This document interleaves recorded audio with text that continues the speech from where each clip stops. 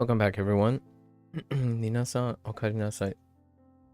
今日は約60日目です。It is day 160. It is level up day. Got a long day here. I think we have 53 items. Possibly 53 items, and then maybe one or two other groups. Let's get into it.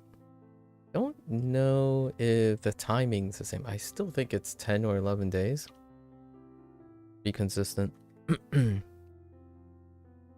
Curious if this stuff starts to be one cycle or not. If the distribution cycle is different, like it doesn't come in two phases or something like that. And let's get right into it. To do today. I think yesterday was fine. Yeah, yesterday was fine. It was the really quick day. All right. Let's see. What did I just type there? Oh, it was gut feeling.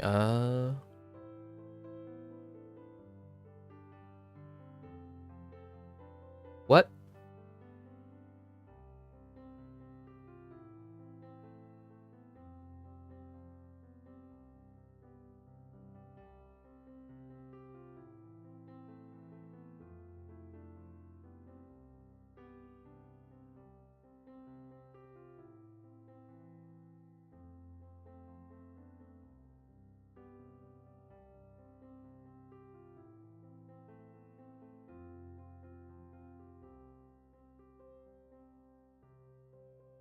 Alright, I guess that's a great start. Okay. 期限後 Gengo.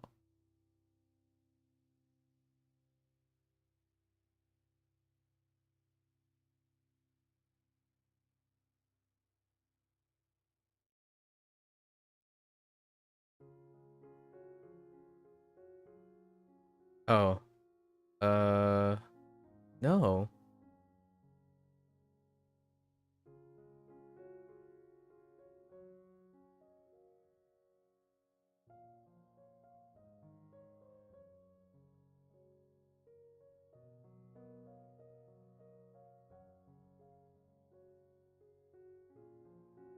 Oh. Wrong thing. What? Did I type that incorrectly?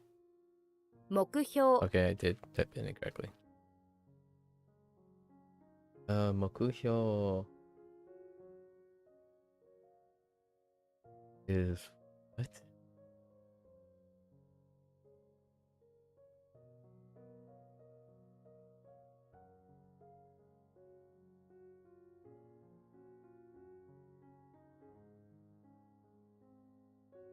Can I get away with the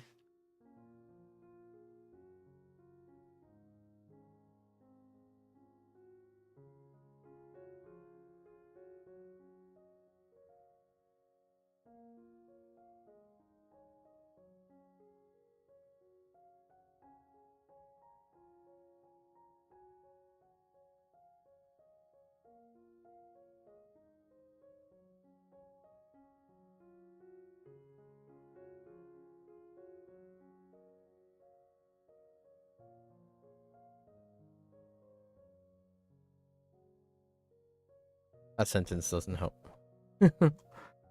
Mokuhyo. Oh, maybe like all right, we're skipping this.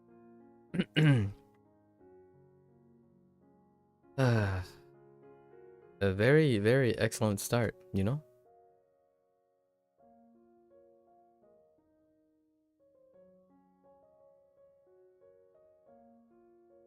放題 All day. How's this phrased?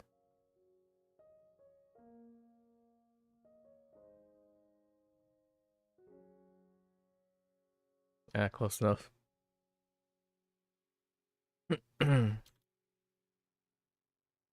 What? Oh, I typed the wrong thing. 昨年、 Sakune.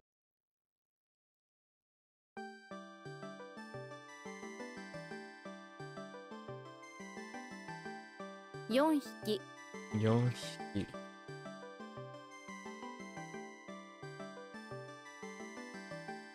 想定、想定。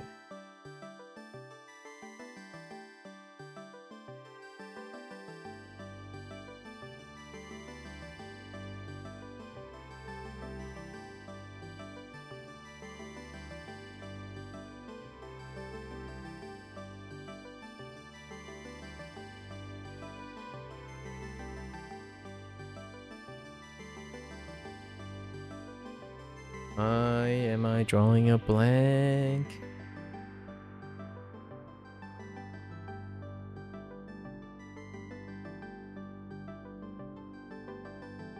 Drawing a blank.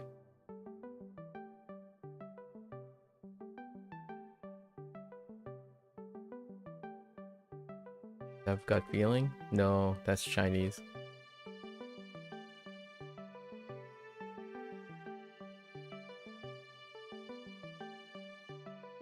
Uh,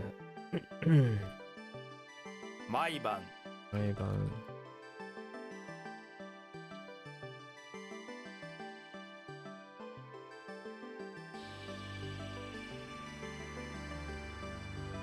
食中毒食中毒。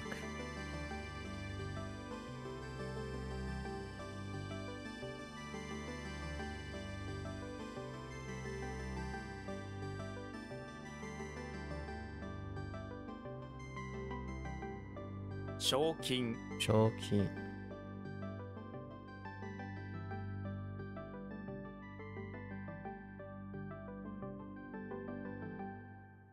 英和英和。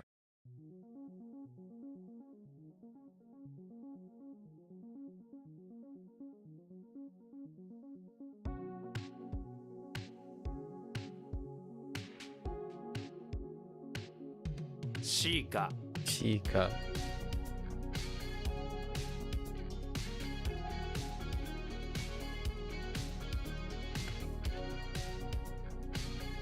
帰る帰る。What?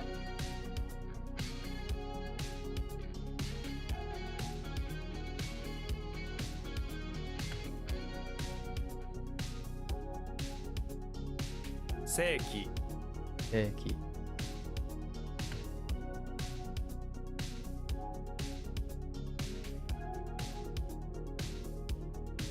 Oh.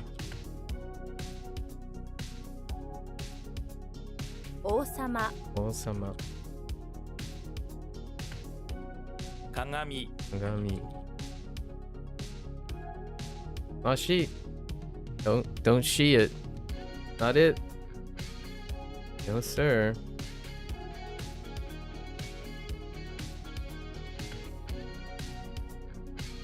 Oh, there, Procon.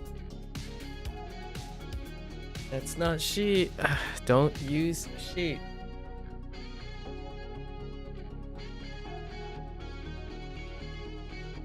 But it's so overpowering. Let's just move it to the end. 晩、 On 秋 Aki. 毒ガス Ungasu.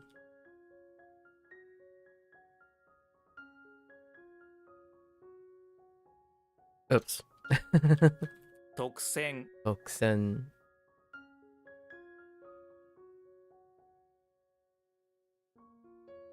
昼休み Yasumi. 英文、英文。英語英語。飯飯。暗記暗記。寺寺。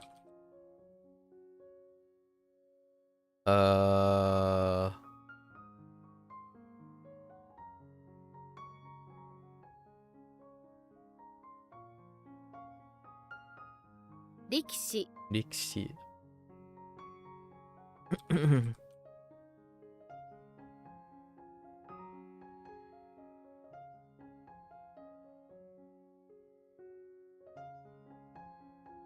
Yeah, yeah, yeah. 芸術、芸術。Ah! Ah! Oh, that's fine.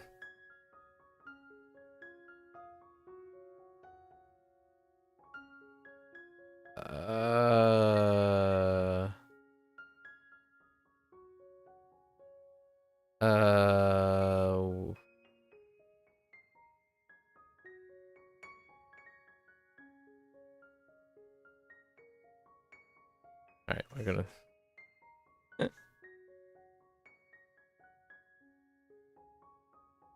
Erabu. 選ぶ。猫。猫。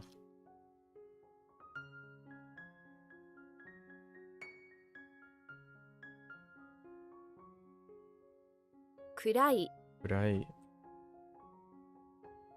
Hmm. No way. Yeah. No?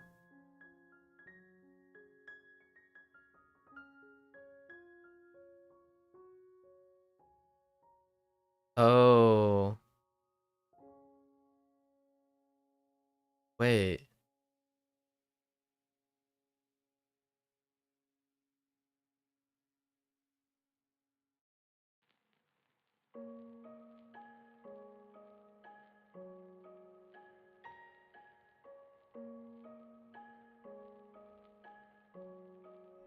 No, I think I typed. Let's try it again. 合計、 I did typo. Okay. I'm like, no, it's definitely not it.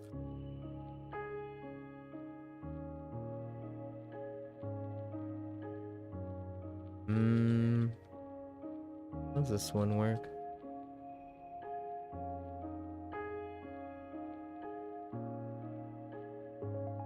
Total.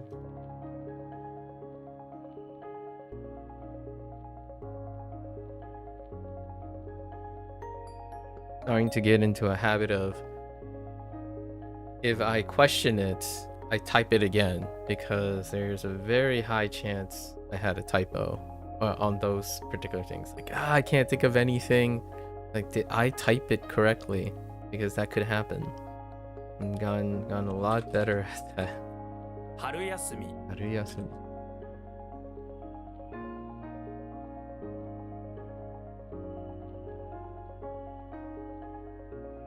神様、神様。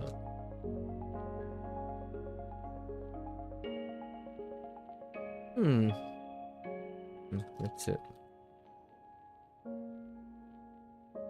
浅い、浅い。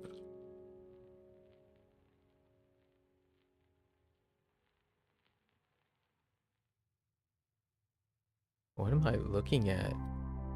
YOLO.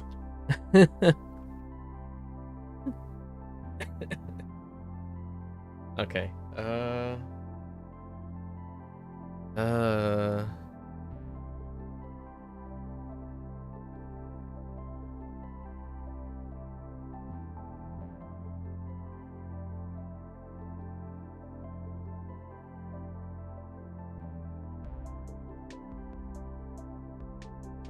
詩人。詩人。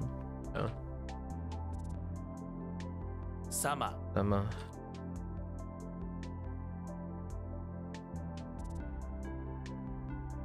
こんばんは、こんばんは。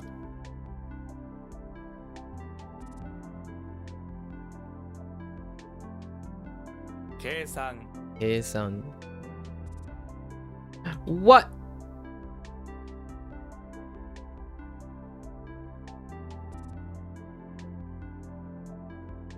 That's fine. 子猫、子猫。What? 英国、英国。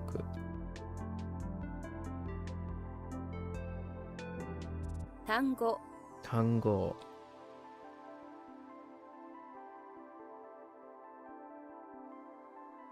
昨今。昨今。ご飯 Gohan.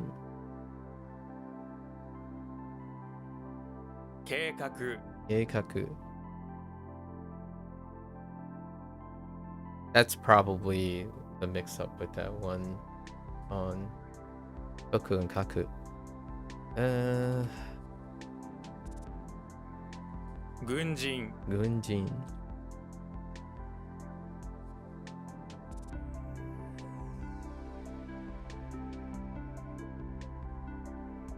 払う No. Ah! To play and to pay. I meant to type pay, it's fine.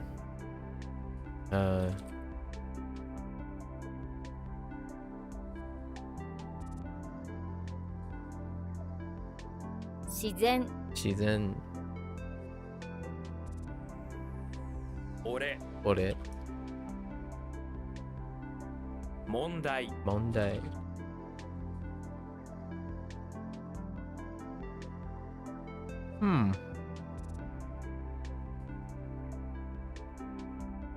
Oh boy. That like slip of the finger. 晴れ Hare. Hare? Eh? 泣く Naku. 引き Ki.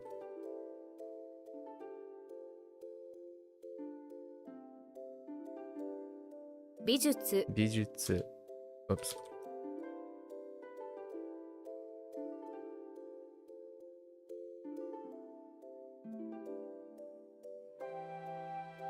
What? Oh. し She. I don't want to talk about it. 列 Netsu.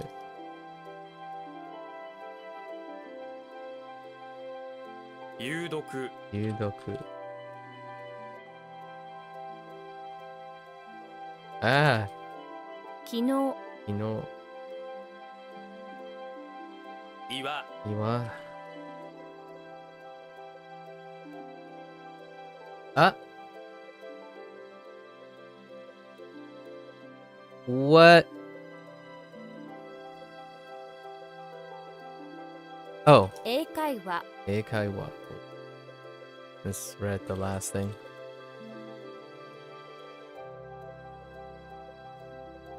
海藻 I saw.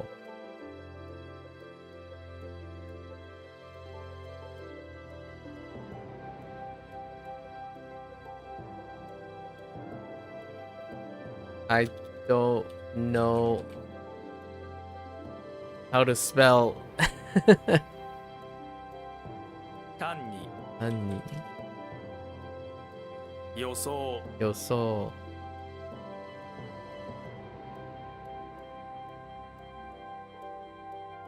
Wait. 夫 Otto.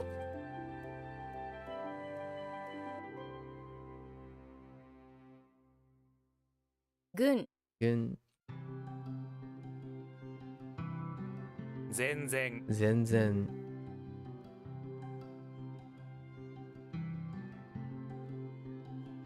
Actually, what was the primary? Entirely? Oh yeah, completely? Okay. Okay. I thought negative today. I don't know. Feeling like a negative day. I'm kidding.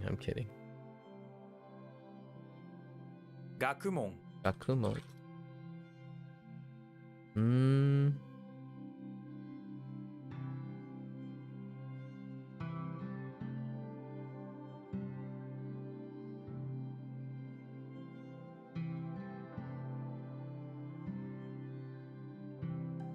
料金 Nyoki. Sorry, I typed the D because of Chinese related thing.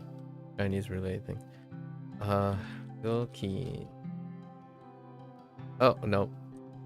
Kidding. I feel like this might be...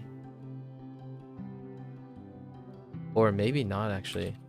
当然 Gozen.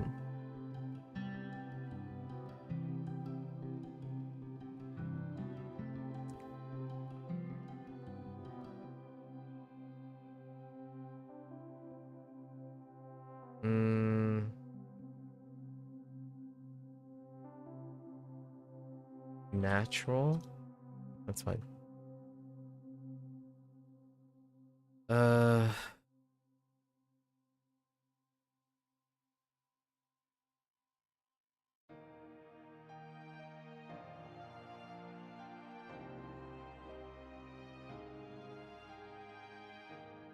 Dokusho? Dokuso? No. Huh.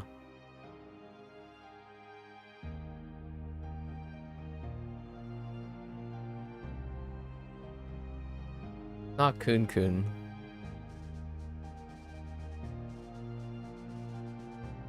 I thought it was...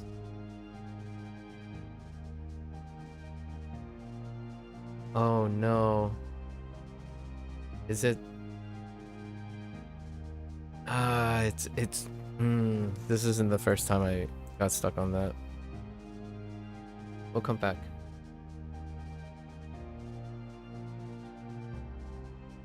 Hello there, Bill. How are you today?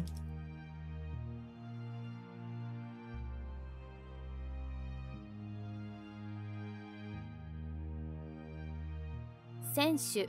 Senshu.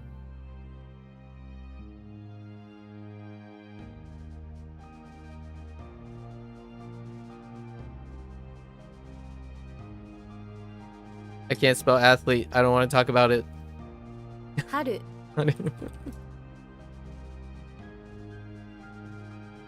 I really need to get... Kaigun. I really need to check those spells at some point. Kaigun. 想像する。想像する.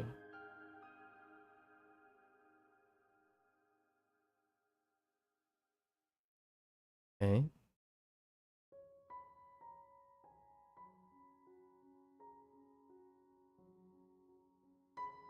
What am I looking at?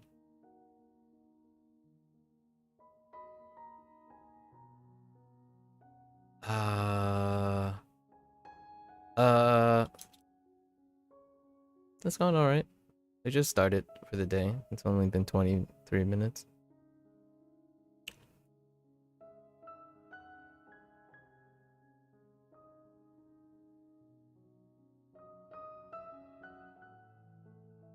Random blank.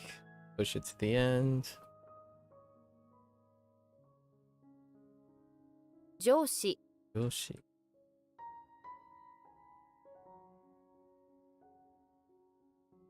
Do I ever study off stream? I practice off stream. So, yes.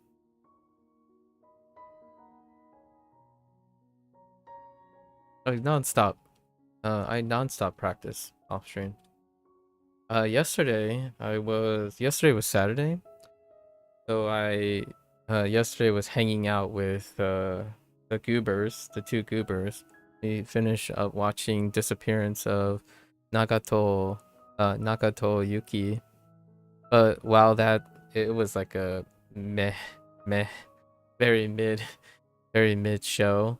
But we completed that show, and in the process, we were talking about Japanese. One of the goobers started, thinking about Japanese, working around Japanese. So we spent some fun time looking at all the Japanese song titles that he had favorited because he's an Osu player, and we took guess, I specifically took guess at what it could mean, and then that's something. So yeah, I practice Japanese all the time, or I practice whenever I can. Studying is the combination of learning and studying. I mean, I just said studying is a combination of learning and practicing. And I spend more time practicing than I spend learning a lot of times, because I prefer to spend a large majority of my time engaging in output. So it is contrary to what a lot of people talk about when they focus on things. So like for language learning, right? We'll go over this. I think this is a very important topic to talk about when it comes to goals. So sometimes there are two types of polar opposites, but it's in a continuum. So I like to think that goal and process are on a continuum. When you start like focusing on goals, you're kind of moving away from the process because they're kind of like intertwined. So for me, my language learning is closer to the process side. So I'm less focused on the goal. And oftentimes one of the goals is the goal-oriented people, I would say more than 50% of the people who start learning a language, they think about their goals, as in, I don't know, how quickly you can get to JLPT 1, for example, in Japanese, right? And then for the how people, like, what am I going to do? What to do, right? And I'm not saying that I don't think about JLPT 1. The idea is which one is a little bit more dominant. So for myself, this also breaks down to studying. When you study, when you think about the study, you can think of it as a goal, or you can think of it as a process. So when you think of it as a goal, you're focused on how fast,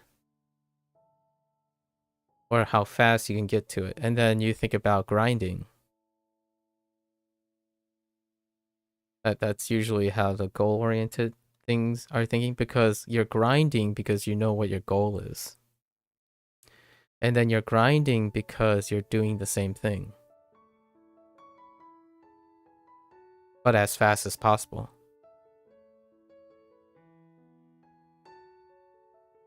To do something as fast as possible, you have to practice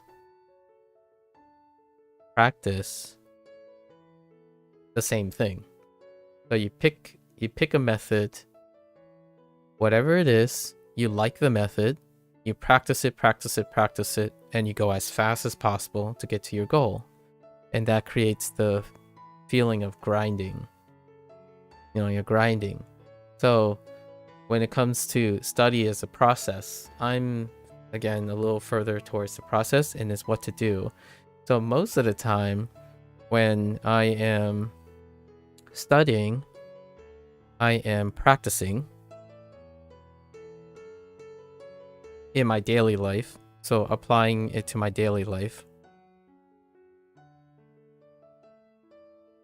And I'm constantly exploring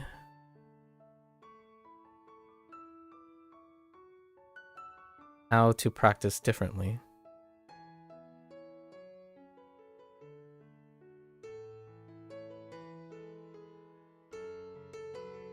So over time, my practice is having fun. It's not exclusive, but it's more, we're gonna say, instead of fun, it's intellectual curiosity.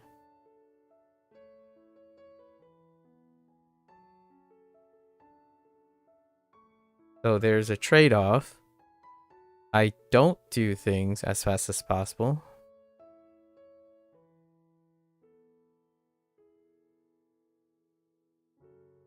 Because I'm not working on the same skill set over and over again. And one of the trade-offs is that then things are not a grind. Right. So these represent like opposite ends, but most people are somewhere in between, you know, a mix somewhere. And I'm closer to this side than this side. I'm only talking about these types of properties, the ones that kind of counteract each other, or like they're not very they're kind of exclusive of each other, but you go back and forth, right? Over time you'll change. Sometimes like, all right, I'm not too concerned about my goals anymore. I've already reached one of my goals. Let's go find out what's a new way to do something.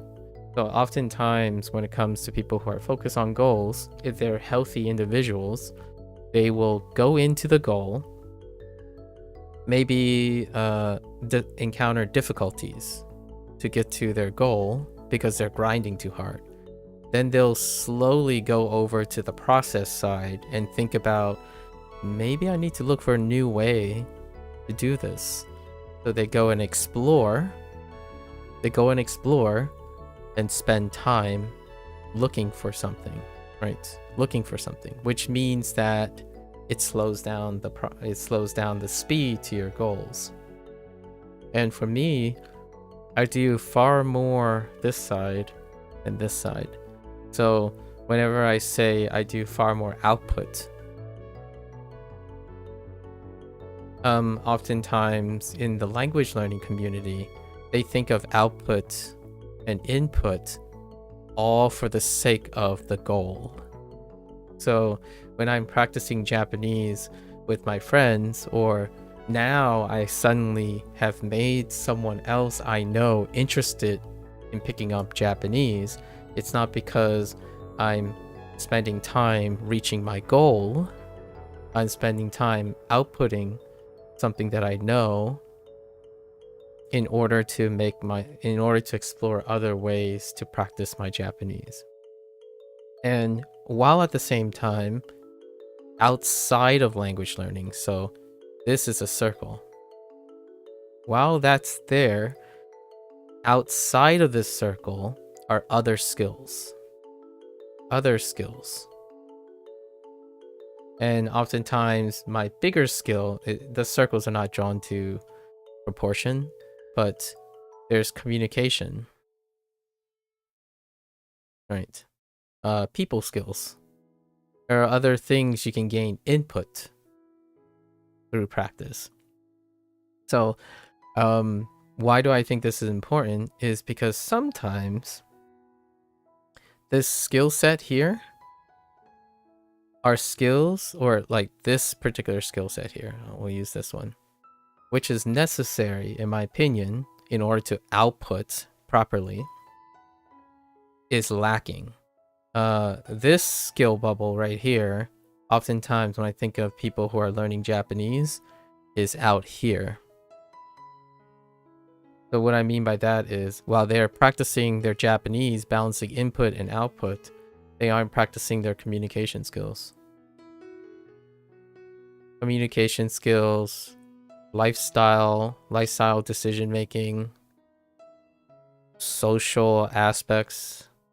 So when I think about it a lot of times, what is the least, or maybe to a lot of people, the most difficult part about learning a language and practicing a language is taking all the things they work on in this big circle and tackling their deficiencies in communication, lifestyle, and social. So what I'm illustrating here is that when I started learning Japanese about 1.5 years ago, a lot of people kept asking, have you used your Japanese yet? Have you used your Japanese? Have you talked to someone who speaks Japanese? Have you spoke to a native speaker? And all the while I wanted to try to give them the idea that I'm not concerned with that. That is usually, for me, the easiest part. Being motivated to output and then interact for input is my natural state. The hardest things that I typically do are actually the things I do on stream, which is the things you do alone. That you have to learn alone. You learn with mechanical feedback, not a human feedback, because ultimately when you're learning a language, in my opinion, is to interact with another human. Or I learn things in order so that I can contribute to other people.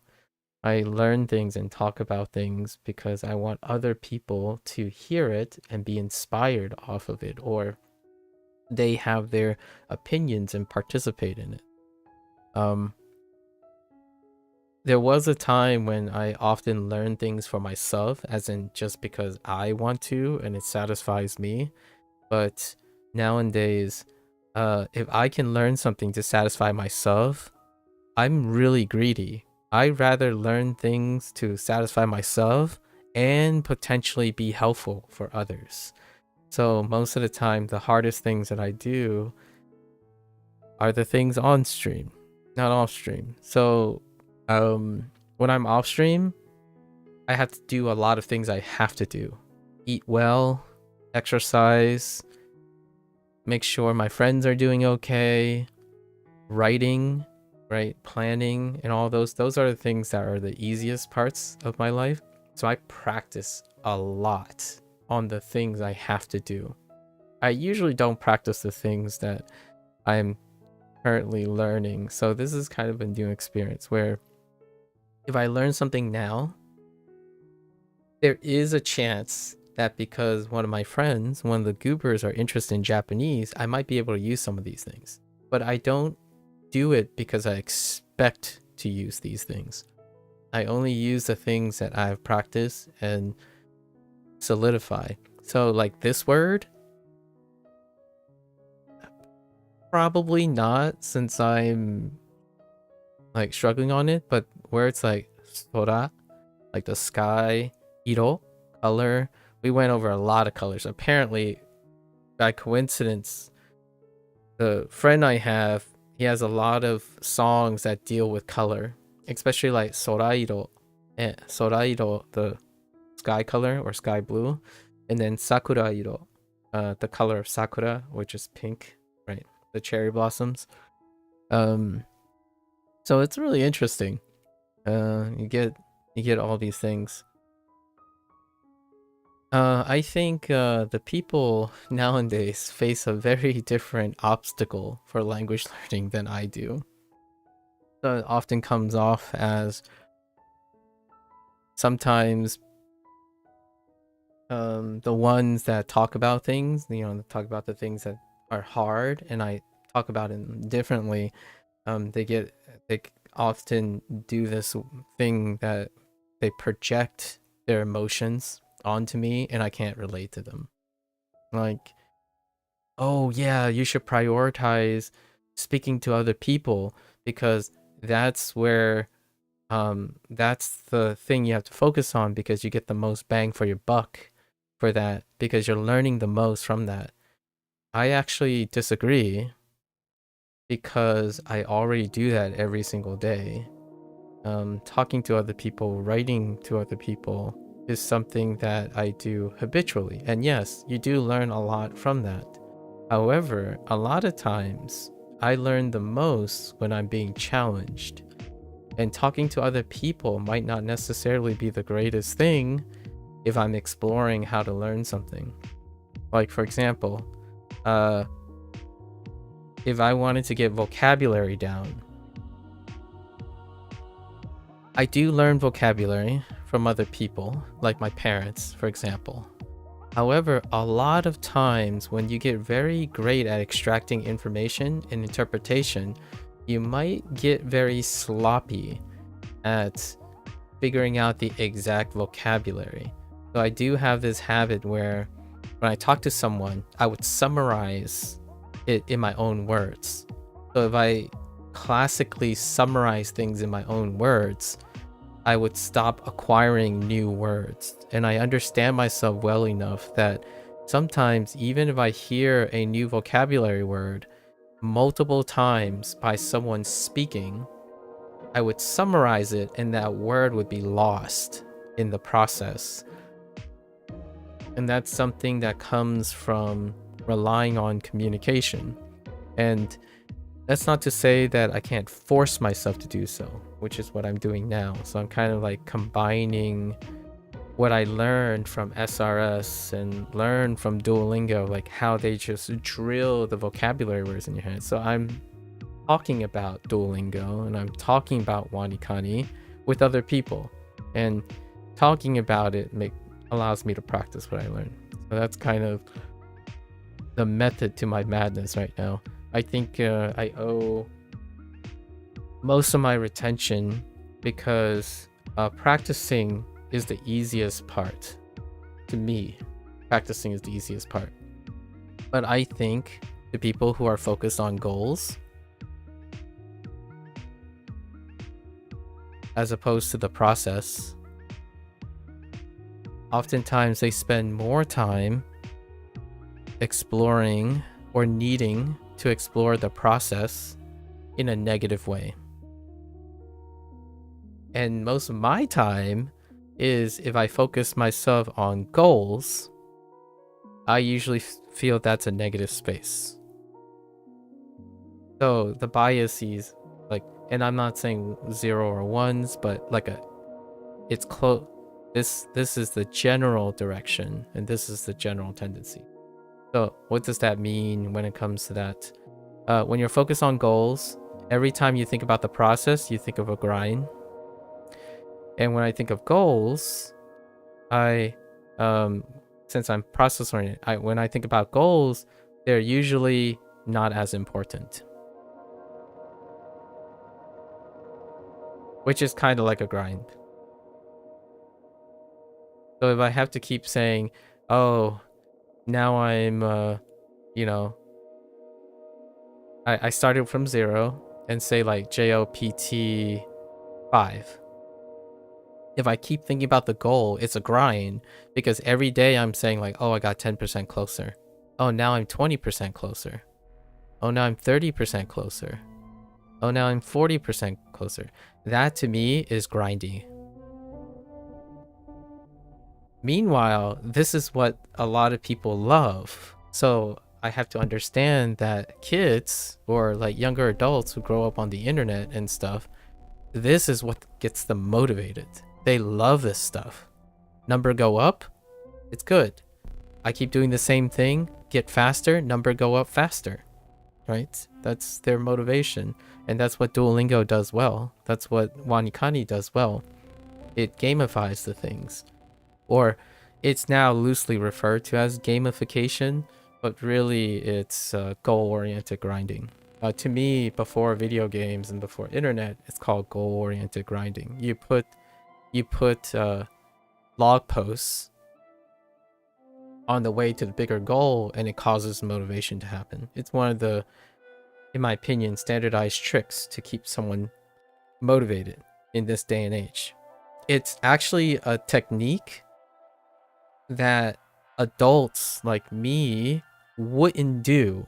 So then in therapy and stuff, like, obviously I'm not an expert and this is not an expert advice or counting, but from my experience, this is the technique that if you encourage an old adult, like someone who's 40 or 50, to do this, set little goals along the way, it works really, really well, because they don't typically do this. A lot of times older people ended up focusing on the process, and there's a lot to it why it's focused on the process, like enjoying the journey, always seeking new things and exploratory, is largely when you get old enough and you have enough varied experiences. This might not be true for the new generation because of the internet, but the older generation had lots of experiences before they got to their 40s.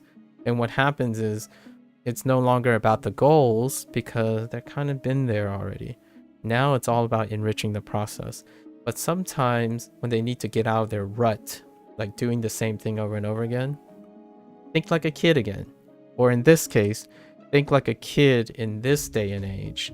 So then when you put like Sugar Crush, or not Sugar Crush, Candy Crush in front of an older person, this dopamine is hot. Like, it is fantastic. And I love this. So this is what I'm doing now during my streams. I'm learning that this stuff is addicting. Like, it is great, because I don't spend most of my time doing this. In fact, when I grew up, like all my life, this is the first time I've used like a flashcard system. I did not write flashcards and stuff all the way through graduate school. There's none of the record keeping, counting how many things, like studying for an exam. I didn't study for an exam. I studied, like, period. I just studied because I need to study. Like, studying for exams is weird. There's a bug in the room. So for myself, when I was going through like college and high school, I always do better, or I always try to do more than what the class is telling me to do. I rarely ever follow the curriculum. As in, what I mean is, I already know most of the curriculum, so I don't spend my free time learning what's in the curriculum. I spend my free time applying and doing whatever I can to make the information useful. So ever since I was a kid, I've been practicing most of the time. Because the content, the material, is a small amount. But what you can create with this content, you can create many different spheres of exploration. So when I learned that, I don't know, I learned that gravity is 9.8 kilometers per second, or it's a centered mass, I start asking myself, so what does that mean for an airplane? Like, how does an airplane stay in the sky when gravity is pulling it down? This is an allusion to yesterday's discussion. Prokal brought up gravity with this, with a journey with his stepfather, right? That's what I do most of the time. So whenever I learn something, once I stop learning, I only learn not very long in my life. Like every day, I don't dedicate most of my time to learning. I actually dedicate most of my time to exploring what I can apply for the learning. And to me, that is why I would say I study all the time. I study all the time. Although, here's something really funny. Yesterday, I asked myself, I was trying to retitle most of my YouTube videos because I wanted to know English, right? I'm also learning English again. And I was curious, what is the difference between the definition for learn and study? Am I defining it properly, right? Or whatever the general consensus. And it turns out I wasn't. So learning is often defined as acquiring new knowledge, right? So they did mention new knowledge, so that's consistent, but it's through study, experiences, and like, you know, semantical knowledge. So technically, the way I'm describing studying is what is being defined as learning, and then study is a little bit wider than that.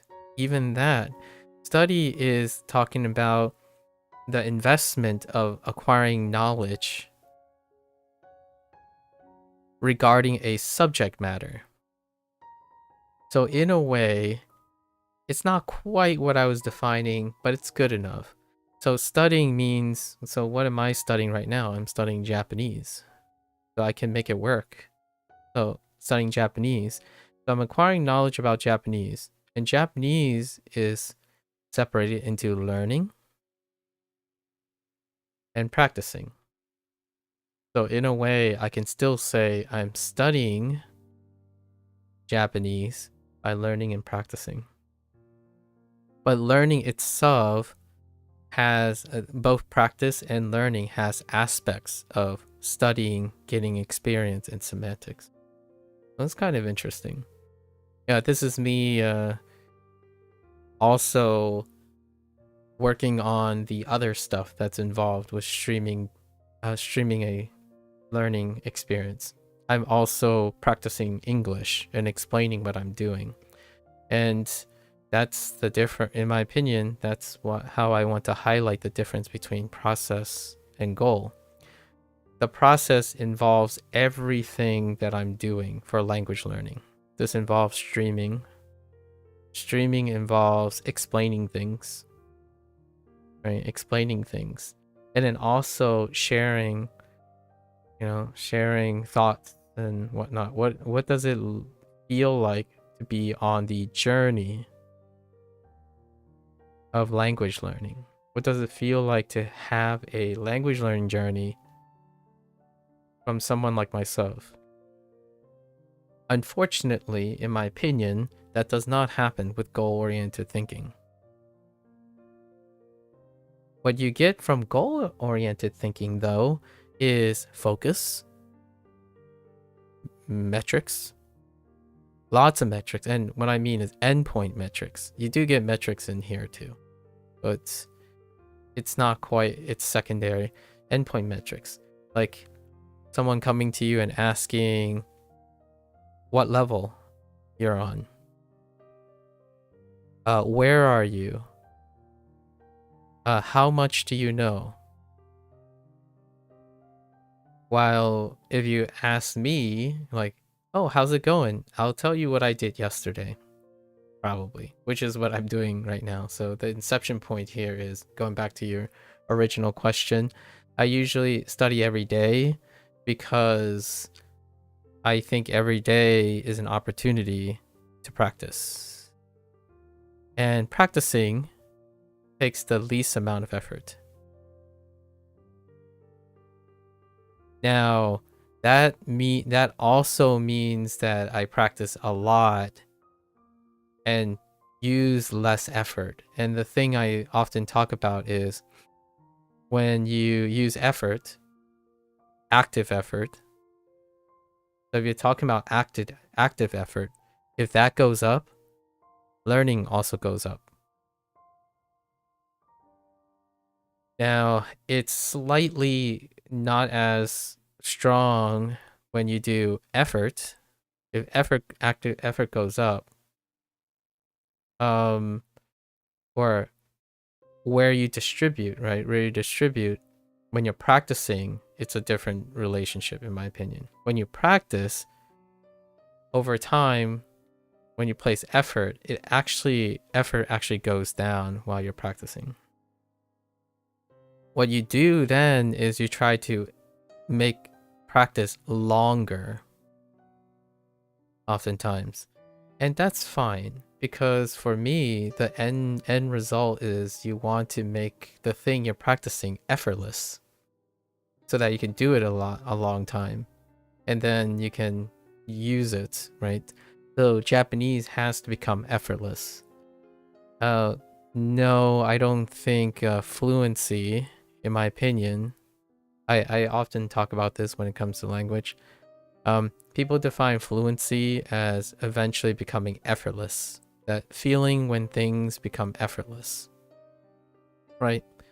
And I focus on a different aspect of effortless. It's not effortless in the sense of knowing everything or knowing things.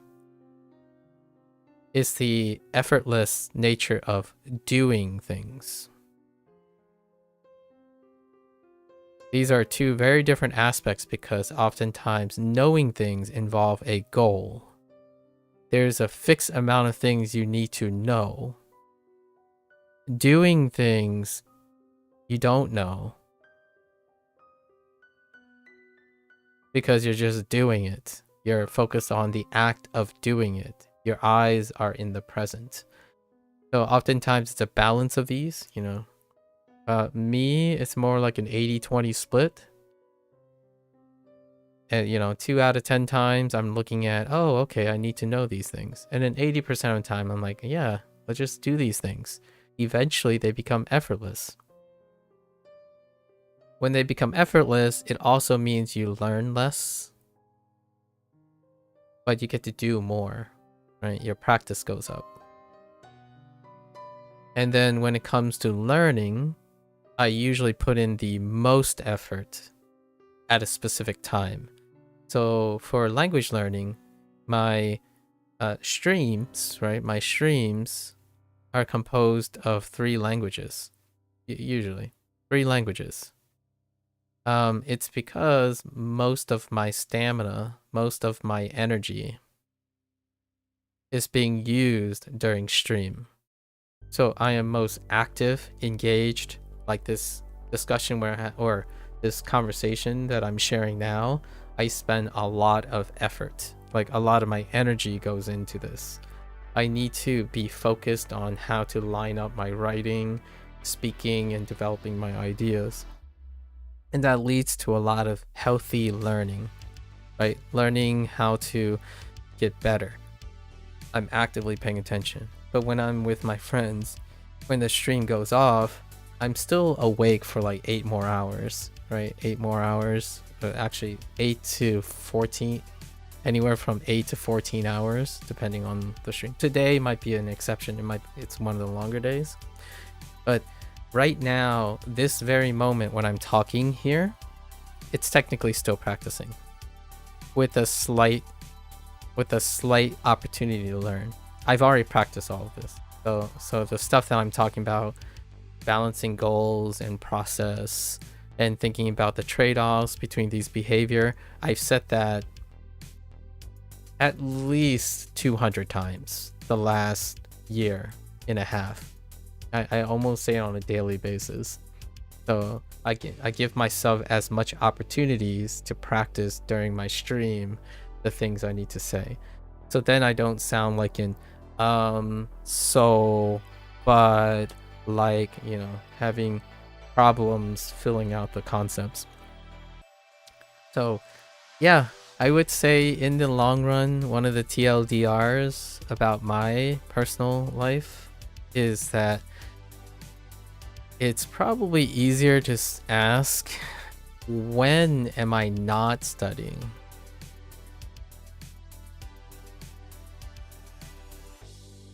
And the answer to that is sleeping is a great example. When I'm sleeping, actually, sometimes I kind of dream that I'm studying, but will not. Like sleeping, right? Enjoying something that someone else is doing. So like when someone really, really loves Lies of P, for example. I did watch Lies of P today, or recently, because the new DLC came out, right? I know you mentioned Lies of P, so I want to bring back Lies of P to this discussion. I think it's called Overture. The DLC, it's like a kind of a prequel-ish to Lies of P. It came out recently, and one of the streamers, content creators that really likes this game, they actually think it's peak for the format, the character RPG format. And yeah, so that stuff is new technically because I'm not doing it. I have not the greatest interest in Lies of P. However, by coincidence, someone that I watch is interested in something that I am not interested in at the moment, and that produces a learning opportunity. So this stuff still happens. I use my friends and other people. So to interact with other people is my greatest source of learning, and it still is today. It's the effortless art of learning. So whenever someone says like, oh, have you spoken to a native speaker, right, to learn a language, I'm like, I don't really need to speak to native language. I could just speak to anyone who knows something about Japanese, and I'll figure it out myself. I mean, it's fine if there's an opportunity for native speakers, but it is far more important to me that I know the person. Building like communication, relationships and stuff on a task is it's in my opinion, a young person's game. But I have so many people around me in my life that being able to exchange and speak Japanese between them is sufficient for me. And then, in my opinion, it might not sound like it, but I'm applying something that's very popular in language learning, which is CI, the theory of CI. And if I focus on the process of using the Japanese that I practice, regardless of the source, I'll still get closer and closer to the comprehension in order to interact with a native speaker. So whether it's the goal-oriented nature, which is what people always talk about when they think about CI, they keep thinking of it as a goal. But generally speaking, I think applying CI to process is sufficient. In fact, I actually think applying it to process alleviates the thing that the theory of CI ignores, which are effectors. Or they sideline it. And that are things like consistency. Consistency, motivation, lifestyle. Many of these things get in the way because, in my opinion, there's a natural disconnect between seeking comprehensible inputs and goals. When you're constantly thinking, how long does it take for you to get to JLPT1, you are focusing on a goal that is not you yet. These are not the characteristics of you. Not you yet. You're over here. You're somewhere over here before you reach your goal. So there are all these other things you can be focusing on to maybe get you towards JLPT1. In fact, I would say by the time I get to JLPT1, my eyes would be on like something here, something here, something here. It wouldn't be anywhere near this thing. Because when you're focused on the journey, you're likely to go well beyond what you originally set out to do. And for me, in my head, I have already thought that the people who interact with me regularly will likely also ended up picking up one of my languages. And that's what I'm here to share online. Or pick up a language that's completely unrelated to me, because I only demonstrate what it's like to keep on being consistent with language learning, not being concerned with only being rewarded when you reach a certain level. It's great. It's gonna be fantastic if maybe one day someone's like, oh, have you taken a JLPT 4 exam? And I'm like, you know what? Are you really that passionate? And then that person becomes my friend. I go take it.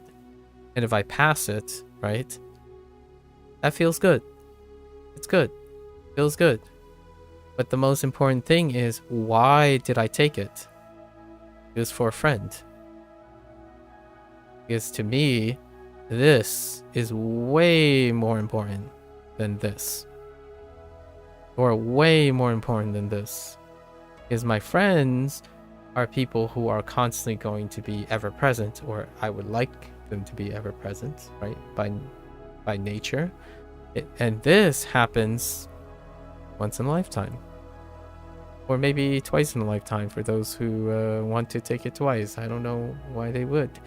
But goals are great when it's viewed in a continuum. But goals, in my opinion, are a little bit overstated and highly skewed in an internet perspective. And it kind of makes people forget how to get there. Right? When someone says, I want to become fluent in Japanese, I immediately think there's already an 80% chance this person doesn't know how to do that.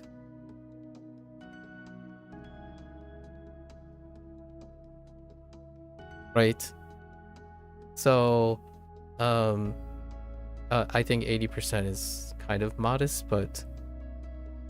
Oh, actually, no, I'm okay with 80%. I might actually even be able to reason like 70% chance, provided that these people are people that they know what fluent Japanese looks like.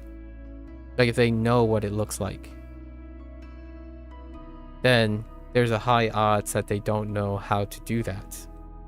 And in my opinion, a lot of times they would look to fluent Japanese for the answer to what they don't know how to do. So, yes, there is something to be said about people who are fluent, that focuses on teaching and getting to fluency. So those people are still focused on the process of getting someone to fluency. So that's an exception. That's a teacher, an instructor, your friend who wants to teach you something, maybe, perhaps. But most of the cases, I think a lot of times people focus on what it looks like, but not how to do it. And what does that look like to me? It looks like anything. It looks like using Japanese as much as you can, regardless of the context. I don't have to wait for the optimal situation to study Japanese. I do it as often as I can possibly manage. A lot of times when I'm watching anime, I don't even say English words anymore. And you might be thinking, well, isn't that the point? It's like, no. It's different from forcing yourself to say English, to not say English words. A lot of times people spend more time thinking about what that they're thinking in English and not, or thinking their native language, versus constantly looking for ways to incentivize thinking in the target language. So nowadays, like, I have slips, and my slips are usually in a different language. Like right now, I can't unsee 十ji here. Like 十ji is all I see when I see that character, but that's not Japanese, but it's Chinese, and that's perfectly fine. It's me practicing, and to me, I don't think that's a lot different from saying what I see here is I see a couple of things. I see time measure, but the first thing I saw was 十ji. Not even sure if this is actually ji. I'm just thinking is 十ji, time measure. So I'm thinking of all these things. And oftentimes people are like, oh no, but you shouldn't be thinking this. If you did, you wasted time. Right? Oh, you thought of this, you wasted time. What you're supposed to do is always Japanese all the time, right? Actually, I don't think that's all Japanese all the time. That's what you should be thinking. And my thought is, I prefer to be multilingual, and in my opinion, the most rational thing is to do whatever possible to get to whatever possible. And in my opinion, not arguably, this is a cyclic argument, by the way, not waste time worrying about wasting time.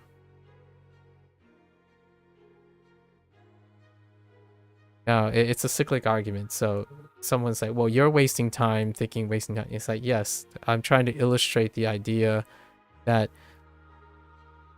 just do. Sometimes doing is great.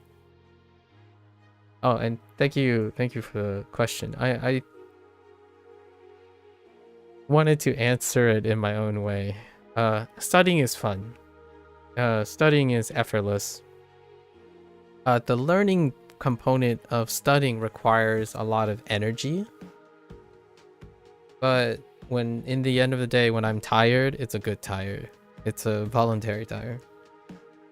I think there is a large majority of people who study and learn things and find it a chore, as in it's difficult, and I don't think I can relate to that.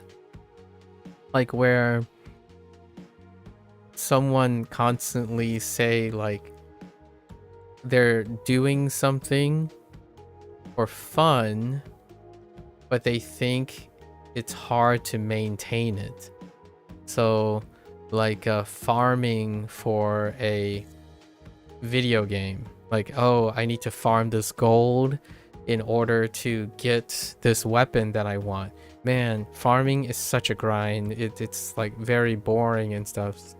And my first thought is, so you're choosing voluntarily to farm in a game of which you keep saying it's not worth it because you keep thinking it's a grind, and then you're trying to convince yourself it's worth it because you'll eventually get that weapon in the end.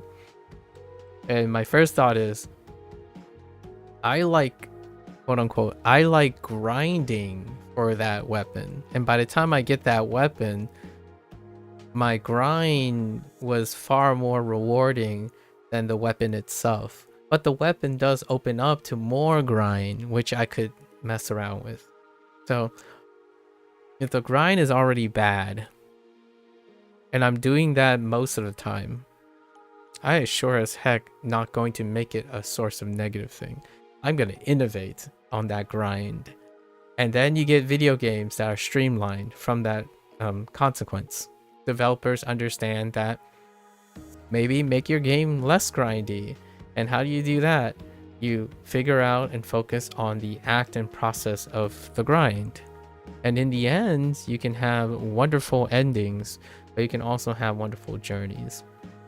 And I think puzzle games are a great example of how they have to do that. Because puzzle games, their rules are effectively, consistently grindy no matter what. Because puzzle games have to introduce rules that don't exist yet.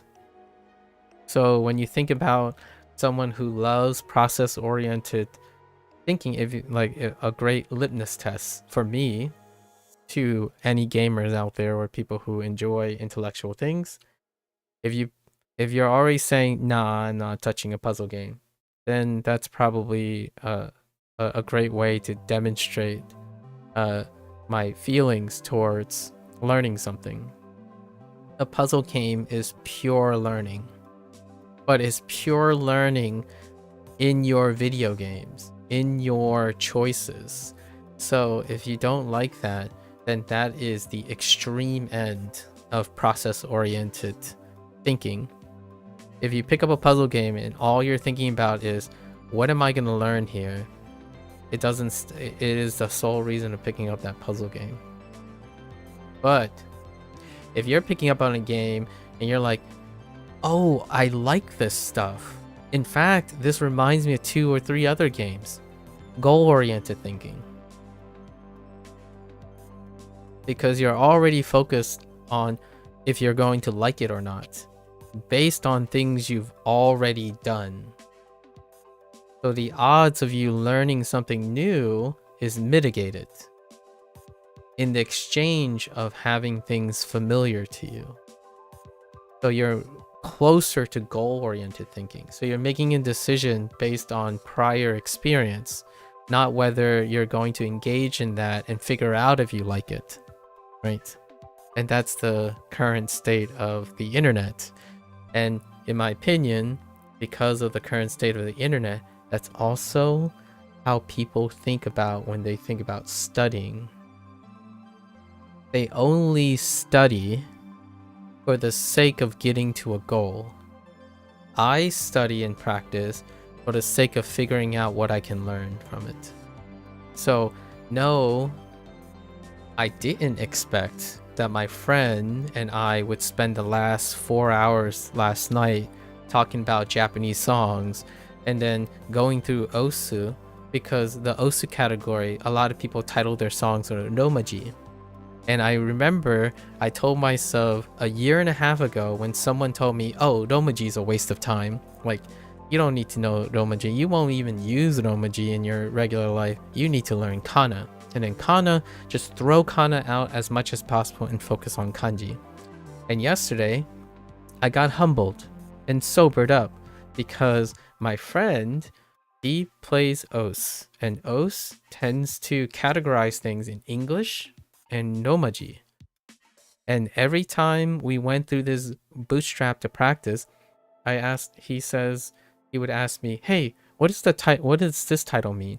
And I'm like, and then he tries to pronounce it, right? And I'm like, okay, that's not enough because he and I are in different places in Japanese pronunciation. So then I told him, okay, just type it out. Type out the Nomaji. And then I used the IEM in Windows and typed it out again in Romaji, and it converted into kanji and kana, and then I interpreted from there. But the cool thing there is, if I understood Romaji conversion and practiced Romaji conversion and kana conversion and kanji, because I went through that process, I was able to relate to someone who still largely use English. And that made me pick up a lot of experiences and a lot of new things. Now, you could say, well, then you just wasted time adding extra steps. And I'm like, that's precisely the point. My friend speaks English. I learned a lot of Japanese, but I was able to demonstrate the different steps and the pipeline and the workflow of how to go from there to here. And you could be an elitist snob and say native is the only way and refuse that. Then you won't have a friend like that. You won't engage in that, and that's your choice, right? That is your choice. My choice is that I might actually end up indirectly convincing my friend to pick up Japanese, largely because it didn't matter if they only typed in Romaji or looked at Romaji and whatnot. It's all part of the process, not the goal.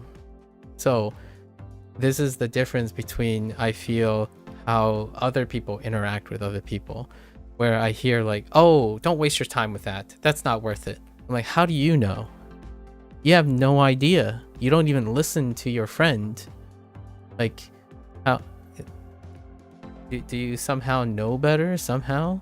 That's kind of how I feel a lot of times when it comes to interacting with people who don't teach or educate or for a living or previously, and then go around being internet experts. I tell you what is important and what is not important before or even having done it. Actually, a lot of times they say something is good, better, best, without actually even having firsthand experience in either educating someone in that, witnessing something, watching that work, or even doing it themselves. They typically take the experience of someone else and then pass it off as their own. And it is incredibly evident how a person who knows a lot, that's very great. Like, it's awesome that you are fluent in Japanese now. It doesn't necessarily mean you can't be humbled by your lack of ability to communicate with someone else or even educate someone else. Experts do not necessarily make the best educators, right? Those are different skill sets. So to me, I love practicing because sometimes practicing reveals more potential than it originally was. I earnestly didn't think this particular friend of mine would be far more passionate. You know? Classic Maku turning a simple question into 40-minute answer. Sorry, gotta go. Oh yeah, no worries. Good luck, Bill.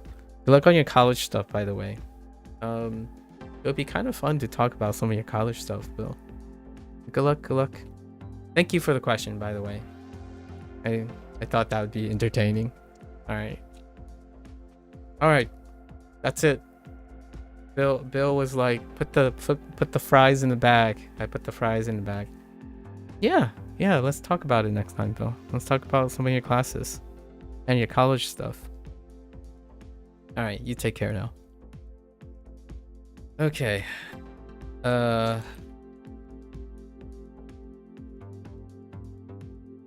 What is this though? It's probably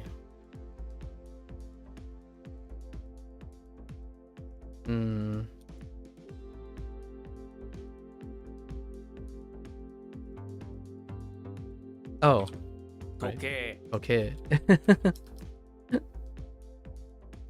俺たち 俺たち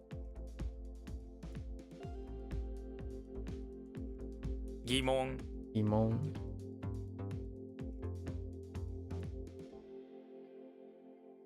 Did I remember the way to the one thing that I skipped?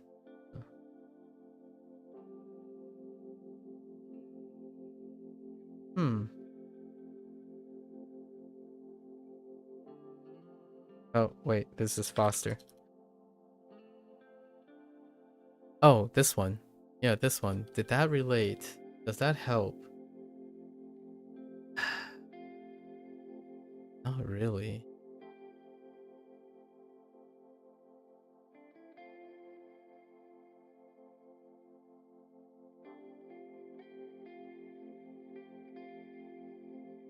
Could have sworn that's D. It's clearly not. I typed that like 4 different times. Alright, let's think about this. Hope, reason. Right? No, it's not. It's not. It's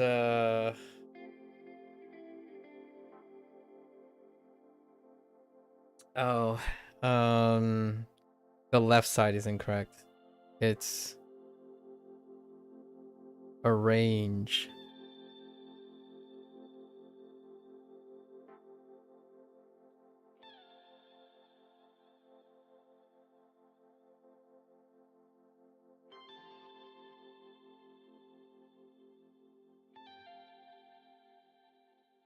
Drawing a blank. Let's go. There's still 6 others.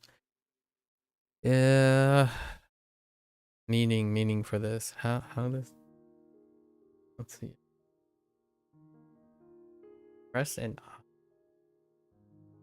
oh, is it like its goals?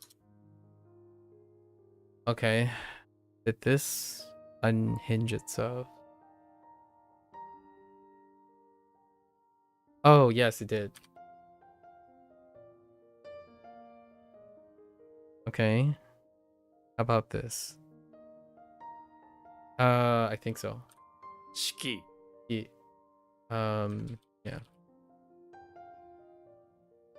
What about this?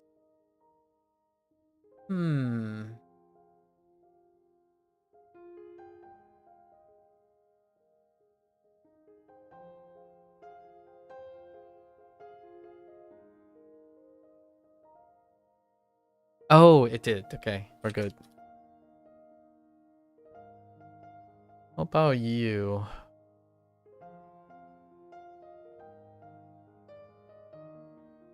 Oh no, is it?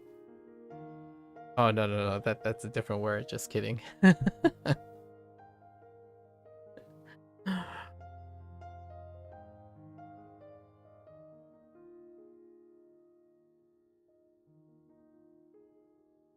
Oh, I think I misspelled it. Oh no, I didn't. Wait.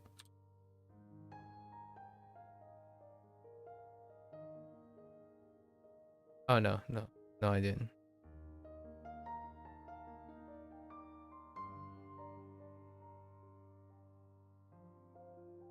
This came up multiple times already. And I don't understand what is it that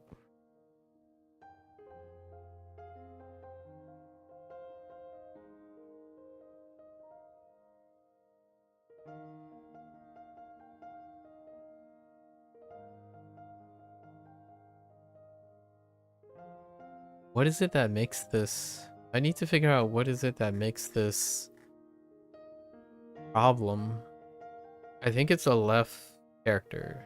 Almost, it's the only character with this read. Like this is the only time I think, and I can't seem to remember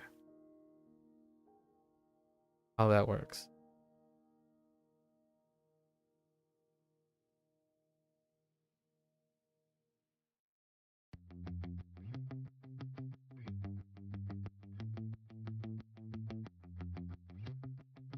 What if I... No, that's not it. Takes so long.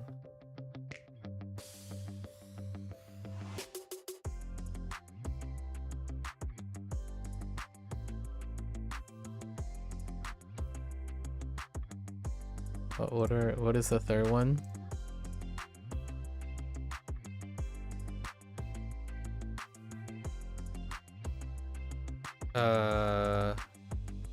Wadai.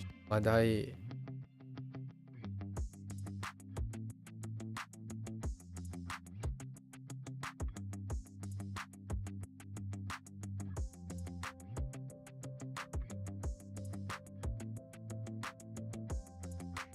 Tsuki, 次の話題は、話題はこちらです. That doesn't help. Oh, wait.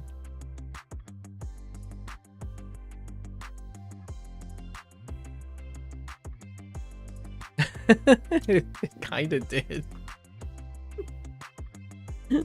It kinda did. Not really. That context sentence, that example sentence did not help. Not that great.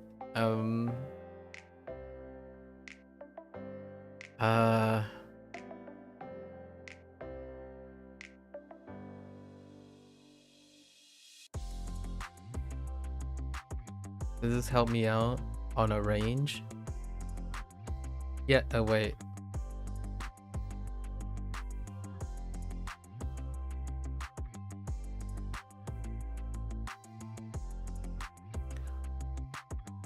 This one's more of a disappointing one where, like, I should know that, and it's one of those.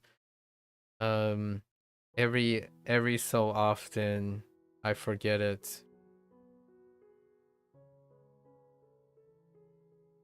Oh no, wait.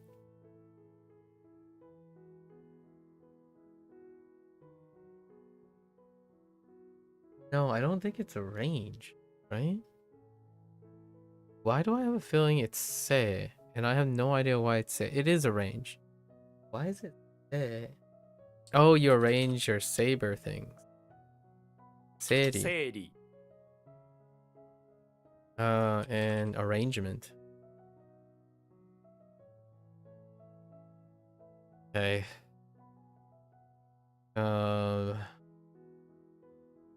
I think this is special. It's been special for a while.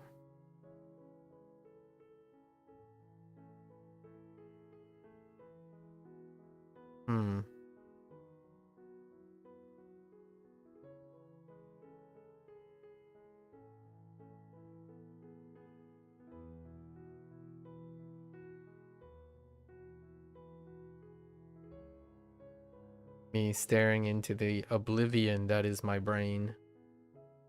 All right, if we go around,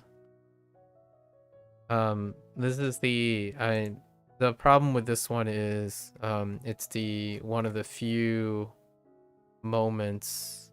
Oh wait, oh no, maybe it isn't. No, it is.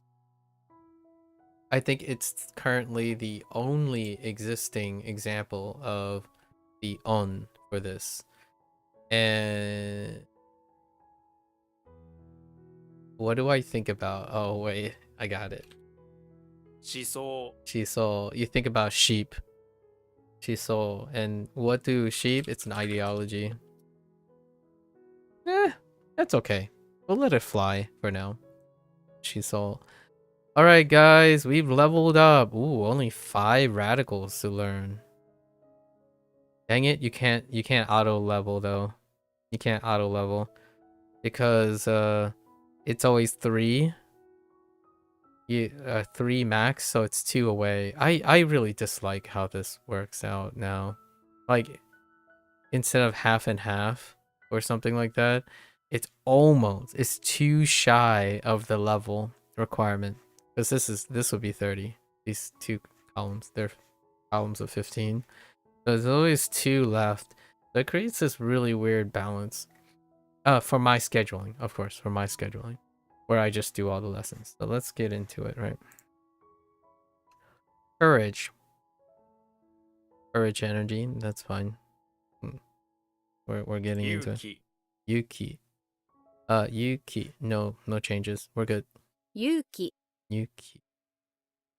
Oh, and I 変 don't think I'm gonna be listening to all these reads now Yuki. because we're gonna hear it during the lessons. So, and then we already have like the pitch pattern to rely on. So, don't really need that anymore. Strange. Again? Into change, into strange. Now this is more like HanziHero, but without the mnemonic system. And that's a little strange, for lack of a better word. The kanji and the word are exactly the same. Excuse me. Oh, it's the alternative meaning. Okay. Yeah, that's a little inconsistency right there, but that's fine. The kanji are exact. That means they share the same meaning. This is more the strange meaning though, not the change one. As in, yeah. As in you... strange cat. Or you strange something. Right. That's supposed to be cat? Hen. Hen. Oh, yeah, it's hen. Of course. Yes. And, Hen. it's the same thing as, yeah, that hen. It's fine. Hen. We're fine with that. Attach. This is retroactive. Moving right along. Weekday. Makes sense. Yo. I don't know if you watched the series, but have you seen that Invincible is getting a game? I have. And I do watch the series. It's actually probably one of my top 10 recommendations for someone who's interested in an avant-garde take on Western comic book heroes, like stuff. Yeah. I didn't pick up who the developer is, by the way, in case you're wondering. You're aware, right, Procall, that Xbox, it's Xbox Showcase, right? It's off Xbox Showcase, which Xbox Showcase, Microsoft tends to have their Xbox Showcase around the time of Summerfest. So Summerfest is the E3. So around this time, around like June, is the big summer like video games release things. So I'm not sure. I think Nintendo Direct already happened or something because of the Switch 2. And then there should be a Sony State of Play. I know Sony State of Play already happened. I think State of Play happened before Summerfest, and now this is Xbox Showcase. I don't know if Square Enix and them are going to do their separate shows, and I don't remember when Tokyo Game Show is, but yeah, it's around that time. Do you think you'll get the game on release then? Invincible? No, it's a fighting game. It's a 3v3 fighting game. It's been a while since I played a fighting game, though. However, alongside of that, Arc System Works announced that they're releasing a Marvel game. So Arc System Works is the people who make Guilty Gear and Dragon Ball Z Fighters and your 2D fighters. So I'm not sure. I don't know the developer history behind the people who made the who I actually don't know who the studio is. Studio Invincible Versus. I'm pretty sure the game was called Invincible Versus. Yeah. And then who's the studio? Is it just in-house Microsoft? Skybound. Oh, it's their first in-house studio at Skybound. So it's an in-house So it's a Microsoft acquired one. I am not familiar with any of the people behind it, so it would be a possibility. Like, what I mean is, if by the time it comes out, I'm looking for like a spin on 2D fighting games. I started one of my earliest next to platformers fighting games with my next biggest. It's been a long time kind of situation, so I wouldn't mind playing a fighting game. The thing now is it Invincible or a lot of other fighting games that are coming out? So Arc System Works, by coincidence, I'm not sure if this is a coincidence or not, but Arc System Works is releasing a Marvel 2v2 tag team game, or it might actually be more than 2v2. It might actually be 3v3 as well, or 4v4, because the last time a Marvel title like that came out, it's MVC, Marvel vs. Capcom, and in my opinion, Arc System Works is no stranger to tag team games, and they are the veterans in the 2D fighting space genre, and these guys are new to the playing field. It's not to say that they might not have like a hidden gem on them. I saw the trailer. Now here's the thing about fighting games for me.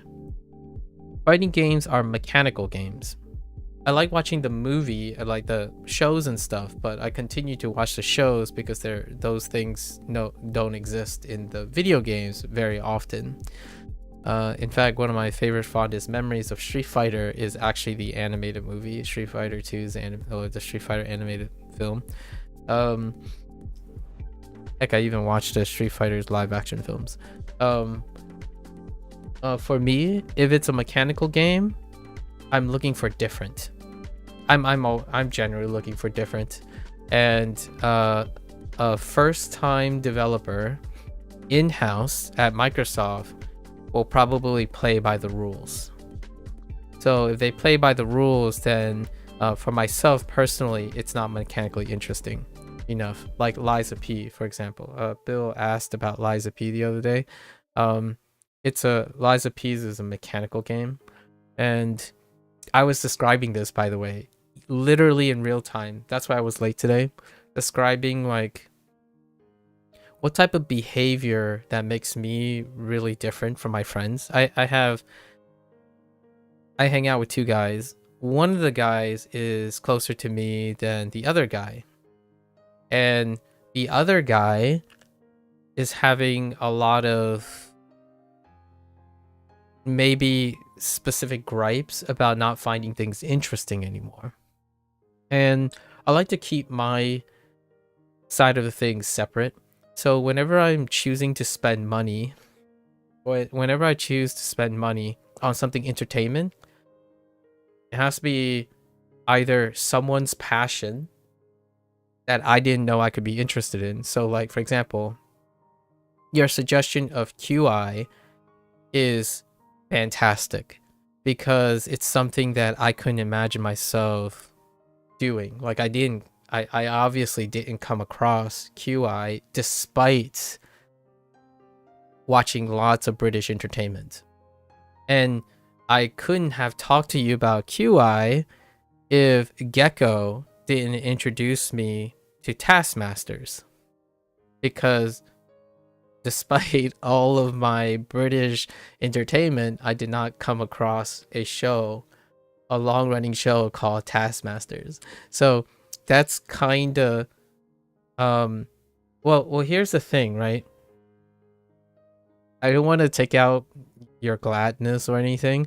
I will typically end up liking something when it is something someone else likes, and also if it's something that I haven't done, I will most definitely like it. Like I will learn to like it. So that was both. Not only was QI something I'm not familiar with, it is also something that we shared conversation about before watching it. And that's kind of like the whole spoiler situation. Like when someone says, oh, but I don't want to talk to you about something that I haven't done because you could spoil it. It's like, for me, if you spoil it, it's probably the only reason, it's probably one of the biggest reasons I would watch it in the first place. Because I want to watch it for a reason that I didn't already have, right? You mentioned and you talked about the show with experience, and that makes me want to watch it. And then if it just coincidentally happens to be something I haven't watched before, I will most definitely like it because it's novel. When I choose things to do for entertainment, and if I'm paying for it or paying my time, you know, figuratively or literally paying for it, they have to be experiences that I'm gaining from either making a connection with someone or it's something novel to me. The reason why I do that is because a lot of times I'm doing things I have to do, and those are the things that nah, just keep them the same. Like, work on the same things. Like, how do I get healthier each day? By 95% doing the same exact thing I did yesterday, and then keep on chipping away at that like 5% of things so I can slowly, steadily improve. When it comes to video games and like entertainment and stuff, it's got to be more than that. I don't want to waste my time. Like, you would say waste, but let's not talk about waste. Let's more like, I'm really greedy. I'm extra greedy with my free time. So the more people like something, and this sounds like a trend chaser or something, the more people like something or fight over something or what have you, I'm more likely to be interested in it because it maximizes my actions to do something. So, and it's not about quantity of numbers. And so when I say the more people who are interested, or it's not like, oh, 6 million people bought this game, that's more interesting. There's still also the counter where there are 3 friends I like that like this game and no friends like this game or interested in this game, then that's 3 is still greater than 0. So we have to keep in mind that it's not one metric. But at the same time, I think Invincible sounds like a gigantic risk. That trailer protocol has a lot of concerning red flags for what I understand the fighting genre has right now. So there are a lot of gold standards currently, and Invincible did not hit on most of those gold standards, and that's a little concerning.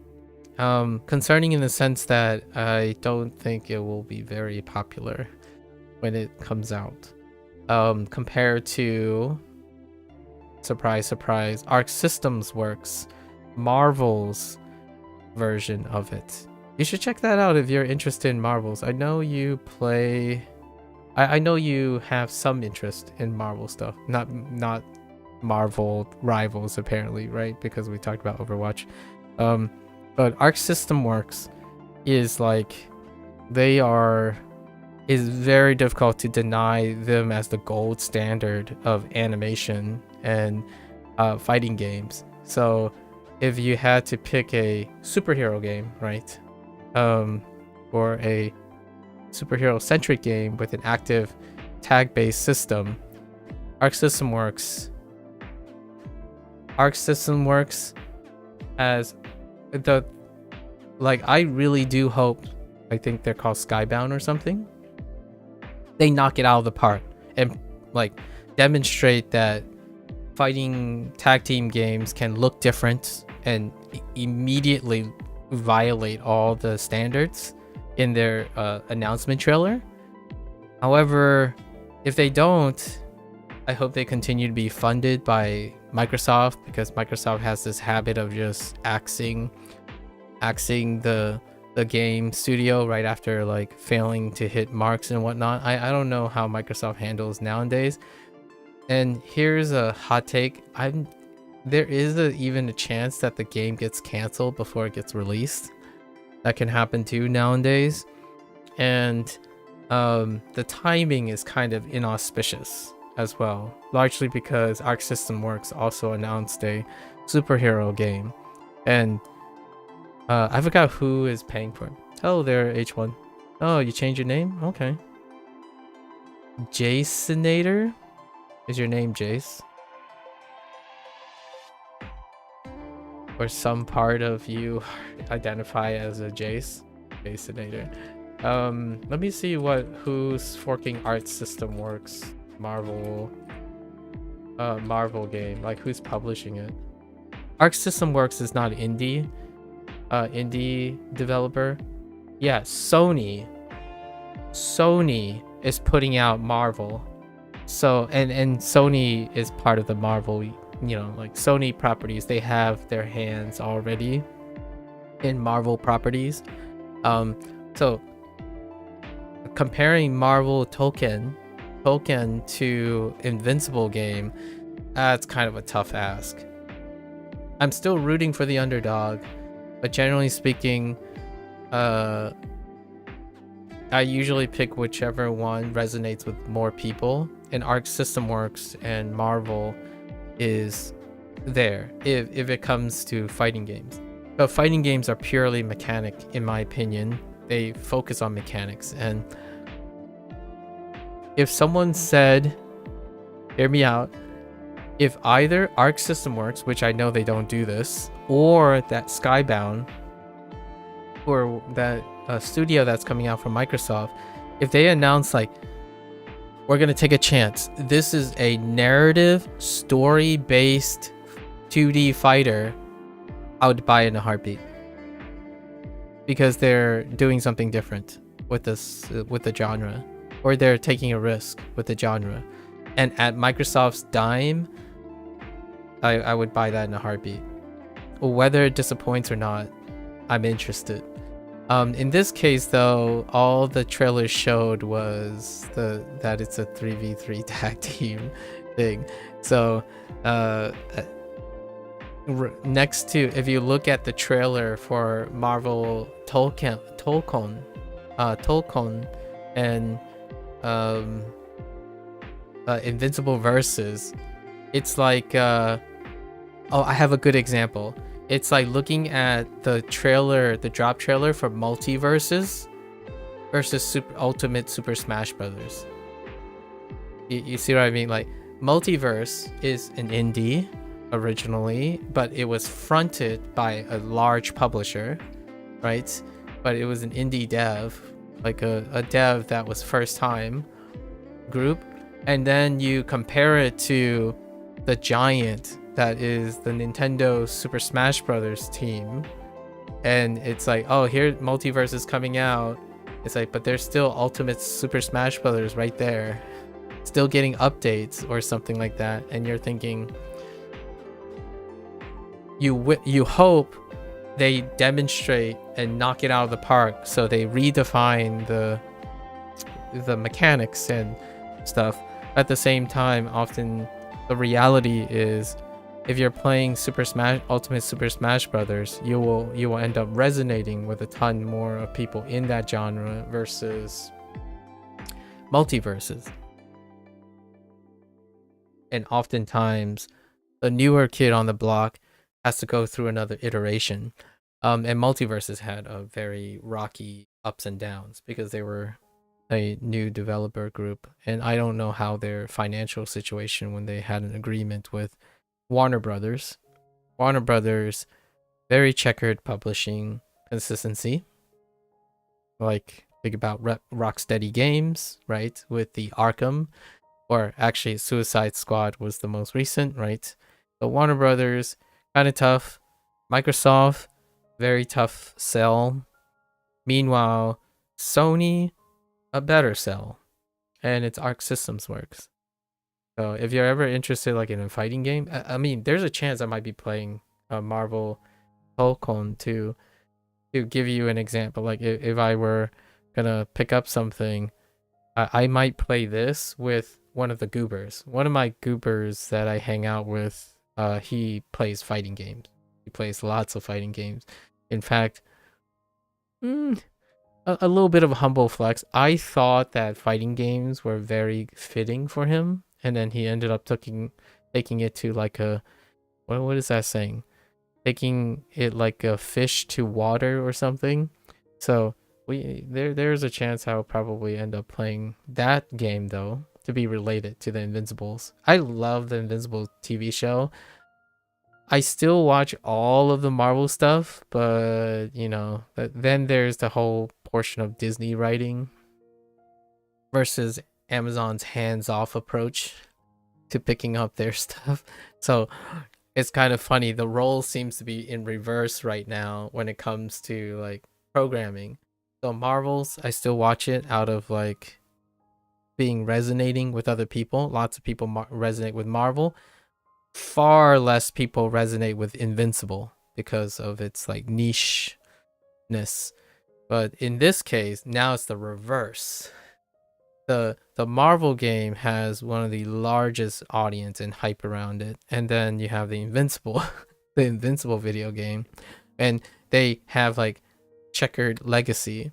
So it's the reverse situation when it comes to legacy. It's a really fun topic though. I talk about video games. I mean, I don't get an opportunity too much to talk about video games, so that's a great question. Fighting games. I think this is really exciting. This Marvel, like you have to like, I'm not sure how often you watch other fighting game content creators, but this is like vomiting out of sheer excitement. Like when Marvel Tolkien was introduced, and like before the thing, like it shows Marvel and then it shows Arc System Works logo, people lost their crap. Like vomiting excitement crap. Like they can't contain their own bowel movements crap. And then when Invincible was announced, you know, Invincible Versus yesterday during Xbox Showcase, they're like, what is this? Like I genuinely don't think anyone even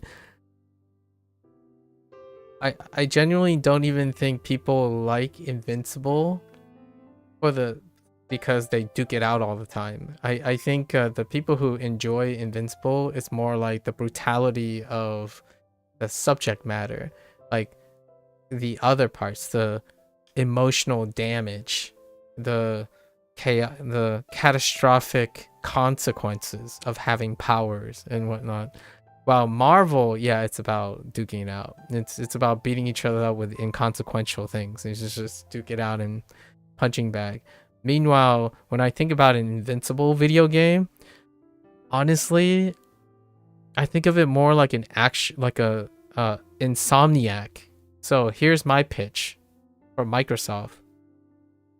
In my opinion, Sony already has this locked down. So Sony already has Insomniac Games making Spider-Man games.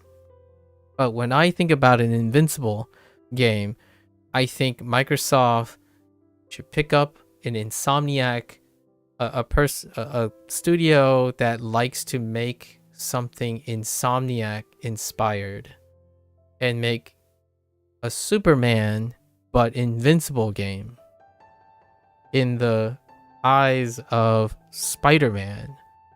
So, you know, have Invincible flying around the I forgot what city they modeled Invincible after. Well, there were multiple real cities, but like I'm sure there was a Detroit. Yeah, Detroit was in it, right? So that, in my opinion, would be a great way to experience Invincible, because it also offers the creative writing liberties that make Invincible shine so much brightly and different than Marvel.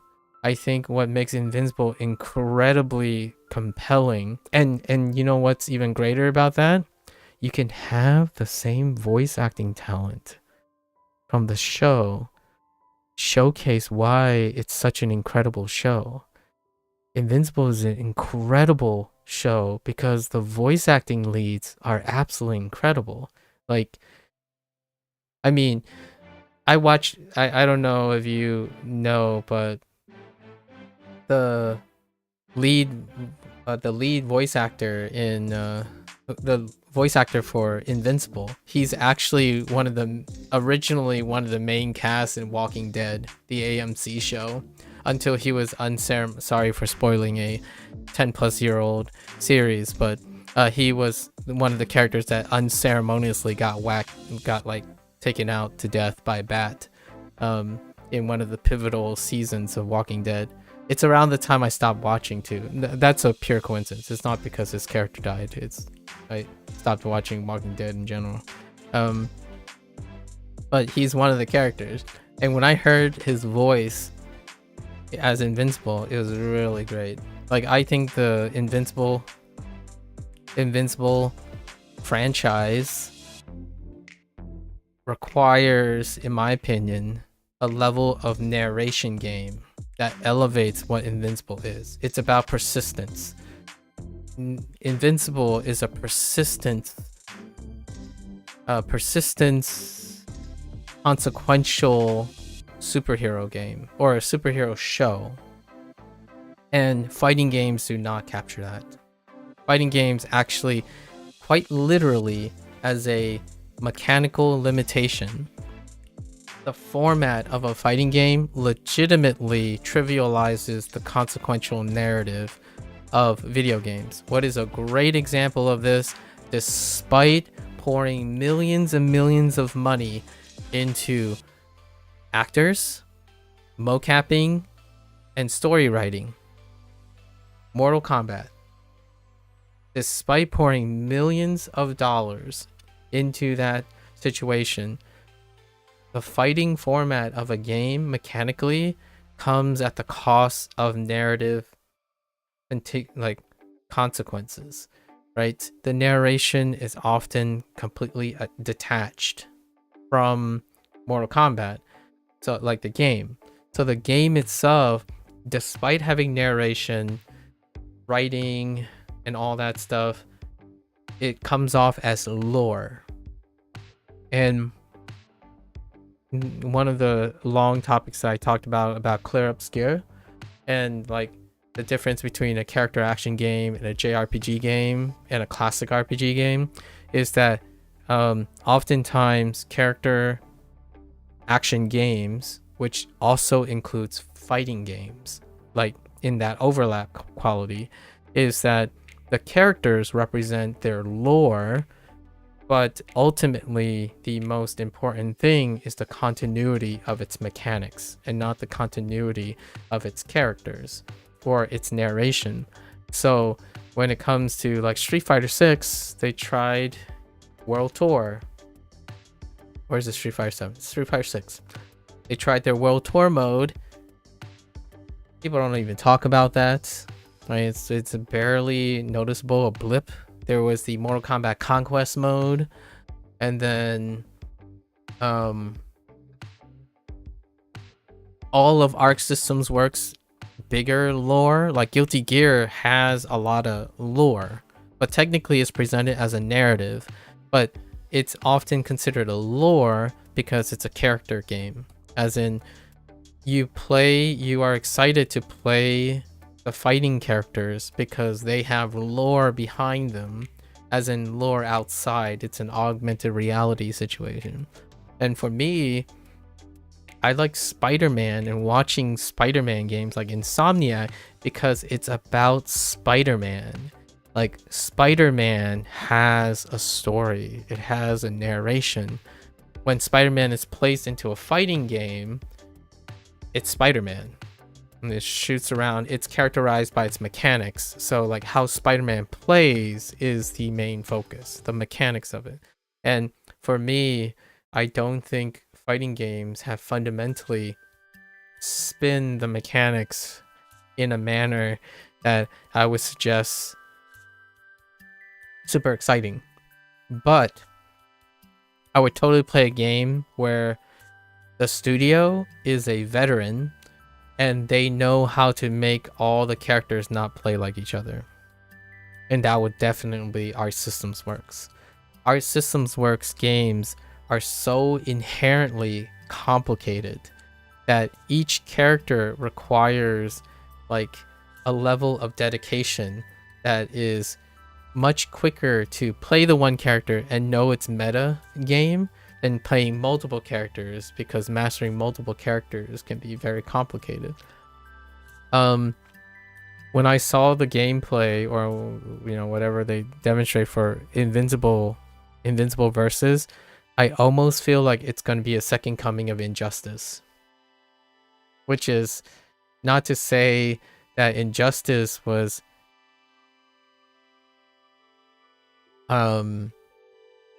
that unvaried, but the gameplay loop oftentimes, like the way the thought process is that ended up killing Injustice, as in lowering Injustice enthusiasm, is that oftentimes the way they program it, they didn't have a balance of mechanical variety that people would be entertained in using. So Injustice was made by NetherRealm Games, by the way, as well, which is Mortal Kombat team, I think. Pretty sure. And one of the downsides of the mechanical variability in Mortal Kombat games that they try to address in MK1, like the hot like MKX and then MK11 too, MK1 is trying to retain that variety.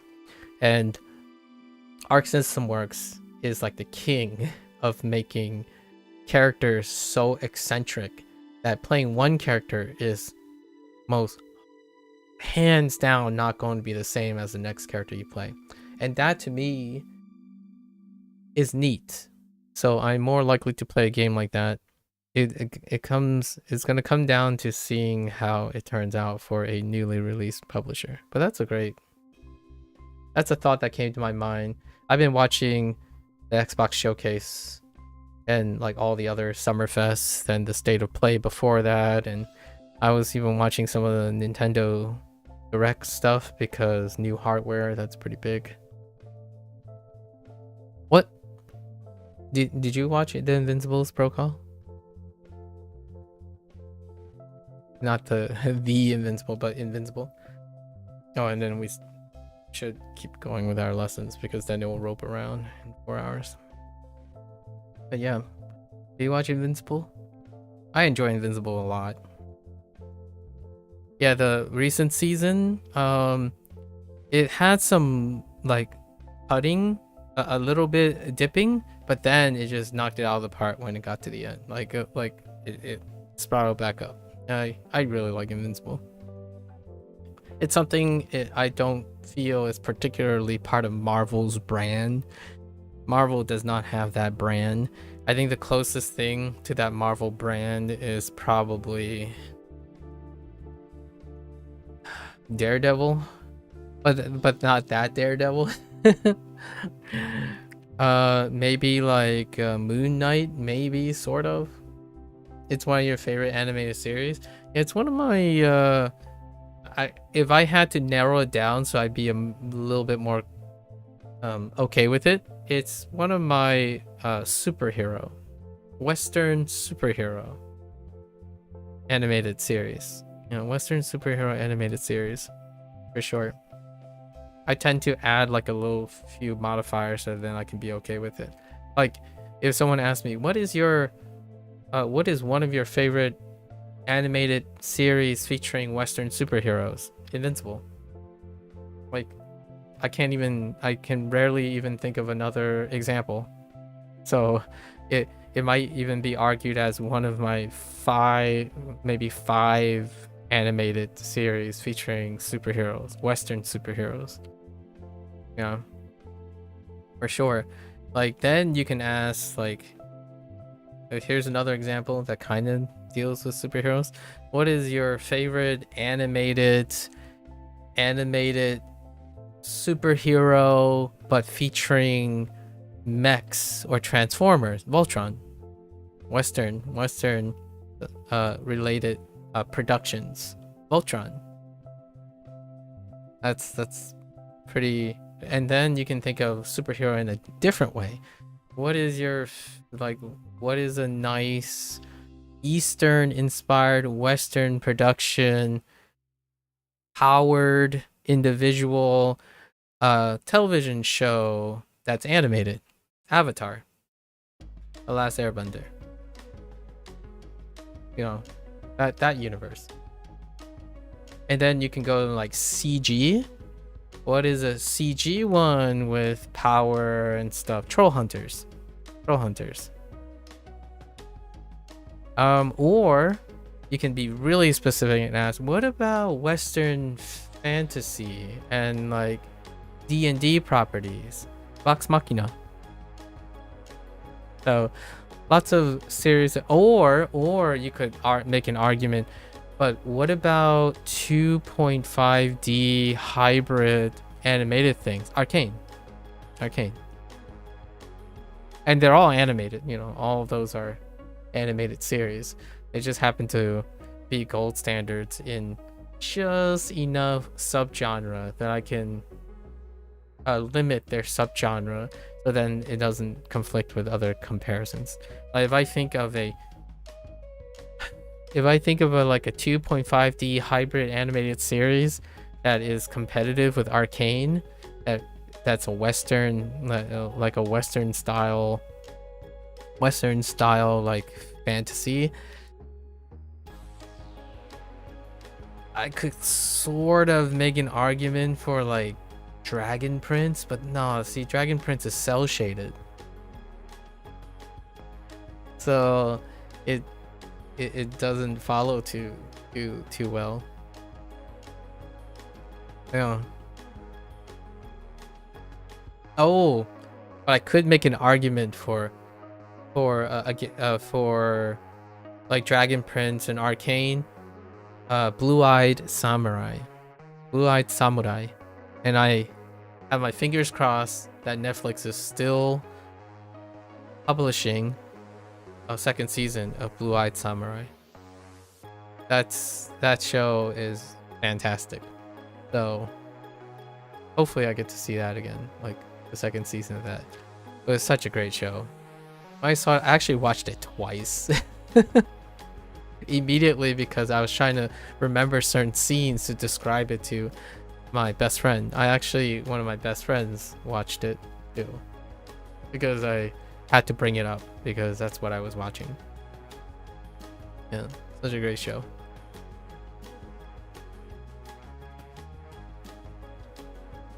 Okay, so this is just dull, but why is this so complicated? Oh,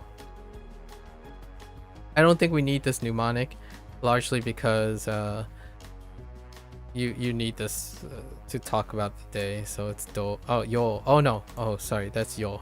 Do like doyobi and stuff. Actually, yeah. No, just the first one. Yo. Sorry, I was thinking of Saturday. Doyobi. And we're good. We're just gonna move. Eccentric. Strange person in eccentric. Oh wait. What do they go with here? Heinin? Henjin. Okay, that's fine. Wear strange pants. We're fine. Lately, have there been video games that excited you? Like super excited you? Was that one of the games that excited you? The Invincible Versus? I was in a rant before getting on stream today. We were talking about the video games because we talk about video games a lot. And I was having like a thought process about why these game shows and stuff may not resonate with me. And the only way I find interest in these showcase things is to relate to other people. So I'm excited about titles because I know other people are excited. Generally speaking, the things that pique my most interest are usually indie festivals, like festivals where, because if I had to pick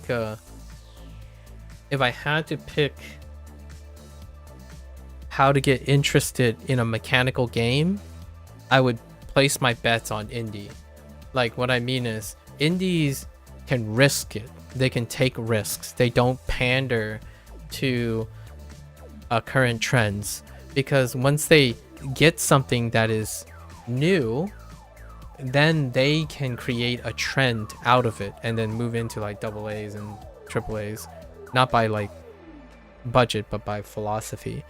However, when it comes to double and triple mindsets, they tend to stick. If it's a mechanical title, it's very seldomly a risk take, right? Because of the financial investments required. In indie, so if I were to like say buy a $60 game in AAA, like pre-purchase, I would buy 6 indies instead in the fighting game genre and see if any of them have unique mechanics, right? And then those, whatever successful of those may become the next Invincible Versus or something. And that's kind of how I feel about mechanical games. Story games, though, sign me up. When the narration is put forth and it isn't a silent protagonist, Legend of Zelda, or a action character RPG, soulless games, I've come up with a new coin term for them. Not to the discredit of FromSoft, but the protagonist is soulless. In character RPGs have soulless protagonists, right? I'm not into soulless protagonists, so that's for everyone's cup of tea. Like, if you like being the main character, go for it. For me, the irony here is when you're playing a Souls game, your character is soulless. It is you that provides soul, and I'm not looking for that. I'm not interested in what I'm interested in.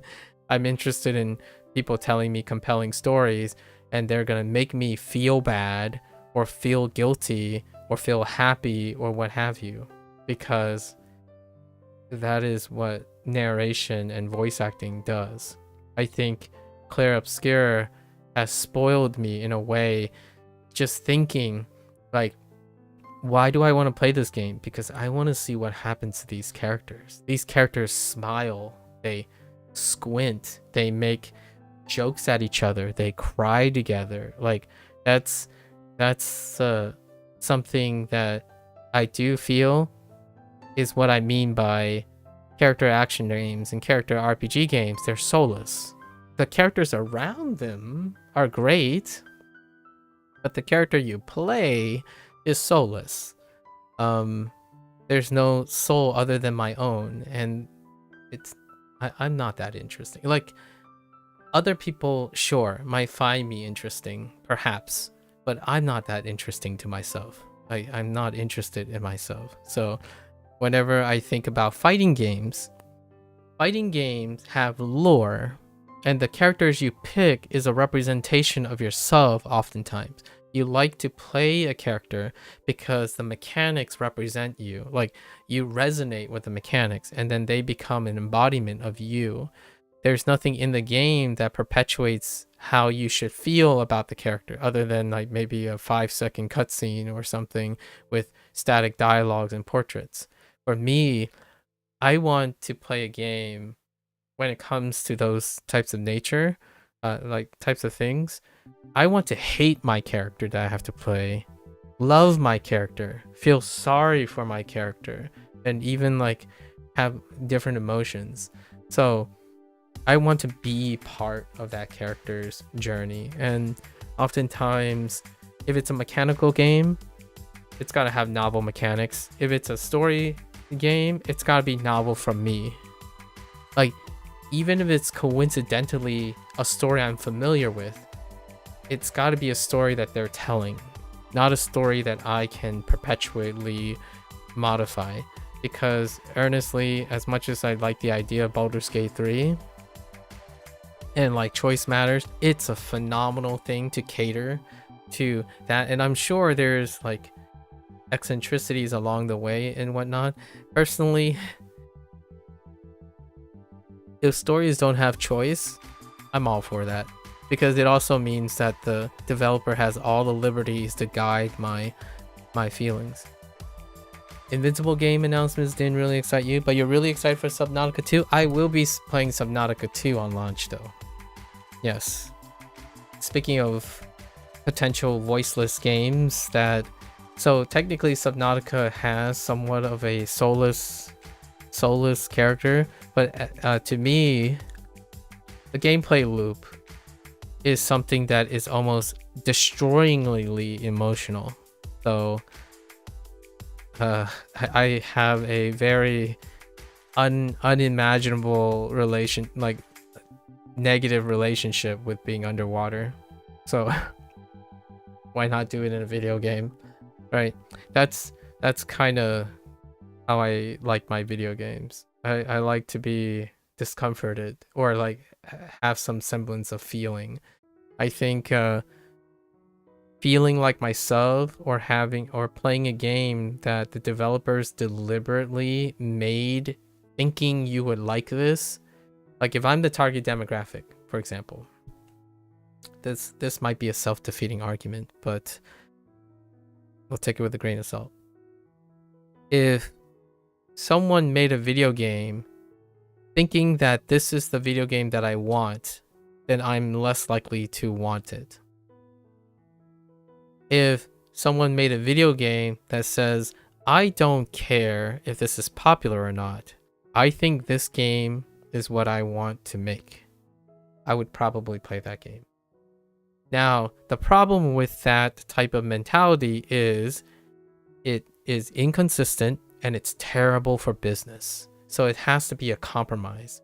So instead of going one or the other, I tend to gravitate towards games that take risks, but not too many risks in the off chance that whatever risk they took cost them their livelihood.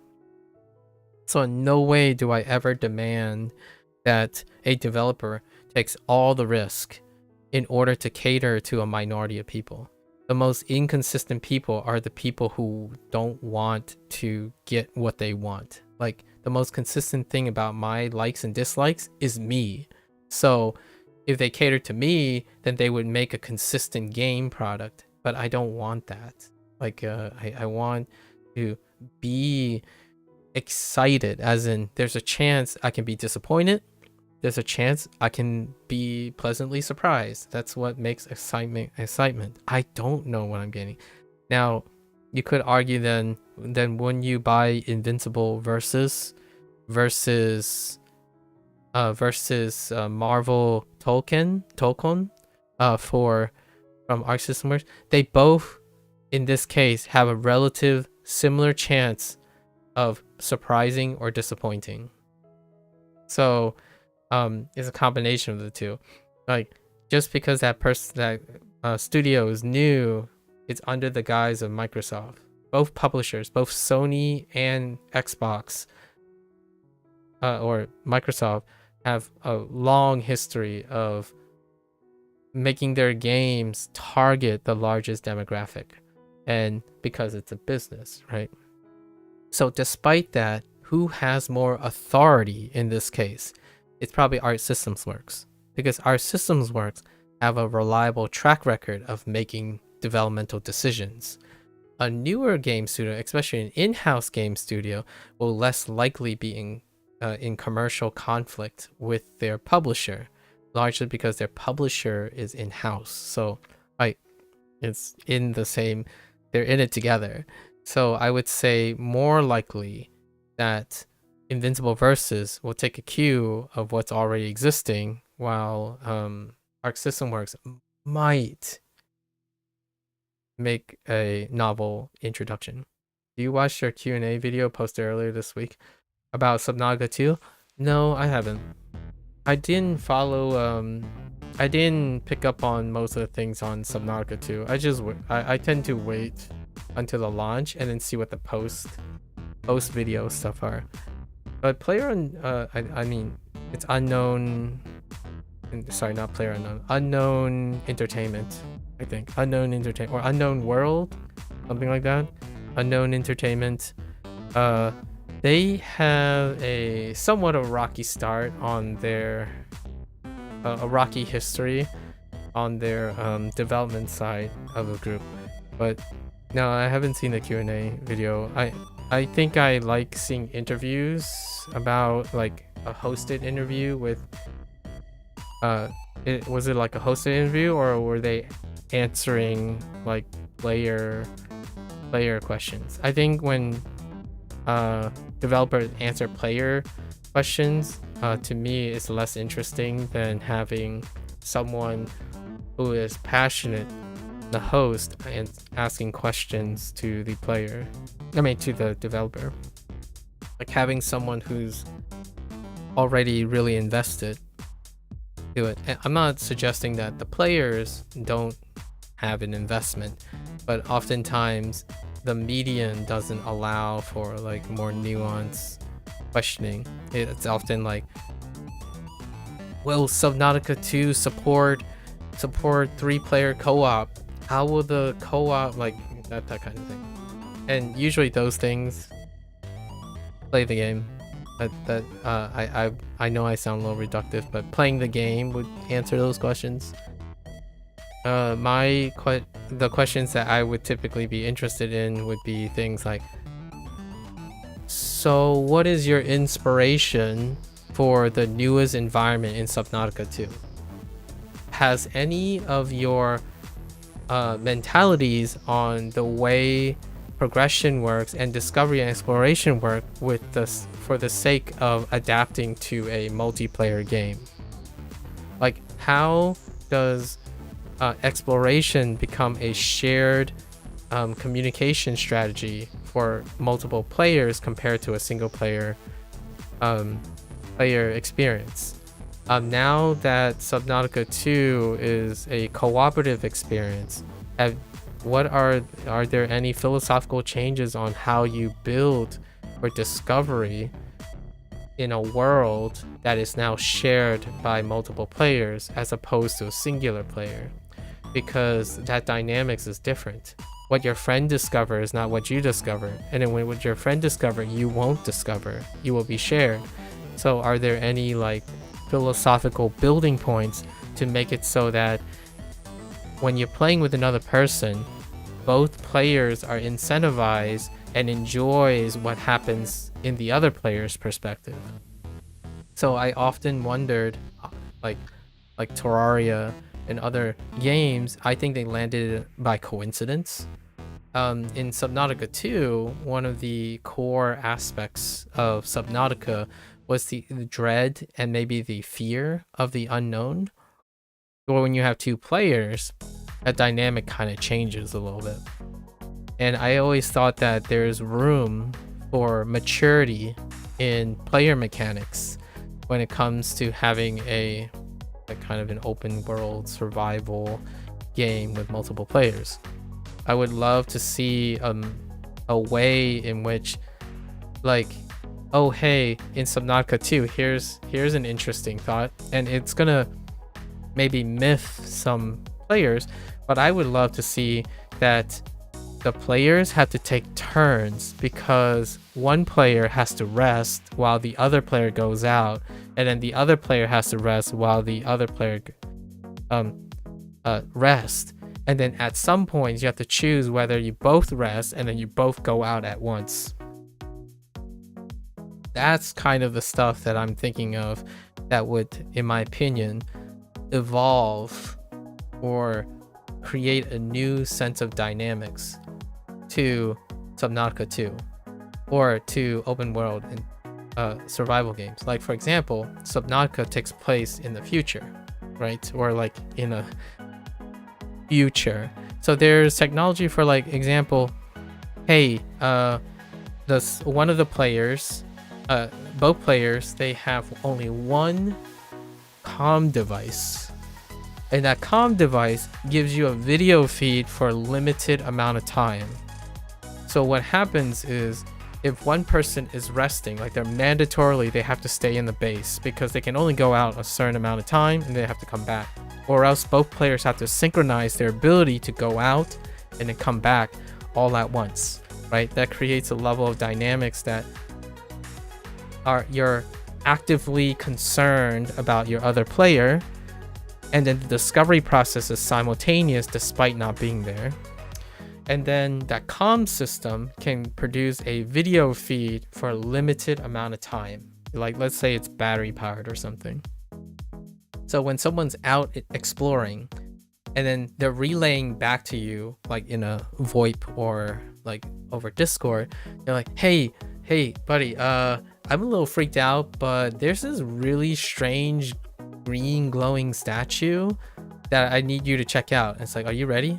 Are you ready? I'm gonna send you the feed now. So then the feed shows up right in the base, and the other character that is resting will be able to see a in-game feed of the other player's feed.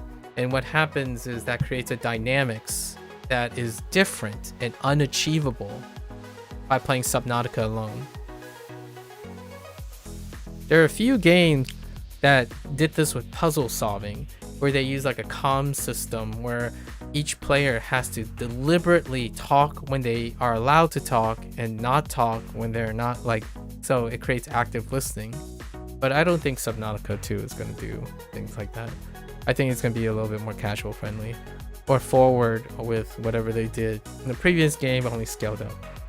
But if I, for example, knew how to make video games, or you know, whip up a bunch of groups, I have quite a lot of ideas that, in my opinion, over my experience with understanding how cooperative games work and survival games, that there are a couple ideas that are really, really great, but also incredibly risky and probably like troublesome. Like, one, you would have to add a feature where, okay, let's turn off the stamina system.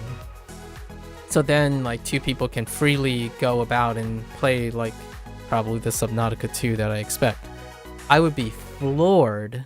I would be absolutely floored if what I just described here today, that type of system, is actually in Subnautica 2. Because I think that would be turned off almost immediately by popular people who play Subnautica. Because they don't like different things, in my opinion. I think a vast majority of sequels are whatever the previous game is, iterated, bigger and better, but without any risk taking to evolving the formula. And I earnestly think it's the context of Subnautica that makes me love Subnautica. I don't think Subnautica's systems are that remarkable, but very, very well executed. It's incredibly well executed because it's a time-tested gold standard, I suppose.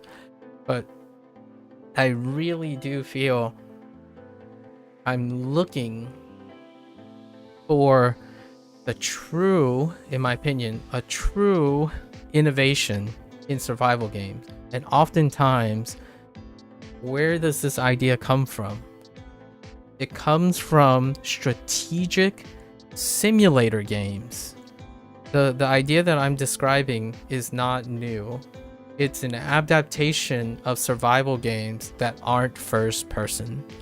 So like when you're playing this War of Mine, for example, the same character cannot go out every single day. You are not only the main character. In a cooperative game, there are more than one main characters. If you have speechless characters, each character is occupied by your player's soul. So when you go out, there's a consequence for going out.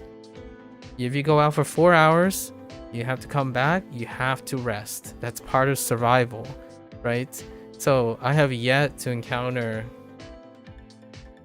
a borrowing of open world survival games where, like, and I know it's probably going to be unpopular because some people will say, well, that's boring sitting at base. Like, I don't want to build things and do crafting work. I just want to go explore and stuff. It's like, yeah, that's true if you're Superman and you play a character action game.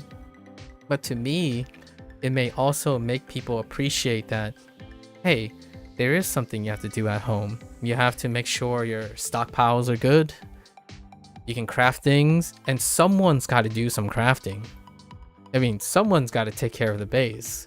So, in my opinion, making it part of the game experience is neat, because now you're actually acting like a group of people, as opposed to watching like a group play Valheim. It's basically, you know, a bunch of people willy-nilly going about doing whatever they want. They basically are solo queuers in a survival game, like, in my opinion. And that's not bad or good. It's a video game, so don't take this too seriously. But like, a plane crash lands and you have a whole plane of 40 people who are solo queuers. All of them are gonna die immediately, like within days. All of them are gonna die. The ones that last the longest are the ones that are most self-sufficient, but they're all solo queuers, right? But in Subnautica 2, it's not a PvE game, it's a PvE game. And honestly, in my opinion, you could push games like that, can push the envelope with quality features. You can turn off those things. But to me, like the drinking, hydration, and food, that's great. But what about when you have two people? What if one person gets injured? It's up to the other person to help the one person. Other games simulate this, but they don't have like the literally going out stuff. So like War of Mine, and one of your characters get injured, they can't do the stuff anymore, right? So you need to rely on the other character, the other player in this case. So I would love to see if Subnautica ended up integrating that type of feature, where like, oh, this person did something goofy, now they have to chill for a specific amount of time, but they can do other activities while doing that. And that would simulate survival. It would create such a, in my opinion, a greater tension of consequence. Like, yeah, you done goof. Glad to see you're alive, but you done goofed. And then the other player's like, okay, we only got one player left, so let's go out there. And then the other players are incentivized to keep a lookout for the existing player. So then you're always constantly involved in each other's activities. Not just be like, I'm a solo queuer, you're a solo queuer. Let's just go do whatever we do. Despite playing a game together, we're playing the game like it's a solo game, but with two solo players. To me, that is what reflects the internet. Most people play cooperative game like they're solo playing, in my opinion. What's a great example of this? Night Rain. And if you're thinking, no, you know, you watch those content creators playing Night Rain, it's like, that's their friends. Those are their friends. Have you ever seen a solo queue before? Like, play Overwatch for a little bit, and maybe you'll see that the most substantial common playground is that everyone acts like they're solo queuers. Like, getting people, in my opinion, at least more than 50% of people trying to play like they're not just playing for themselves is incredibly rare. Much rarer than the majority. But cooperative games, now there is a chance. If Subnautica 2 is fantastic, I would love to see. And that, I don't know, the Q&A, like you said, did I watch it? Did you watch the Q&A video? Like, did it have any of these interesting questions? Because I would love to hear, what did the Subnautica 2 developers place into the game that highlights the idea that it is being played by more than one person? If not, what did they do to enhance the solo game, I suppose, at the expense of it? But personally, the most exciting thing, like most people, the most exciting thing is you can play with another person. But I would love to see designs that would make playing with another person a centerpiece, not tacked on and scaled up. And a great example of that would be It Takes Two. right? It Takes Two, Split Fiction, Way Out, right? That developer has made it his goal to be like, these are 2 players. Portal, right? Valve, Portal, puzzle solving games literally design things that it's not possible for one person. But I would like to think that Subnautica 2 developers probably say, let's take our 1 player structure, and then the cooperative structure is something like, oh, you can do it with 2 players. And that's the thought behind it. They didn't have any of the questions you asked, but they did say they are focusing on making a solo game with an optional multiplayer. Yeah, that's how I feel about that. So I will likely play the game solo, and then it's gonna be Subnautica 1. And it might be the last Subnautica game that I would play. But right now, I kind of like it. I still like the Subnautica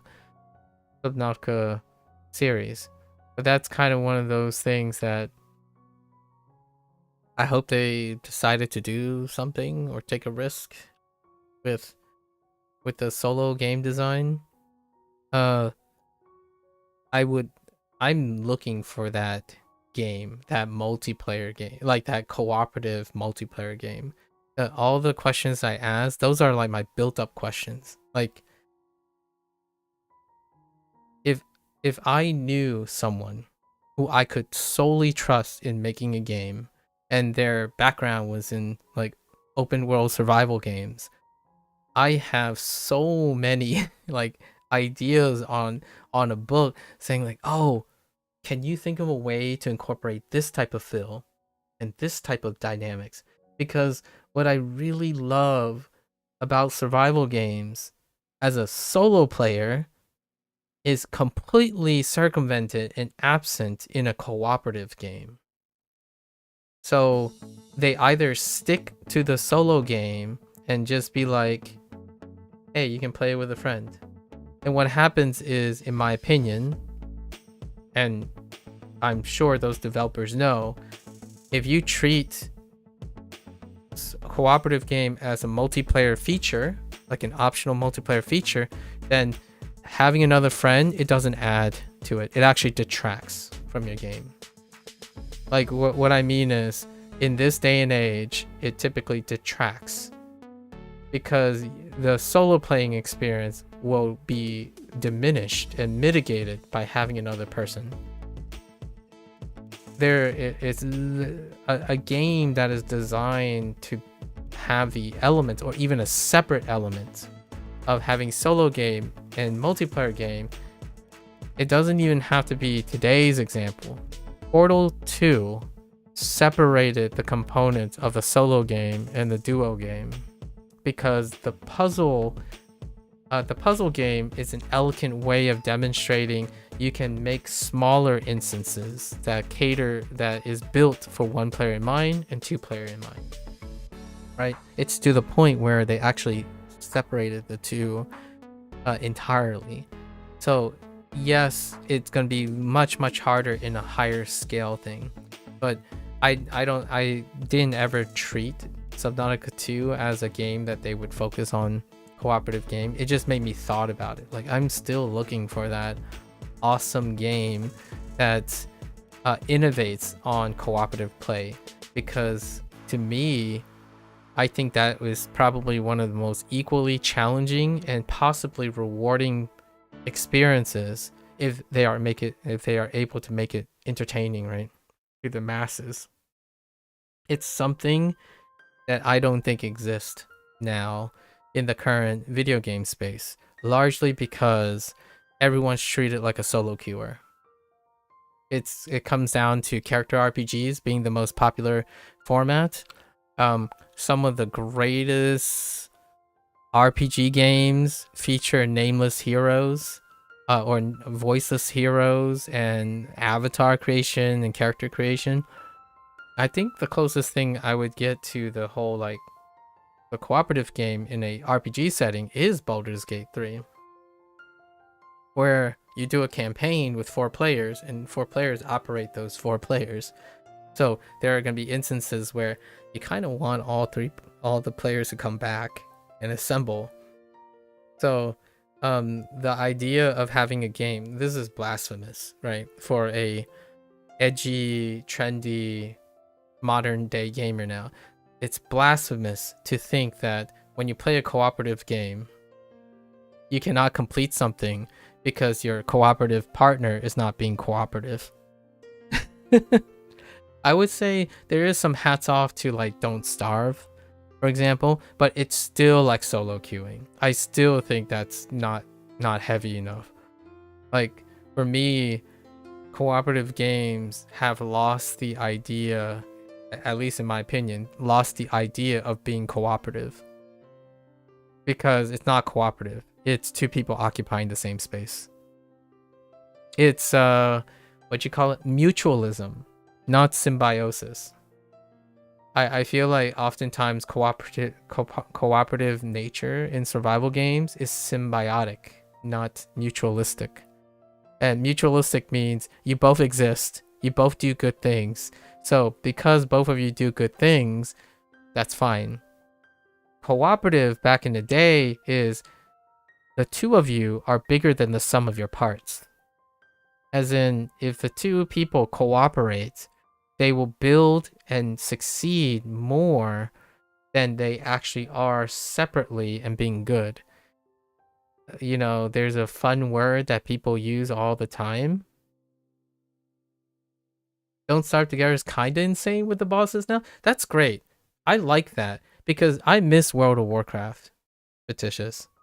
That's what I mean by, like, I'm pretty sure what you're describing now, that's what Warcraft did for me. Like 10 people, all 10 people are like so heavily weighed. Like you want everyone, like it's almost mandatory to make sure that everyone, like you're looking out for other people. That's what the cooperative nature is. Like you want to be incentivized to look out for your next dude. Like it's kind of like want to care for your friend. Like, hey, oh man, your friend didn't show up to work today. Like maybe I should go and visit their home because we need them. Like we need our buddy to help us out and we got to make sure they're healthy. So that type of cooperative game has like, it's only in indies, in my opinion. Like I miss having people equally care about like teamwork. Like teamwork has lost its meaning now. Teamwork, in my opinion, maybe this is a huge digression, but teamwork has become more of a, is your interest the same as mine? Okay, we just happen to have common interests, so let's work together. But you're not really working together. You just happen to be working on the same task. And it's funny because some of the shows that I watch, even One Piece, whenever they say we happen to have the same common interests, it's describing my enemy of my enemy is my friend situation. That is not a friendship. Like it's so hilarious how often that comes up in anime and people watch this stuff all the time and they act like they don't, like when they go to play video games and stuff, that doesn't translate into any like observable, oh, this is weird. Because in video games now, it's, oh, you're killing this boss, I'm also killing this boss, so we're cooperating. It's like, no, that's not cooperating. That's just existing with a common interest. Like you're not, like when you're fighting this boss, are you looking at your sides like, oh, they're about to take a hit, I should protect them, or I should warn them? No, you're just doing your best attacking the same boss. And then if the boss goes down, you just happen to share in the loot because you guys worked together. So to me, yeah, I know I'm being a little critical here, but I want to illustrate why it's kind of difficult for me to play games with another person. not because the mechanics are not too complicated or the game is not challenging. I kind of just miss playing a game where you're playing with your friend, not you're existing with your friend. Like a lot of times co-op games, because of that lack of dependency on each other, you have the most common fallout of games. What is the most common fallout in a multiplayer cooperative game? Oh, my friends went ahead of me and now they left me behind. I don't want to play this game anymore. It's like, oh, I think my friend is really slow, so I just went ahead and now my friend doesn't play anymore. So we're not like game friends anymore. Because there are, in my opinion, most cooperative games are not cooperative games. They are non-competitive PvE games. As in, whoever's ahead, it's not stopping them. It doesn't matter if your friend gets left behind. It doesn't matter if part of your group, your weakest link is not the weakest link in the group. And then every game that still features that haven't innovated on countering or making it exciting again. Like, I played Neverwinter. It is not incentivized. Like, the weakest link, what you do is you kick out the weakest link and replace it with a better link. And that better link happens to be sharing a common interest. You don't know that common thing. If they start to underperform, you kick them out and you replace them. Overwatch, League of Legends, any form of competitive matchmaking, rarely the commonality is to foster long-term play. It's who's the best of all. Like, it has to be coincidence. So like you don't invest in people to play together. You coincidentally encounter someone to fill in the gaps in your skill set. So that, outside of cooperative games, that's also why I have fallen out of playing multiplayer games as well, especially multiplayer team-based games.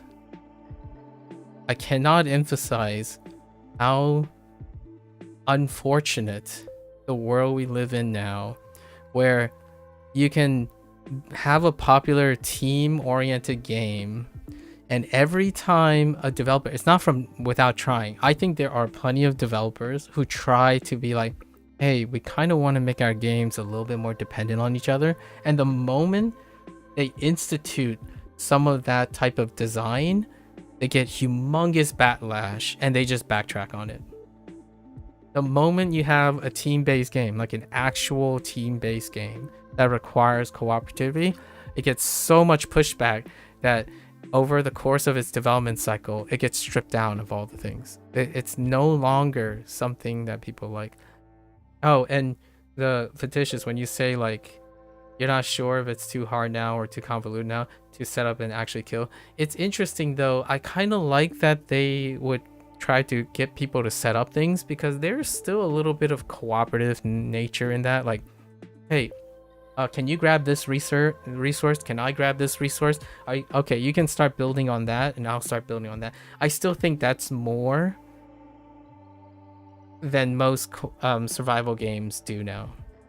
Like, I had my fingers crossed a little bit for Sons of the Forest, and that's not it either. Sons of the Forest, Valheim, like all those, like everyone just goes off and do their thing. Like it's so disjointed most of the time. Like, oh, I see you did all that. Okay, I guess I will do my own thing too. I suppose. So I really miss games where like people check up on each other. It's like, hey, I'm gonna hit this now. We kind of need you. Like, are you available? Like, we need your help. Like, your skills, you know, your skills are important to us. We got to make sure. It's like, hey, do you need any resources? Because I see that some of your skills, you're not getting enough XP or resources. And then the other person's like, oh yeah, I see that I have extra resource here's yours. So instead, oh, what is a good game that I saw. Night Rain. Night Rain is a great example where, you know, you run, and then you do this. It's like, oh, this suits me. Here, maybe this suits you. I don't need this anymore. Just plop it down. And when you're playing with randoms, immediately you drop down and 3 people just go in opposite directions. Instant fail. But the nice thing I would have to say, I would give my hats off to FromSoft. They've made the game scale so hard that they kind of had a vision that, ironically, I think, or not ironically, but coincidentally, and maybe a little bit ironically, that it almost forced the 3 players to be synergistic. But then, in order to account for the backlash, right, the backlash of, why can't I do this solo? Why can't I do this duo and playing only with video games? Like, yeah, that's what happens. So they backtrack, and then now everyone can do whatever they want, right? They can play with their other solo style friend who barely communicates with them because they're both really, really skilled players. I'm not like taking a jab at if they're good or not. I am fully confident that the vast majority of people who play Night Rain games, like right now enjoying Night Rain, they are far better than me as a solo player. But I don't play a cooperative game to be a solo carry. Like, if I'm gonna play a cooperative game, I want to play a game that forces me to be cooperative with the other player. So if I were to play a cooperative game, you, as sure as heck, what's a game that was announced recently that I actually would want to play with another person? Lego. The next Lego game. What is it called? Lego Worlds? I would play Lego Worlds with someone. Or like the sequel or whatever was announced, where 2 players play as individual Lego blocks and they have to cooperate with each other to traverse the world. That's pretty much what split fiction is. It requires both of the players to understand each other, and I absolutely miss those games. The downside is I don't know anyone that likes to play those games anymore. It's not like I'm not saying I'm special or anything. I'm saying it's uncommon. It's very uncommon to find another person who's like, oh yeah, like I would like this game, but my friend, he just sucks at this game, so I don't like the game as much. Like, for me, when I see a friend, right, I catch up with them. I'm like, how are you doing? And they're saying they're not doing well. How can I make it better? Like, I'm interested in my friend's well-being. And in a game situation or in a working environment, like if my colleague is struggling and we both work with the same group, we as sure as heck have to be responsible for each other. We have to keep each other responsible. In video games and in cooperative games, rarely are the most high profile or like fun games are innovating on making that rewarding. And I have a bunch of ideas. I personally have a bunch of ideas, largely because it's based on how all my conversations with other people who don't like talking with other people, don't like interacting with other people, how do you make that more interesting? How do you change the internet? How do you leverage the internet behavior and get people to like to talk to each other? That's my whole brand, you know, like if I have a brand for anything, language learning is a component of it. You learn a language, you learn the culture of the language in order to better understand and communicate with another person of that language or target. And then the reciprocation is also necessary. So I don't want to meet a native Japanese person who has no interest in learning English. I don't necessarily want to make best friends off of a one-sided exchange, like, oh, they speak Japanese, so that's why we're friends, as opposed to we like language learning. So we constantly talk about language learning. This person happens to know Japanese better than they know English, and I happen to know English better than I know Japanese. We depend on each other, and we like to work together to elevate both of our competency and get to know each other better. I think World of Warcraft, a person who grew up during the time of World of Warcraft, that used to be like almost a cult. Like it almost feels like normal life, a second life, if you will, when you log into Warcraft, because you are genuinely, constantly observant and aware of the other players, because without the other players, you can't engage and succeed in the content. You can still go out and train on your own and like grind and look for things, but at the end of the day, come back together, much like I feel Don't Starve is my current modern indie. It's still indie though. Don't Starve is indie, right? Is one of those things. Like Terraria also had some elements of this where yes, people go out and do their thing. At the same time, the bigger thing involves making sure everyone's on the same page, or to some extent. It's still relatively tough to recreate what it was like to have easily one of the first multiplayer cooperative games of our time, or at least of my time, and that's World of Warcraft. Like I can't tell you how, like, you're just proud of other people. Like nowadays I sound like a salty old man when I'm like talking about Neverwinter, and then it's like, oh hey look, there's 5 people arguing and bickering about how the loot systems works because they really are in it for themselves. That kind of thing, like that's a normal thing now. It's not like even emotionally phasing. People don't even get emotionally phased by that anymore.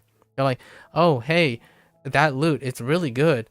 And then the first thing you think about is, well, in the back of your mind sometimes you can think, oh, I think my friend would have better use for this equipment, but it is still better than my equipment, so I might as well upgrade now and then wait for later. It's not about that, because there are no role separations. Like you don't have a trinity, for example, a trinity where, oh yeah, you're like these have to be negotiated for you. And even now cooperative games don't even do that anymore, where like your friend's a medic. I mean, this tool, it's literally a medic's tool, so go give it to your friend. But instead, games continue to spiral closer to everyone's a main character. So whatever is an upgrade for you, you take it first, and then you think about the next guy later. Like if your friend died, it's not your fault, it's because they suck. Meanwhile, you think that hoarding all the loot is acceptable behavior because your friend fell behind. And it's like, oh yeah, your friend fell behind because they don't log in as much. Like, yeah, but now it's the chicken or the egg question. Do they log in because you left them behind? Do they like not play the game as much because you leave them out of the loop? Like, oftentimes when you have consistent teamwork, usually people like being together. They don't find excuses not to. Now, mind you, that is perfectly fine if real life things happen. But we're talking about a situation where 2 people really like to play this co-op game and they purchase it. And there's, in my opinion, there's rarely anything in the game that incentivizes and reinforces the feeling of playing together. I think most games that are cooperative in nature actually have very little to incentivize cooperative play, except very exceptional cases where literally the brand of the split fiction developer is to have 2 players. Like literally the game has to be built entirely around it for players to accept that it's the norm of a cooperative game. So in my opinion, it's kind of disappointing, Procall, that they didn't have any questions and they settled on the idea of focusing on a solo game with an optional multiplayer feature. On the silver lining side, Procall, that also means that I'll probably play Subnautica 2 on launch, and I'll probably play it solo. Because for me, honestly, I prefer to play a game with cooperative gameplay in mind, as opposed to a game where cooperative feature is just tacked on. But I wouldn't mind at like in the post game where like an optional player pops in. But yeah, it kind of answers my question though. I don't need to look for another person. I do miss it. I miss it a lot. The whole like golden age of cooperative gameplay. I don't think the whole idea of cooperativity, teamwork has translated smoothly from before the internet digital age to the digital age. It feels weird to think that the normal mindset of success in a cooperative video game is whoever thinks they're the best, make sure they continue to be the best, and that if they fail, it's not their fault.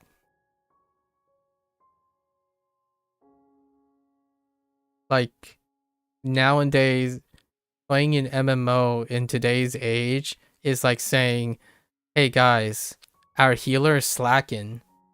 That's their fault. They're underperforming because we do all the work.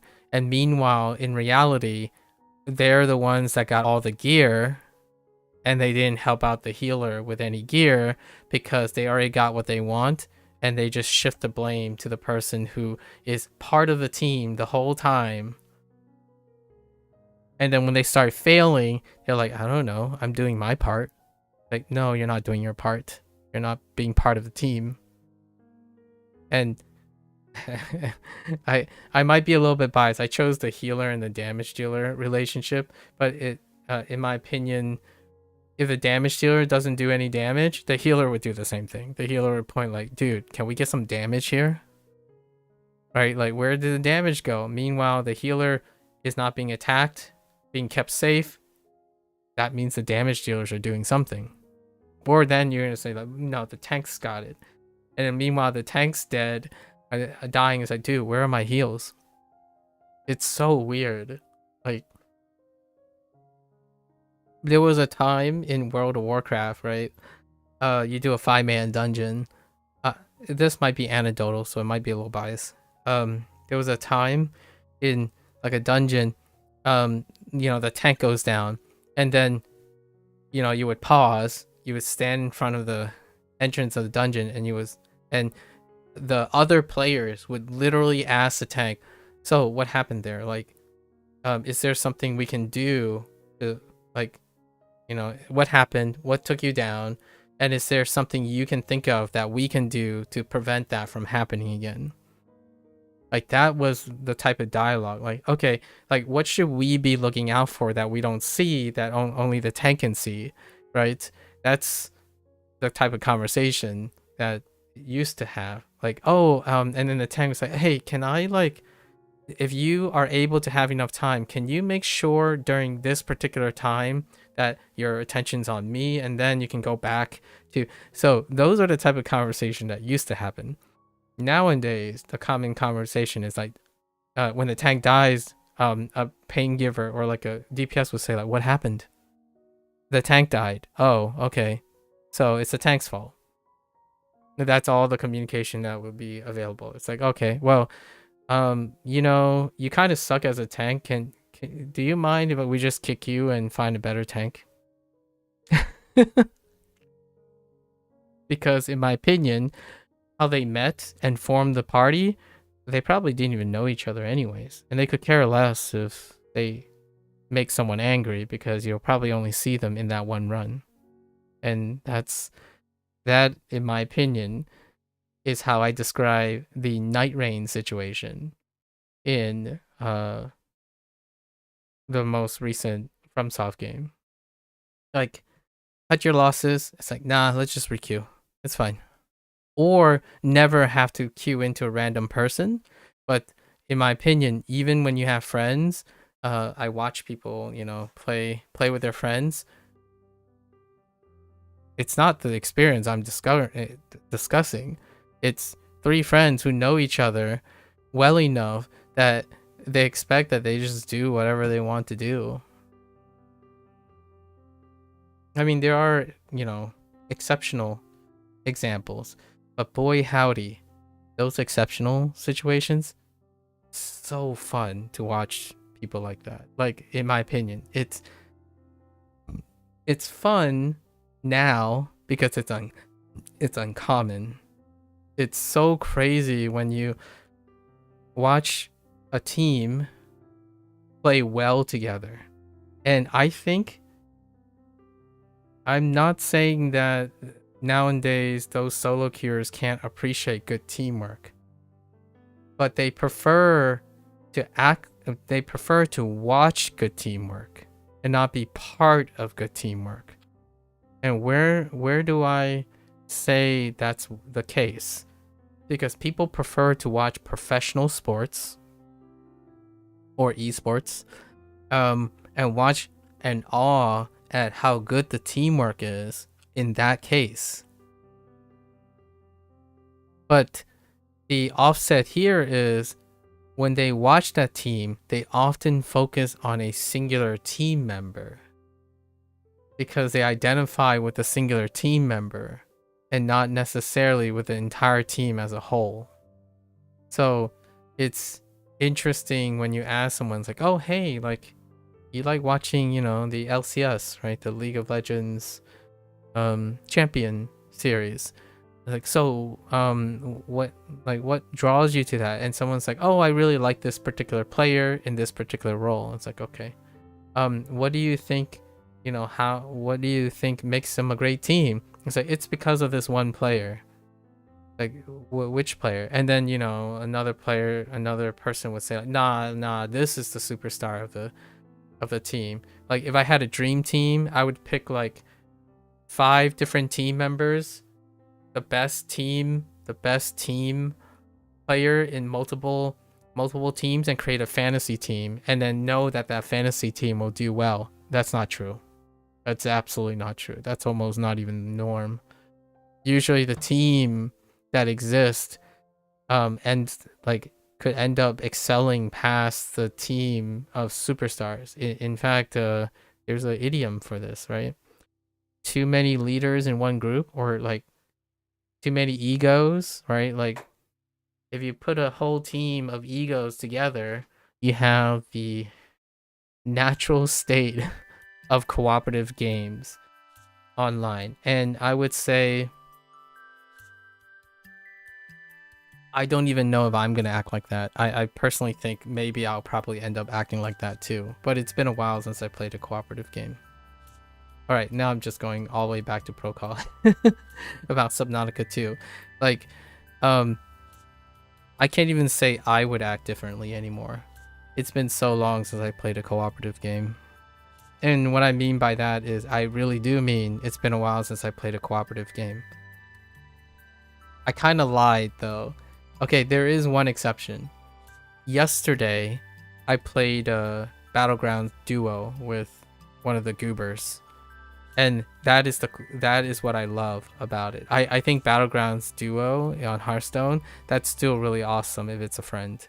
Like, but what makes it interesting to me is I'm playing with a friend who don't play this type of game. So what I mean is, I'm the card playing guy and this person is not the card playing guy. And we still get along and help each other and play.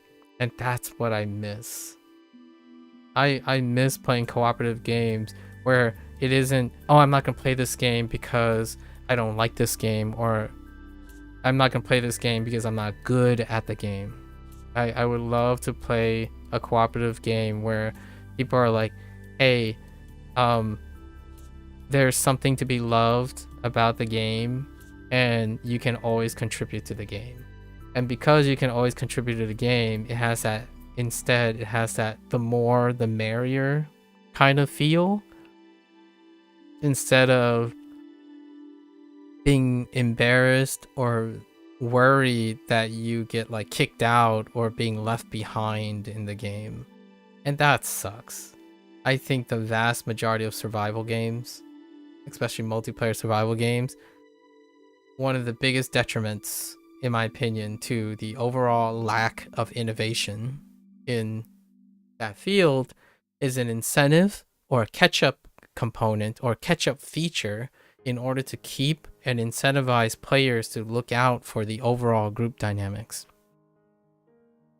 Valheim, immediately, it was obvious. Like, I had a Valheim session way back, and while I was still like playing Neverwinter and whatnot, and after a single day, like 4 people splintered into 3 groups. 4 people splintered into 3 groups. Who's the 4th person? Me. All I did was like, I just sat there and I'm like, okay, I'm gonna go with you and do this. And then suddenly, like, now who do I go with? There's immediately the 3 people just splintered into 3 separate groups. I'm like, a group of 1, by the way. So the 3 people just did their thing. I'm like, all right. In my opinion, I didn't have the heart to say anything, but generally speaking, I only bought the game because I was thinking I was going to play with 3 other people, but it ended up just me in the corner watching how one person operates with no consideration for another person. In fact,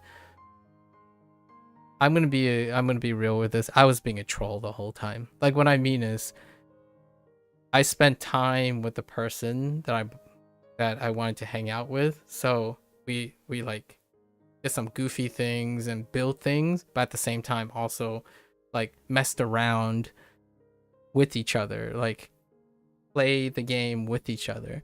So that was really fun.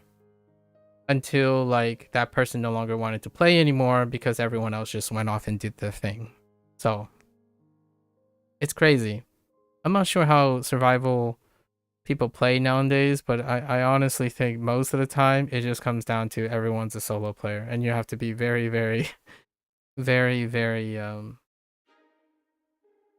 fine with that. Like you have to be really self-sufficient, and that's what I am today. So with video games, hear me out. When a new age cooperative game comes out, I will try my hardest to try to bring that feeling back. Before now, it's very disappointing. Every time I see a game come out and there's like, this is a cooperative game, and it's not. In my opinion, it's strictly not, because the game is what I'm glad the developer of Subnautica 2 came out straight and said it's a solo game with an optional multiplayer feature. It's so different when you have like what's a great Capcom example? Exoprimal. Exoprimal is a great example. And I don't even know if that game is still running or not, but it was a PvEVP game, and you just see all the like the mechanics and all that. It's like, that doesn't seem like it's gonna fly, because there's not enough to incentivize a cooperative play. It's enforced role play. So like Overwatch, Marvel's Rivals, it's enforced role play.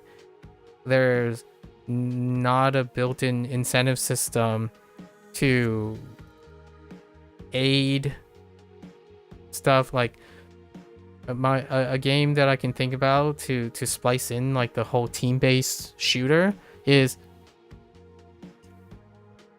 bonuses for blocking, intercepting an attack, or saving someone because someone else is aiming at another person and you save that person. Like there's no incentive to encourage team play in a mechanical way. It's all dependent on the player's behavior and personality. And I think in this day and age, most players do not have the natural inclination to find that rewarding. There's no reward to let someone kill something. But you see, even in League of Legends, you still have that aspect if you are playing with other people that play as a team. Like, for example, setting up a kill for your lane member. When it becomes beneficial for the overall game mechanics, you can almost enforce that type of thing. But if you're solo queuing, kill stealing is a thing. It's weird. I don't know. Don't have there's so many great ideas from board games. Like, there's so many great games from, like, great game ideas from other genre of games that can be applied and recreated with a creative touch to other genre games that are solo. Like, a solo game managing multiple people is a great platform to introduce that element of satisfaction into a cooperative game.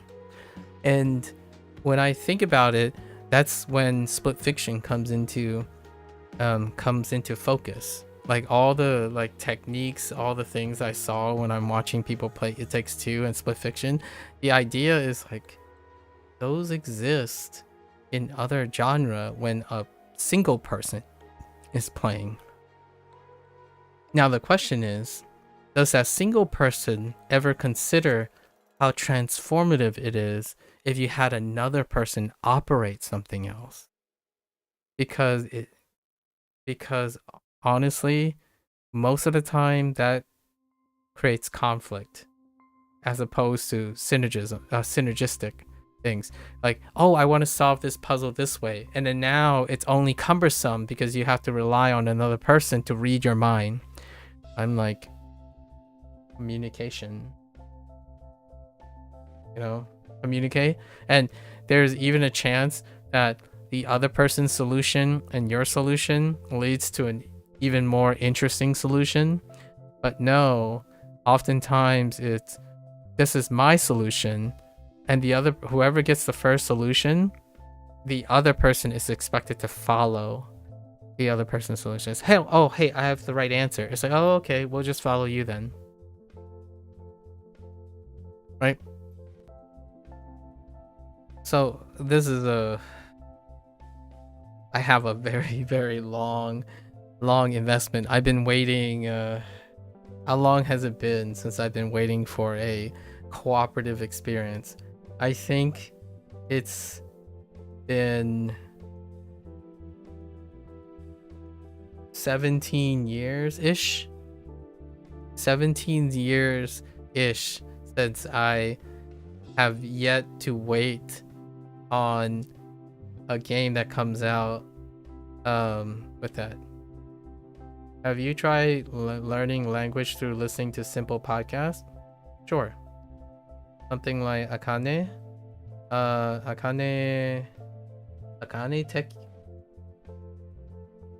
about Nihongo Kyoshi or Kyoshitsu. I have seen lots of advanced learners who learn Japanese through listening and had a great accent. That's interesting. Yeah, sure. I occasionally listen to podcasts. Largely, I listen to vlogs. And I usually just follow people with their multicultural lifestyles. They're usually like a mix of Japanese, Americans, and like German, Japanese. This thing seems to help with pronunciation a lot. I agree to disagree, but in this case, yes, it would help a lot if you're not doing basically nothing else other than that. There are many ways to improve pronunciation through listening to any specific thing, but podcasts would be an example if it interests you.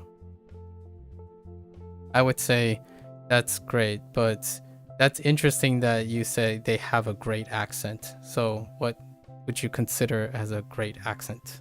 Is there a particular thing that you think you have an accent in mind? And may I ask, are you learning Japanese also, or you happen to be someone who already know Japanese and you're kind of like evaluating people based on their accents? And advanced learners, I'm not entirely sure what advanced learners mean. I don't watch that particular person. Akane. Some native speakers have rated Ojiman's pronunciation and say he sounds nearly indistinguishable from a native. Okay, so you're saying a great accent is the evaluation of native speakers. All right, that's fine. That's okay. Just a suggestion. That's fine. If it's just a suggestion, I have another. But may I ask, are you an English speaker? Because I'm not entirely sure. I would need a little bit more background. But yeah, native speakers rating someone else's pronunciation. That's fine. I see. Yeah, native English speaker. I see. Do you write at all in English? Kind of curious. And that means that you're also learning Japanese, I imagine then?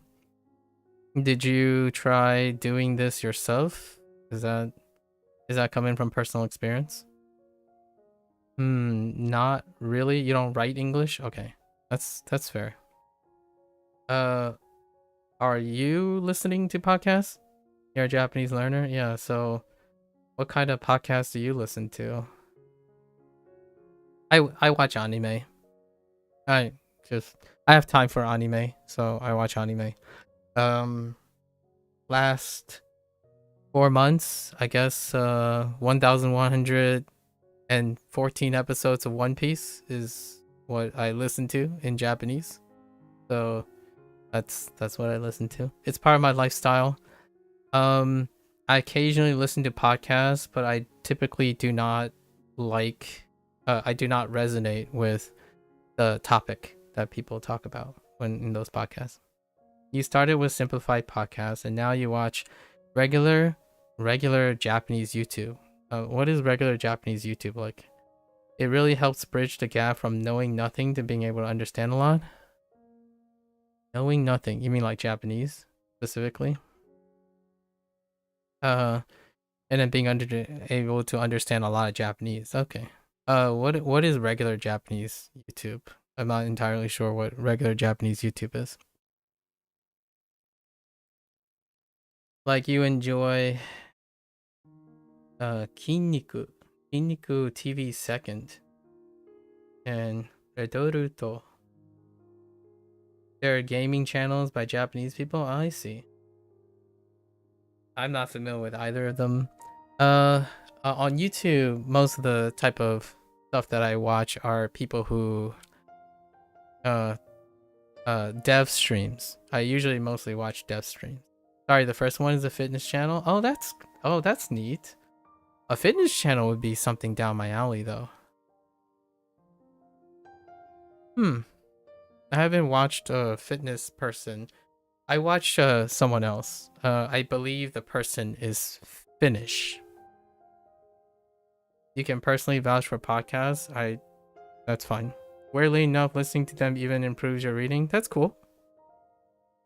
I watch vlogs, so most of the time I'm learning about culture when I'm listening to him. His language is quite hard though because he uses science terms. All right, that's fine. I might look for a different fitness channel then. That's okay. I would say it's hard to say podcasts or just video content, just listening to video content, right?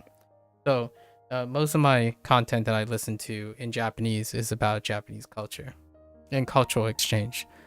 So instead of like specifically simplified podcasts, I simply listen to the things I'm interested in.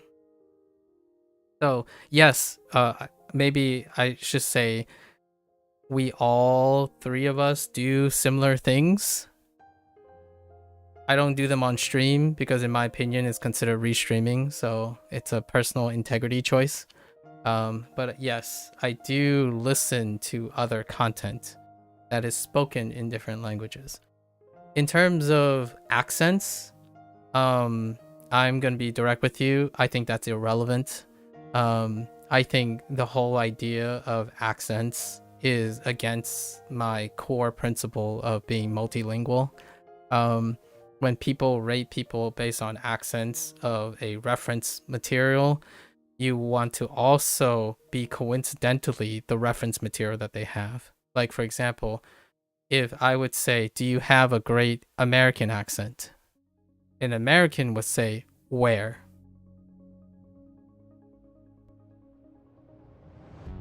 And then when someone says, if someone has based their suggestion on the quality of their accent, then the question comes into being is, what's a great accent?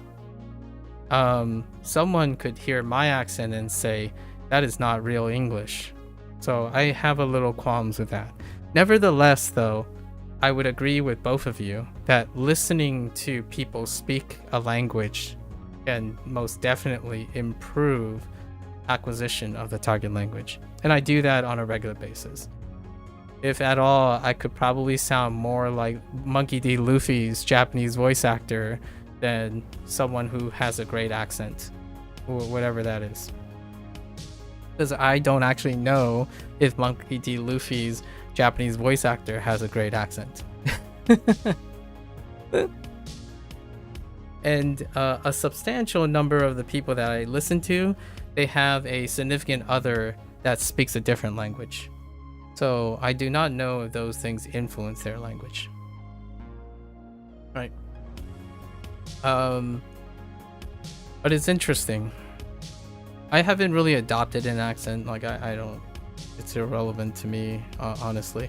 And one thing I do have to keep in mind is I'm not entirely sure if sounding like a Japanese native is something that appeals to me either. So I wanted to be a little clear about that. Podcasts are okay, depending on the content. Go around people.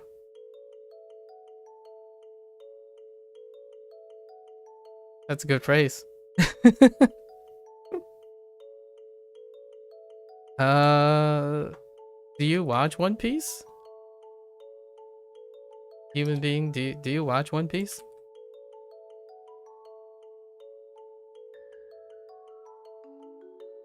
Honestly, that's not what I'm referring to, but you read the manga? Okay. Obviously, that's not what I'm referring to, but yeah.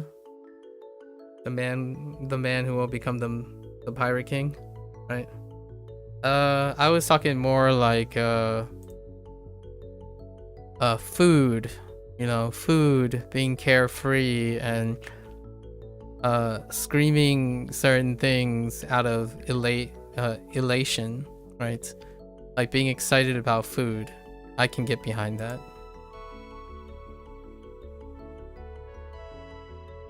Maybe not so much picking the most esoteric example, cherry picking the most esoteric example to contrast and maybe trivialize a little bit, being an eccentric person.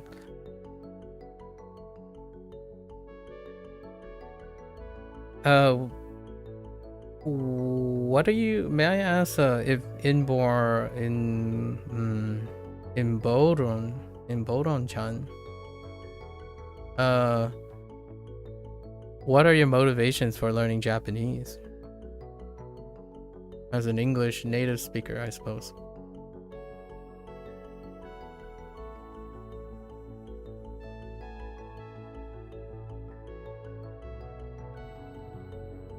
Like, do you want to You want to become an animator in Japan? Oh, well, that checks out. Nice. Oh, I have no reservations about your thoughts. You just wanted to speak clearly, understand group conversations, and have friends, really?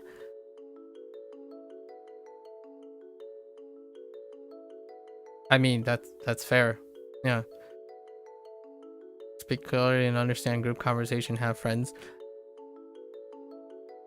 I hope that you get all those things by learning Japanese and sounding native. I'm not entirely sure if speaking clearly, understanding group, and having friends are predicated on needing to do those things. Yeah, but animator in Japan. Do you? Am I into the Silent Hill games by any chance? I know a lot about the Silent Hill game. A nice accent is a nice side effect. Yeah, it's a coincidence. Yeah, it's a nice coincidence, in my opinion. Yep, I agree with that. Yeah.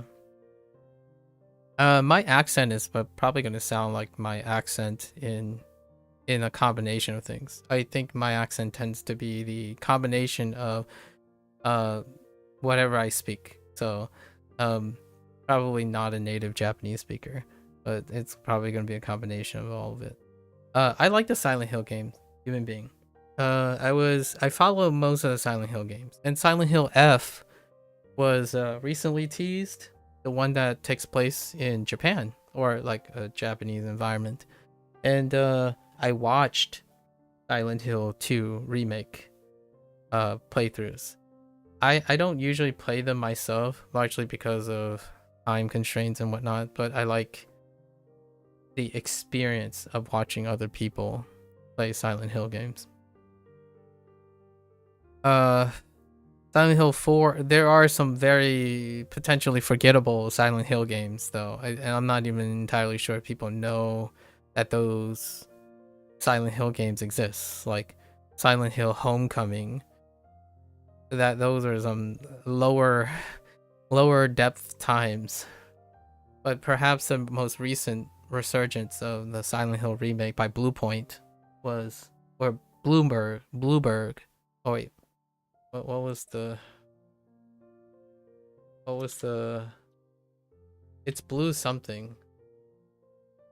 Is it Bluebird Team?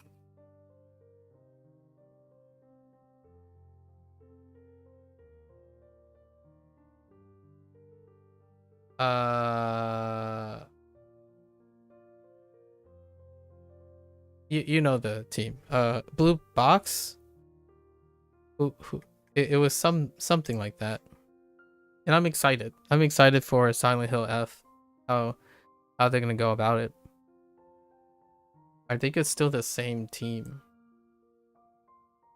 May I ask, are you going to school for animation, or are you just gonna go into animation somehow?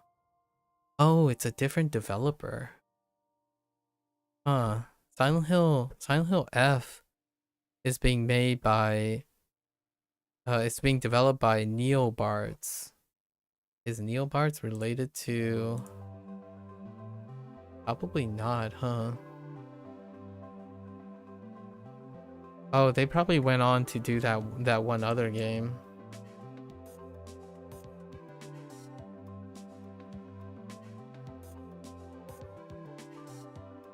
Bluebird, yeah. Bluebird team probably went on to only make that one game that was announced recently.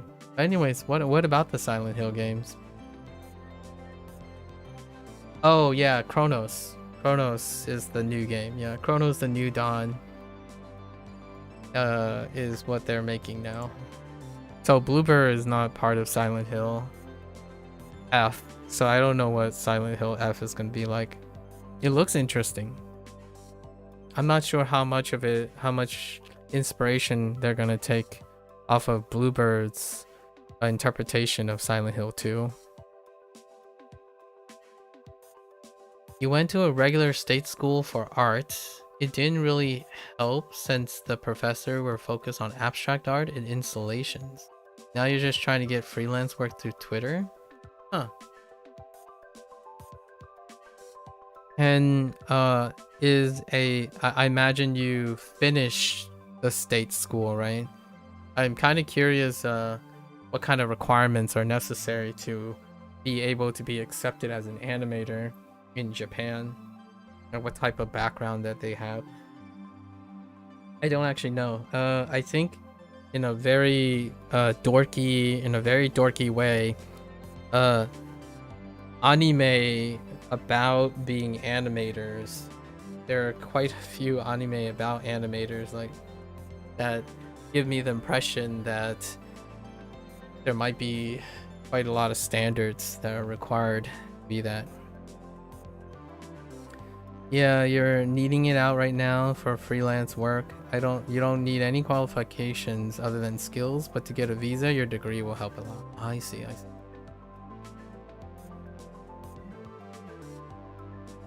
Yeah, that sounds. Hopefully, things go your way. I have no like red aspirations to go to Japan, like to reside in Japan. I will visit at some point. I have no plans at the moment, but I do have a lot of alternative reasons to end up in Japan sometime, or like a temporary thing. But ultimately, I like to be part of an environment where it is not exclusive to one language. So where I live now currently gives me the opportunities to exercise the languages that I'm currently learning, and then I still can, you know, watch things, get people excited about learning Japanese and sharing Japanese stuff. Not necessarily being in Japan must suck if you just work a regular salaryman job, but you have a PhD you could potentially teach in Japan. Yeah, I could. With a PhD, you can probably do a lot of things, but I would say that there's not enough things in Japan that makes me want to live in Japan.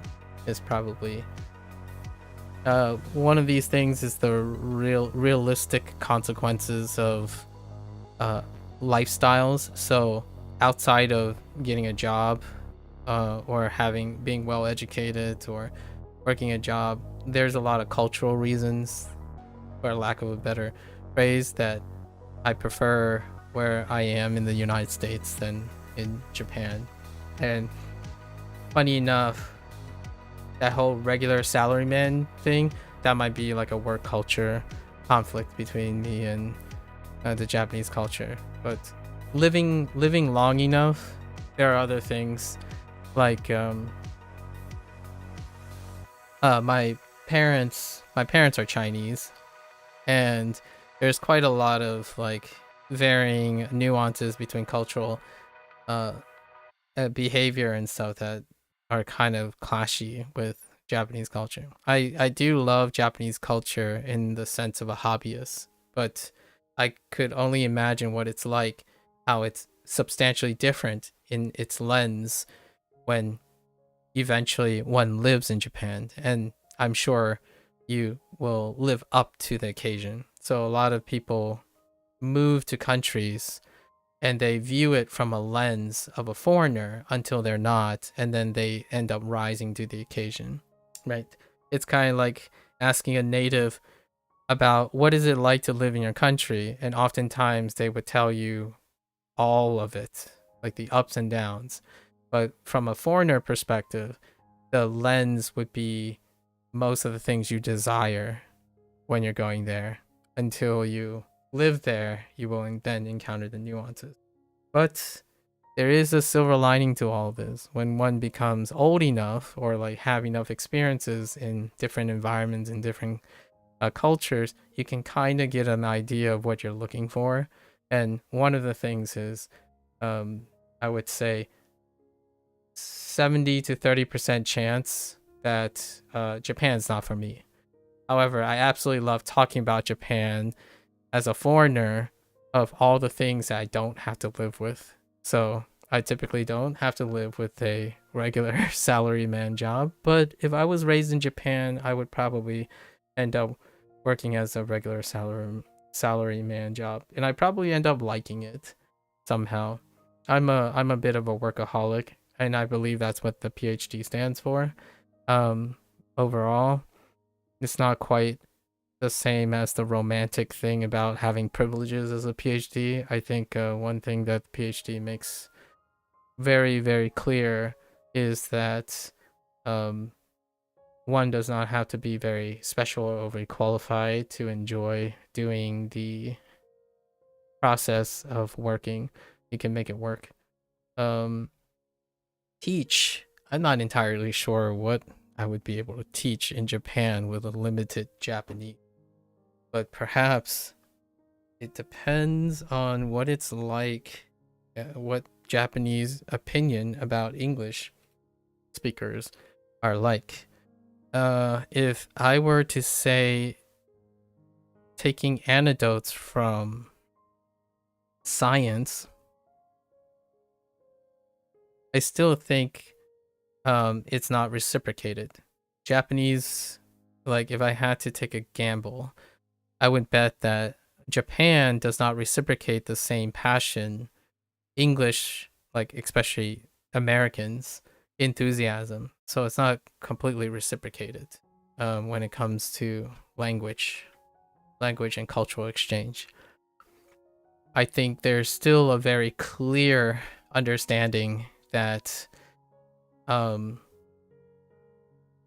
euphemisms are used to describe American culture versus the double standard that's applied to Japanese culture from this side of the pond, if you will, this side of the pond. So how do I know this? Not necessarily because I have Japanese friends or anything, but it also holds true for Chinese culture, where there's this distinction and it's not reciprocated. So oftentimes the enthusiasm that Americans may have for the Japanese culture is often not reciprocated by Japanese people who look at American culture. And for myself, I was raised in a multicultural environment, and I like being in a place where there's a bit of chaos and there's a bit of non-bias and selective purity in like aspects of culture and accents and whatnot. Some Americans with masters are teaching English at university, which is probably better than in ALT or working at in Ikaiwa. What's an ALT? Assistant learning teacher? No, that can't be. That can't be it.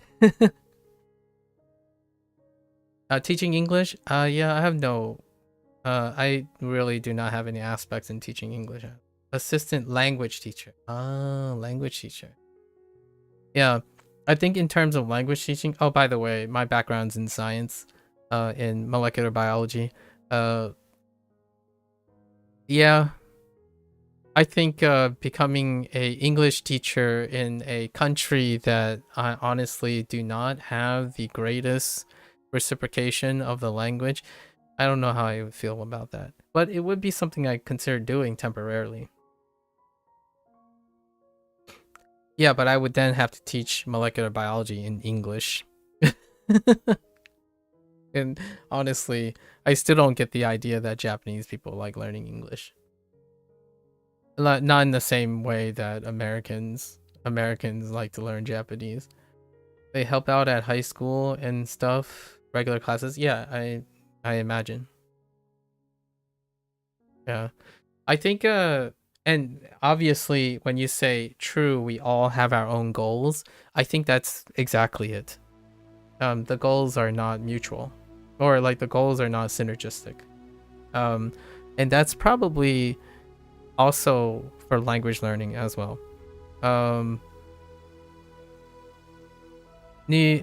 你那见进人开外讲话 right 那见看你不 关你不 knowing 你大爷跟一个关人中国人 right 中国人 knowing 没人约你我那讲话在你不话听人英文 knowing 你讲话 so most of the time, even though despite using different languages, oftentimes you would kind of supplement and go back and forth between them. And when I think about accents and whatnot, it really does kind of lean me into being a little bit more pushy back when it comes to accents. Because oftentimes, no comprendo no comprendo japonés, but most of the time, I feel like one of the interesting things about accents when it comes to speaking more than one language, I feel like it comes down to the idea that you kind of just speak in your comfort zone over time.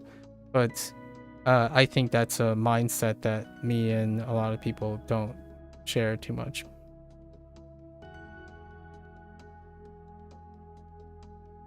I basically just said that if I feel Japanese people are still very concerning about their own culture, and Americans, for lack of a better word, those who are interested in Japanese culture are often really concerned about other people's culture and the adoption. And the one thing that I typically speak about is the idea of cultural exchange, where it's the two together that makes it very interesting. And it's hard for me to resonate with podcasters, especially podcasters that aim at teaching Japanese, as people that I resonate with. So I typically listen to podcasts from the very first thing. I typically listen to podcasters who also share American culture. So like a very, your couples who like one of the couple is American and the other couple is Japanese, and they would talk and exchange conversations in a way that involves celebrating the idea of both the cultures interacting. But when you get to Japan, I earnestly feel like it would be one of those things where you really, really are going to assimilate as opposed to culturally exchange. I'm not entirely sure how open Japan is to seeing an expression of multiple cultures. And I think that's probably the thing that I tend to emphasize. So don't mind me if I feel a little bit dismissive. I might sound a little bit dismissive when other people are incredibly passionate about it. I hope that your passions drives you to be an animator in Japan. I've heard, despite what you might think, animators have a really rough, they're very studious too. Like, I'm not entirely sure if working as a regular salary job isn't all that more suck than having an animating job in Japan. So that's probably one of my takes on the Japanese work culture. I'm not entirely sure if it isn't going to be brutally taxing. It's a bit stifling sometimes. Yeah. Of course, I've never lived in Japan, and I don't have any Japanese people in Japan, but I do have to say that growing up in a Chinese household, there are things that I say that may sound on the surface very Japanese as well. But with the animation, you already have some production assistants reaching out to me for work, so it seems like the fastest way to make an income with art for you. Oh, that's nice. You already have a connection. Yeah, that is definitely very pragmatic. Yeah. Like, one thing that I probably would say that my parents definitely illustrates quite a lot is that, especially in a Chinese household, is that work culture is something to be experienced, and oftentimes work culture is underestimated. And I would say it's probably the same true for Japan. So if I went over there to teach English, for example, and or teach molecular biology, I probably learn to love the increased work culture. Also, in case this wasn't too clear, usually for me, in my cultural upbringing, the harder you work, the more you like it. So it's kind of counterintuitive to suck at your job or be good at your job and also like your job. Like for myself personally, like one is good at their job because they like to work hard at their job. And for myself, I kind of liked my job a little too much and I kind of burned out at the job. And that's something that does happen in Eastern cultures a lot. True, you do love art. You've been drawing for almost 10 years. You hope it'll be enjoyable. Yeah, I hope you get like all the like super positive stress, you know, positive stress. Like you love drawing and going to a country that basically, you know, draws on that love for passion to become sustainable. I think one of the things that are a little uncommon, like hear me out here, I do know of a couple people who did move to Japan. Like, not personally, but anecdotally, like reading the stories and history because I listen to vlogs. I listen to vlogs of foreigners going to Japan because they also speak English. They saw quite a few of them ended up moving away out of Japan after 3 to 5 years because they found that being in a country that's adjacent to Japan, who also might speak, like be speaking a different language, like Chinese, for instance, is because the work culture was more sustainable for their content creation. So, like, what I mean is, these couples ended up becoming together, and they ultimately choose to move away from Japan to the other couple members in order to promote a more balanced lifestyle, because one of the things that happen often is the unexpected work culture, and it's not like a bad relationship or anything. It's the understanding that one of the members knew about what it takes, like what the work culture is like, and then the other person knew what they required, and they agreed that it was a lot more manageable for two people when they're away from that work culture. Although, with all that said, you couldn't convince my parents to take a vacation even in retirement. They're not Japanese, but they're Chinese. So you hear a lot of stories like this, you just try to shut those stories out of your head, but you really do burn out. But if you really do burn out, you'll try to figure out something. 10 years of drawing. I think you got it. 10 years of drawing and how often you draw, that sounds like you got you know, your 10 years is a long time. I think nowadays people burn out after like 2 years. Yeah. Very nice. How far are you into your Japanese studies? Is it soon? Like, are you going to Japan? Is this soon? Happening soon? I was married to science. I was married to molecular biology. Like, I think even after it's been 6 years since I took a break from molecular biology, 7 years. And before that, you know, when I was 30 years old, right? When I was 30 years old, I spent like more than 80% of my life dedicated to science. So nowadays, it's kind of more of a chill thing. I'm not even entirely sure if I even need to work if I move to Japan. I don't think I need to work.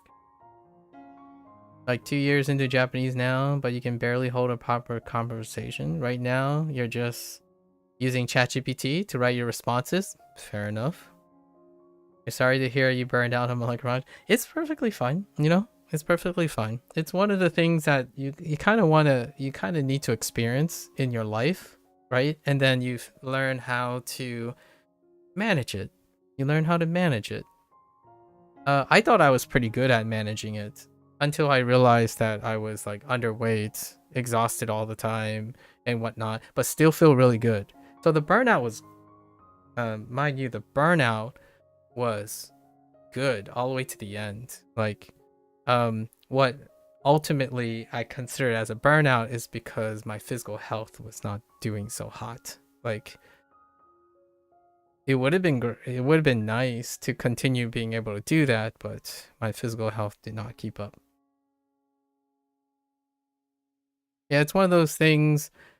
You look at the mirror, right? You look at the mirror one day and you realize, when was the last time you ate? Or when was the last time you slept regularly? Right? And then that's kind of one of those things. And you take a break and then maybe sometimes you decide it doesn't happen. But who knows? Going back to science is pretty neat, or teaching English. Or I thought about the JET program actually. The JET program sounds like a fun little annual year. It doesn't have to be permanent. Life is very tentative as well, right? Proper conversation, huh? I like the whole ChatGPT idea. How are you writing your responses, by the way? Like, are you role playing with ChatGPT? That's a phase of Japanese that I'm going to show later down the road, but I'm actually starting it with Chinese first. Because Chinese doesn't have like a particular complement or something. Yeah. Or Spanish. Spanish can be fine too. You write a response, then you have ChatGPT revise it. If I don't like it, like if it's too formal or stiff, you'll re-ask it. Interesting. So you write a response to what? Are you getting ChatGPT to ask you a question first? You're really afraid of business language Japanese like Keigo? I can imagine. Actually, I can really imagine, yeah. So, are you getting like ChatGPT to ask you a business language Japanese response? Honestly, you know, that's kind of interesting thought about the Keigo. You can write some rudimentary Japanese and then you have ChatGPT make it better, basically. Oh, like convert it. Ah, just like a native speaker correcting your language. I see. That's an interesting way to go about it. I'll have to keep that in mind. That's a fun thought experiment if it does that. Huh. Intriguing. Yeah, I have Keigo is something that's not even like it's outside my thought of consideration. It would be interesting to see what it looks like. If you don't know much Japanese, it's hard to gauge how the ChatGPT response is coming across. Yep, it's true. It's true. No, I mean, that's perfectly perfectly acceptable. You didn't think about it either until you had to talk to that production assistant. Yeah. I obviously didn't think about it because I have no aspirations to work in Japan in that capacity. Or I guess if I were to work in Japan, I'd probably end up being an interpreter, an English interpreter. I spend most of my time being a interpreter in life, not a translator or like someone who works in business transactions, but more in like lifestyle interpretations. My parents being a great example because they do not have command of the English language.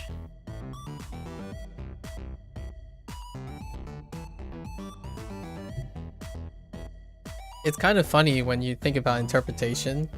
I think translating is hard, but interpretation is easier, largely because, and you know, experience, right? Like what you practice makes it easier than the things you don't. So when it comes to like translation, let's just say I get my butt kicked by, you might be thinking, nah, this like Duolingo kicks my butt. Like I still use Duolingo, but Duolingo kicks my butt because it works on translation, and interpretation is not the same as translation. When you interpret things, it doesn't ask for like it does this grammar. It asks for capturing the feeling of something. So when I'm learning Japanese, for example, and I'm watching anime, a lot of times when I'm practicing Japanese, I'm interpreting. I'm not translating. So oftentimes I need to do something like this, like vocabulary, straight up vocabulary and like grammar books and stuff, to offset my diligence, my lack of diligence when it comes to translating. I think translating leads to a lot of structural things that someone who constantly listens to a different language may overlook. So when you mention like I guess human being, also mention vouching for podcasts, improving your like maybe your pronunciation and your accent, I agree, and your comprehension to some extent. But I think something that does fall by the wayside a little bit is interpretation. So what I mean by that is to do that, you will enter the realm of interpretation quite a bit, and that can create loose grammatical things when it comes to reading. But apparently human beings reading improved, so that's an interesting expectation. I haven't considered if that's a possibility, where your reading comprehension and your reading and writing improves from listening and hearing things. For my most of my focus is on reading and writing, as opposed to listening and speaking, because it's kind of funny because most of the time I'm reading as opposed to that. It's the real-time aspect of interpretation that scares you, but you can see where you're coming from. Translation requires high-level writing skill, especially for academic books. Yes. Yeah. Translation, like, it's funny, but hear me out. It's not a bad thing. I like working hard. When I work, so when I'm translating, I'm working really hard, so I get to learn quite a little bit. Interpretation, there's a lot of lost grammar, like a lot of lost things that you forget or like you don't use out of native tendencies or something like that. So for example, when the doctor explains something to my parents, right? Like they say, "Oh yeah, don't worry. This is situational. It's probably a natural consequence of getting older." And my interpretation to my parents is based on, hey ma, you're getting old, so this happens. But I said it in Fujianese instead. Like, ni não lo, chúng nó three tầng ni lo, mo gong bang he now ni knowing now lo, chúng nó và xiên chúng nó die. So, the way to quote unquote naturally say what my doctor said in English is not similar to like the way I'm compelling the same feeling that I am in Fujianese. So you end up inherently not using certain words and stuff, even though you have to learn them. And that creates heritage speakers. Heritage speakers where like when someone asks me something like, hey, do you know what this is? Like this mic? And I'm like, no, I don't know what it is. I usually just refer to this as knowing knowing. And that all what I actually said was, oh, this is a device that records voice. I didn't say mic in I didn't say mic in Fujianese. I described this as a device that records voice. So now, is that the word for a mic in Fujianese? I don't know. I actually don't know. It might actually be, because in Chinese, much like Japanese, when you're interpreting an English word like this, right? It's always gonna feel like this. Like, it's not gonna change, which is kind of funny when people say it does change or it feels like change. It's more like you abandon this or you become okay with it. So, like for me, this is anecdotal. So when my parents say like, oh, 这内没对里内, it's like saying hen person. It's a weird person. It's a person that's acting weird. And in English, you could say eccentric. It's an eccentric, but it's like I'm not sure if it's any formal or less formal, but it would just be like, oh, it's weird person put together in Chinese too, like, or in Fujianese. It's like weird person slapped together. So it hasn't ever changed in that nature. And I don't think the translation has slowed down the interpretation. So I'm not entirely sure if you're going to have that same experience or if human being is ever going to have that experience, because our life experiences are very different. I interpret on the fly as acquiring the language when it comes to reading and writing. And it certainly makes for terrible grammatical errors. Your theory is that you got better at automatically understanding the language once you started focusing more on your listening skill. I see. As in, like, because of the process, that skill of being able to focus on listening, it overlapped with also it could be applied alternatively to reading itself. That's a neat way to demonstrate what it's like to have emergent skills, like from doing things unexpectedly, right? So yeah, most definitely.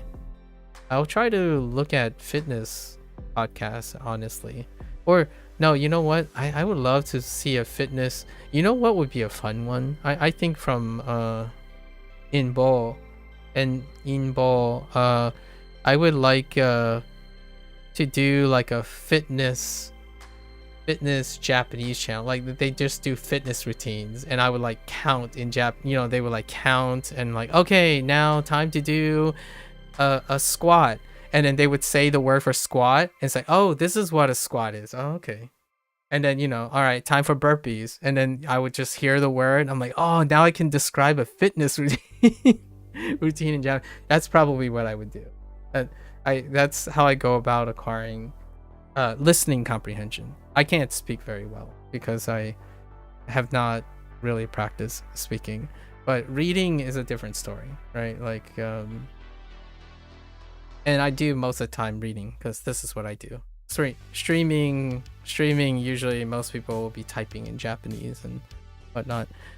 Maybe one day we'll exchange Japanese stuff. So 2 years of Japanese. How did you go about your 2 years of Japanese? I don't actually know how long human being has been studying Japanese. Squad in Japanese is skewato. Skawato. Yeah, I guess. Yeah, that would. But yeah, Kiniku TV, not the second one, is great for that. Okay. Yeah, like, for the record, the worst part about my Japanese right now, easily, hands down, no contest, is ego. Ego for sure. It's been a year for you, human being. Like when I read katakana, I lose it. In fact, I spent the last 4 hours talking to another friend that I have about, like, what the heck. I see machi, but what the heck? Which machi? Like, is that match or is that what is that? You know? And then all I can think about is kaigo or like, not kaigo. Is it kaigo? Kaite? What is events? What is a match in Japanese? I'm messing up the right kanji is not correct in my head right now. What up? If I see it, I know, but I'm not producing it probably. Oh, shiai. Shiai works too, actually, but that's not the one that I'm thinking of, but shiai works. Like, I would probably recognize shiai, but I don't know if machi has anything to do with shiai. Is it a match, like a lighting match, or like English becomes a little problematic. It isn't, probably. It's not dealing. It's probably the lighting match. Hold up. What's a matchstick? Oh no, it's not. Yeah, see, I don't know. I don't know. The person who taught you Japanese is Hojiman. He has a small YouTube channel on here, and he also liked Trenton, who does great videos on how to learn Japanese through listening. Ah, okay. String of katakana. Ooh. You know what's the craziest thing about... Here's a great example. Right, these things. When there's a string of katakana, it's like... What happened to the spacer? Like, what I mean is, a lot of times when there's a string of katakana, my immediate thought is, why does this not even look like a Japanese sentence? Because what I mean is, sometimes the katakana would be stringed together, right? And you're like, where's the break? Where's my particle? Where's the imaginary pitch accent pattern that I can feel? Like, it's screwing everything up. That's what I feel like. I panic when I see a string of katakana. I'm saying this not in a really negative way. I just think it's funny that that's what happens whenever I hit a katakana string. I'm like, what happened to the particles? The particles are gone. I can't visualize where the words break up. Like, where does one end and where does the next one begin? What's a great example? Like, heck, I trip up on compound words all the time. So like, ice cream is still kind of tough. Like, whenever it's blended into a thing, I'm like, oh, ice cream? Ice and then cream. Like, all right, cool. Those are two separate words, but they're right next to each other. There's no break between them, so I can't tell if they're two words or one word. Learning to listen to Japanese is like that because it's like a long string of hirakana, no kanji to break things up. It's hard. Listening has different parts, but yes, I would I would sort of agree with you to some extent. When you're listening to Japanese, you're listening into the format of a sentence. So they all have pitch accents. All the pitch accents break up all the words. So if you're listening to pitch accent, they break up all the words. So it should be inherent to you over time. Your ears should, in my opinion, accommodate the flow of the sentence. So it does break up all the words when you're listening to Japanese. Japanese is broken up due to pitch. At least in my opinion. So when you're listening, like it's kind of like Chinese. They're all broken up in tonality. So even if there's no like actual literal words that are broken up, the sound breaks up all the words. But sometimes they also slur sounds when speaking first, so it's kind of balances out. That's a thing, slurring words, but slurring words is also an act of breaking up things. So I would say that works to breaking up words. When people slur, it's also breaking up words. So like words that are slurred together are commonly slurred together. So you know that that's a compound word. So that slurring is actually even a different element of speaking. So in its way, it will also give away certain things. Like coulda, woulda, shoulda. You know, coulda, woulda, shoulda is slurring words together, is contracting words in English, but they're always the very specific slurring. So when you listen to someone, it gives away what words they were slurring. So woulda would not be anything else other than would and of, would of, would have. So I think that's okay. But yeah. Speaking and listening are reading, writing versus listening and speaking, definitely on the same coin but different sides of the coin, and that's why we learn language. It's fantastic. You should try looking at Japanese coffee shop menu. Lots of scary katakana combos. Oh heck, listen, I love looking at restaurant menus that I can't visit yet in Japan. Like, I sound a little bit generic for sure, but when I visit Japan, it's gonna be about the food. And I can't tell you how many times I looked at a Japanese menu. I'm like, hey, let me try to guess all of these items. And thankfully, there's a silver lining to this. If it's a food item, I got your back. If it's anything else, count me out. Because when it comes to food, yeah, my first thought is typically food. So whenever a katakana, like a string of katakana, if it sounds like a food item, I would immediately think about a food item first. This is a personal preference. I think of food first. So I kind of like coffee shop menus because it kind of gives me a slight reward to knowing that, oh, I can at least recognize food items. But man, anything else is not that great. Like I can even give you an example. Oh, a computer, like a not a computer manual, but like an instruction manual.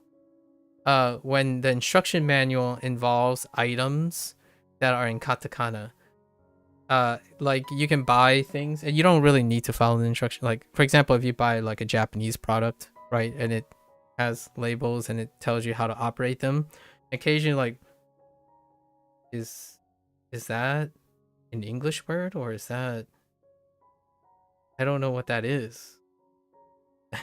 So sometimes that happens, and it deals with like electronics a lot of times. But food items are great. Yeah.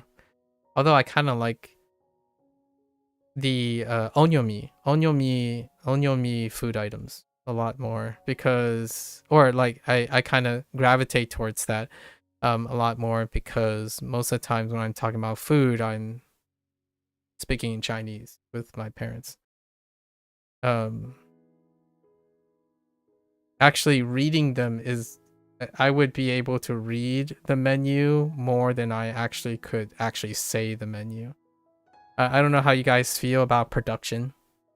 I feel like production tends to be one of those things like, yeah, I can read all of this, I can listen to this, but man, do I not want to produce any of this. But with proper incentives, you know, proper incentives. I don't think I really stress out about that too much. It's whatever, wherever life takes me. 1 year and 2 years. Speaking is the last boss of language learning.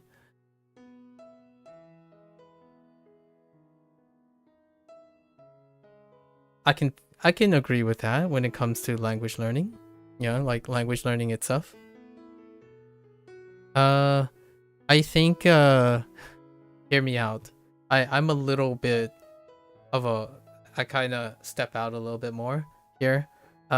Language learning, communication is the end boss, or making friends is the end boss of language learning.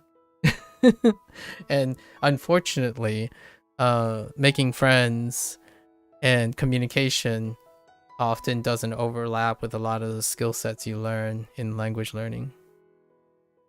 But at the same time, I also keep it as a process of the end boss of language learning. But it's more like the fruits of language learning. The fruits of your labor in language learning is having the opportunity to making friends, right? To going to a country and interacting with their culture. And I hope that's a rewarding one. And hear me out. Have you ever played a game where the last boss is like a victory lap, as opposed to the last boss being the hardest thing you've ever done? Because in my eyes, that's kind of how I feel about language learning. The last things you do are like your victory celebration laps. You get to use the language. Like speaking is tough, but also it's fantastic. Like writing messed up Japanese sentences and getting someone to correct it is like the best part about learning a language. Like you finally get to produce the language that you spent so much time investing in. And for me, that's where me and a lot of language learners do conflict quite a lot, because they are like, for you, for example, you did express it a little bit. You are very concerned whether you can speak clearly or correctly, and you know, the business thing, and that deals with the whole professional side of things for sure. However, I think before you get there, oftentimes you can be celebratory. Like, I say a lot of wrong things, but I'm also learning. And saying a lot of wrong things is a great way to kind of reward yourself for seeing what else you can do, right? I guess on these things a lot during my lessons, so I should really finish these lessons, but I also talk about them a lot. Like a lot. I mean, I'm 4.5 hours in and I only did 100 reviews. So I think, to me, if you love drawing, spend hours and hours talking about it. Even spend hours and hours talking in Japanese about it. Ooh, that would be great. That's how I'm gonna go about doing LLMs, but your approach to LLMs is interesting, so I'll keep that in mind, because there are a couple of people who have used LLMs, and you and the 2 other people that I know interact with LLMs in a different way, and it's really clever. Like, what I mean is really cool. My way ends up being different too. I use things that I would already do in my current languages, and then ask them to give me example of that, and then I will produce something from that example. So, for example, give me, I would, go on ChatGPT, give me an example, an explainer of Kiniki's TV2 channel in Japanese using JLPT N5 to N4. And then I would read it. I'm like, huh. Now, how do I put that in my own words with the Japanese that I can produce? And I would give it back. And then that was it. That's how I would go about it, because I would already do that. So then in the future, when, not a native Japanese speaker or a native Japanese speaker, or like maybe human comes on by and asks, how am I doing? And I'm like, hey, I practiced this thing. I can describe to you what I'm doing recently in Japanese. I'll describe to you this channel that you have introduced to me, and I'll say it in my own words in Japanese. Not that it is native, nor is it correct or like spotless. The idea is I took something that the LLM produced within my given comprehension range, and I rewrote it in my own words, and that's interpretation. So I have a very fixed, like a more preferred practice way of doing things. So I would take something, I would read it, and then I would put in my own words. And that's the aspect of language learning that I typically do to acquire the meaning of things. Yeah, you do think LLMs create nice language. One thing people have found is that the grammar explanation it gives is wrong a lot. You just want to use it as writing as a sort of immersion conversation. I mean, that's fine. I don't use it for grammar. I don't think you should use it for immersion. Like, I don't even use it for immersion or conversation. I use it for production. So that's kind of interesting.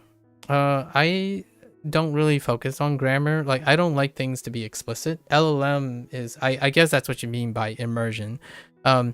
You're talking about using LLMs as a form of interaction as opposed to explicit instruction. And I agree with that. LLMs are, oh my goodness, Windows 11 reminder. Okay, I agree with you. LLMs are used as a downstream event to interact with something without explicit instruction. Your explicit instructions are your explicit instructions. Grammar textbooks are explicit instructions, right? SRS is explicit instructions. So the example that I made was explicit instructions. There was no way of determining whether they have great grammar explanations or not. The idea is I'm reading a review produced by the LLM, and I'm putting it into my own words. In my own words, I know how to evaluate the grammar of my own words. And then using that, my own words, I can reproduce it to someone else, and they would provide the feedback. Or I can associate it with another grammar source. I'm not asking the LLM to evaluate my response or convert it. I'm converting what the LLM is supplying into my own words. So it's the act of production as opposed to the act of learning from the LLM per se, right? Like, I don't know if the grammar is correct in the LLM, but I know if I can read it, I can use the ideas that I synthesize from reading it to describe it myself. So I'm learning about that channel using my Japanese, as opposed to thinking about grammar or anything. So like when someone say, oh, this is a great television show, I will ask ChatGPT, hey, can you give me a summary of the first 10 episodes of this show in Japanese using N5 to N4? And then I would read it and see if I know enough, and then I would try to summarize it in my own words in Japanese to capture some of the meaning. So then I would be practicing someone, oh, hey, a Japanese person said all these things, it doesn't have to be grammatical, because when you're speaking, it's not necessarily grammatical.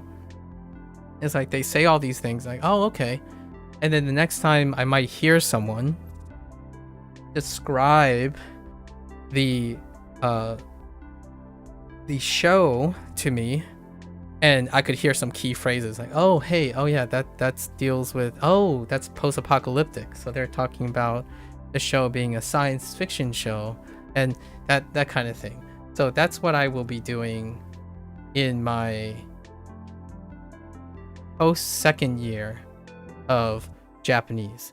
But next month I'm doing that with Chinese, because Chinese is much closer when it comes to that, and I still have other projects to work on in Japanese. Like, I haven't finished some of the stuff.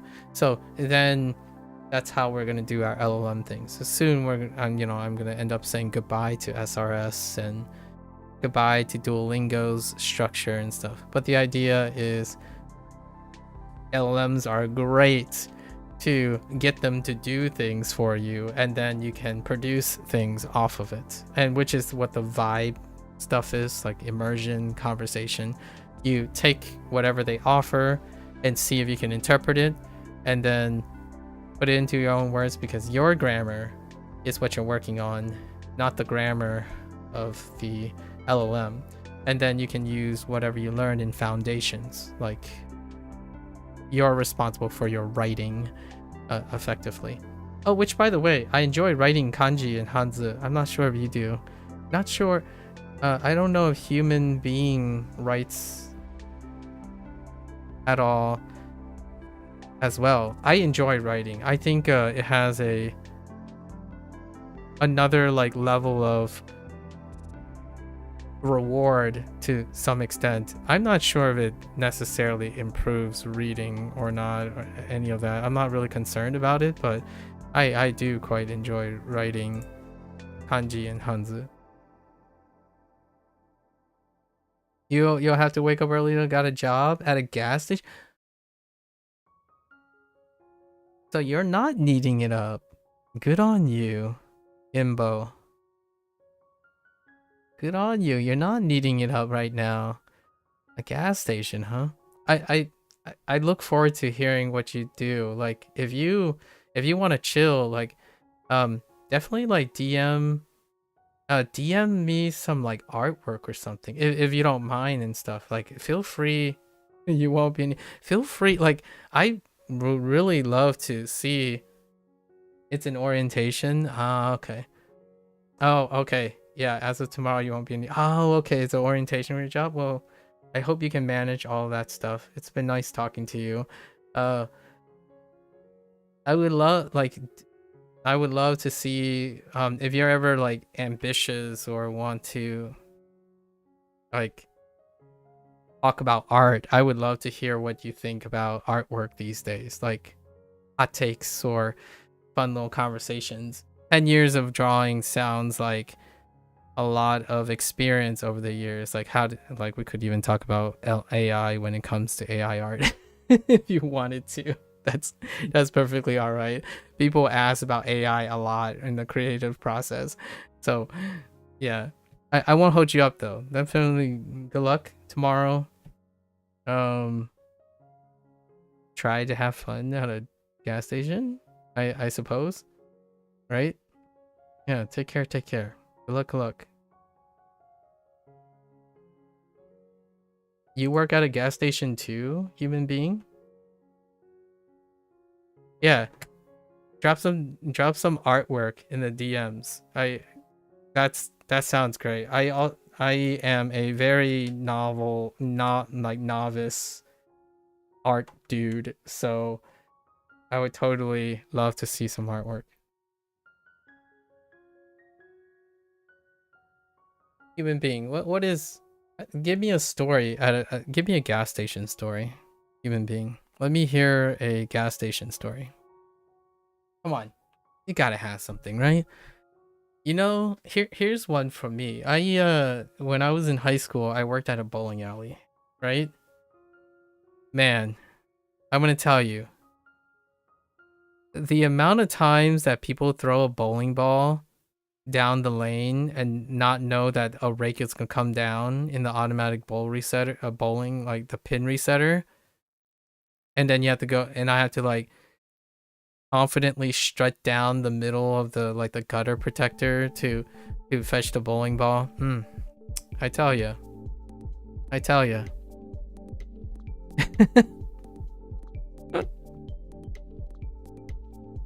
haven't. Here's a little bit of maybe a disappointment. I haven't seen anyone throw a bowling ball through the roof though.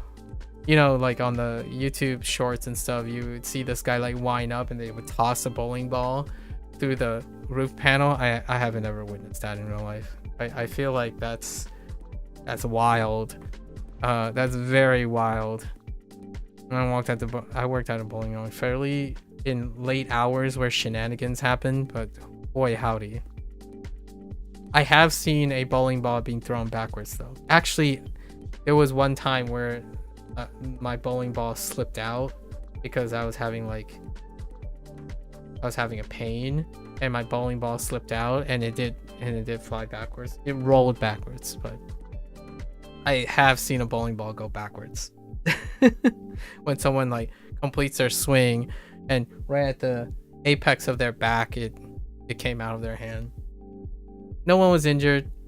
There might have been a dent on one of those like automatic scorekeepers, but it's just, you know, it happens. I'm not sure about your gas station stories though. I could only imagine what it's like, and depending on the hour and whatnot. I worked at like the late hours, the hours where people are drinking and bowling at the same time. That used to be a thing. I'm not sure if that's allowed anymore, at least I think there was a thing recently separating those two things, but I was working at a time when during a certain hours you can still have drinks being distributed during adult event hours. Oh, shenanigans. All right. 変人 Engine. Let's see if I remember all these things. I think I remember. Right? Whoops. Wait, that's still courage. 勇気 Yuki. Oh, is this the first lesson? I think this is the first lesson, so we're good. Right? Right?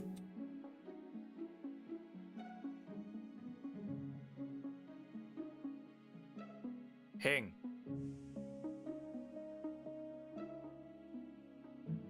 変人 Engine. I can't spell weird. Oh, is this just weird? Oh yeah, it's kind of like Chinese, huh? Wait, I can't spell weird. Is it I before E?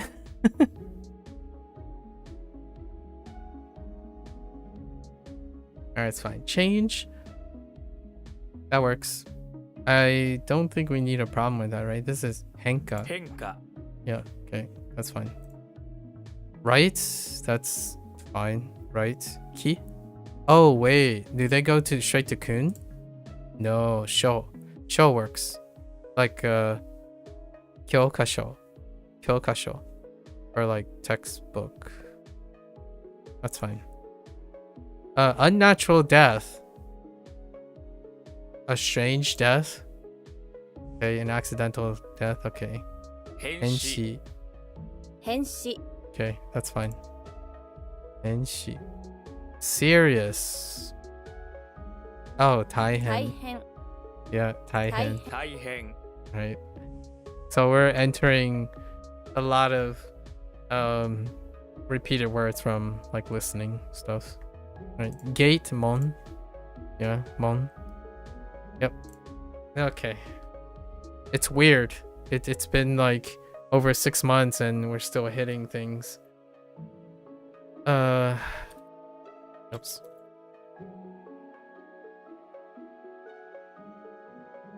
変死 Enshi.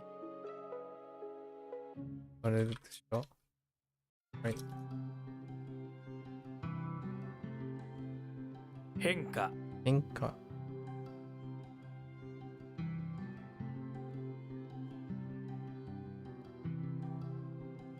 Ah! I keep typing the wrong. 大変 I can. I keep typing the wrong thing. All right. Incident. Yep. Yeah. Yeah. Right. Remember that occurrence. Is a formal word for big unexpected. Yeah, it's a disruptive and chaotic. This can involve natural disasters. Yep.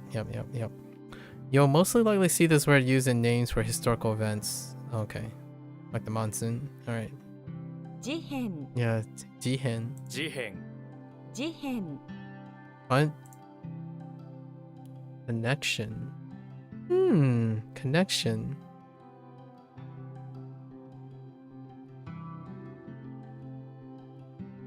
I didn't. Oh, okay. They're grouping this together with thread. I see. A modified thread. Fair enough. All right. The connection. A psychic leader can pick a thread up off the ground and make a connection with the person that it comes from. This leader is very powerful, so even a thread is enough for them to make a psychic connection with the person who is wearing the thread. Okay. As you develop this psychic connection with the owner of the thread, you can tell that he is currently eating a cake. Do I have an example with K? I don't think so. No, I don't. Kanke. No, that's not good enough. Nope. Okay, so this is gonna be like a vanilla remembrance here. Method's good. I wonder if this is using koto, because it almost sounds like this would be a kotoba. 方法 No, ho, really? Oh, really? Oh no, this is ho, not ba. Ho ho. Okay, ho ho son. 方法 ほうほ Ho ho. Sorry. Santa. Christmas. Ho ho. Ho ho. Oh, boon ho. Or, yeah, boon う ho. 文法 Boombo. Oh, dendaku. Yeah, boombo. Okay. 文文法 I gotta remember. Dendaku. Product. What are the chances that this is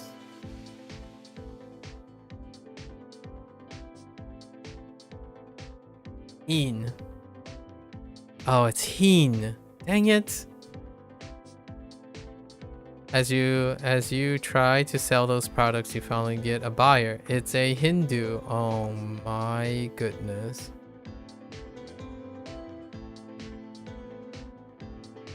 I don't know if I can remember Heen of Hindu.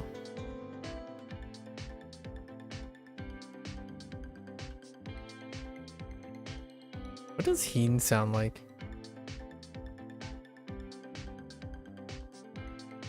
Alright, I guess I'll try this. Try this out. Sokuhin. Sakuhin. No, Sakuhin. Sakuhin. Are you still Heen? No, Shina. Interesting.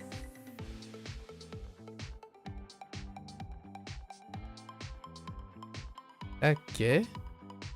Gehin. The heck? Oh. Alright. Psychic leader. And it's gone.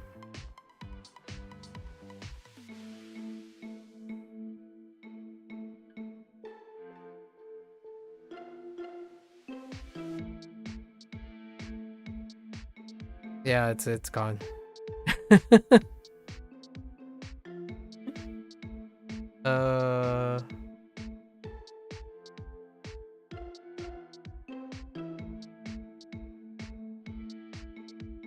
Yeah, it just doesn't work. I feel like it was. Oh, right. No, it's fine. It took a bit though. 事変 Ihan. 方法 Oh.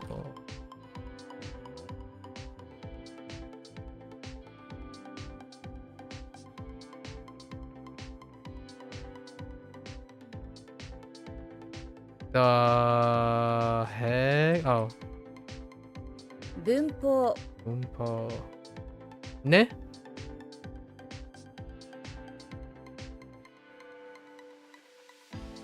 I wasn't paying attention. What the heck is this?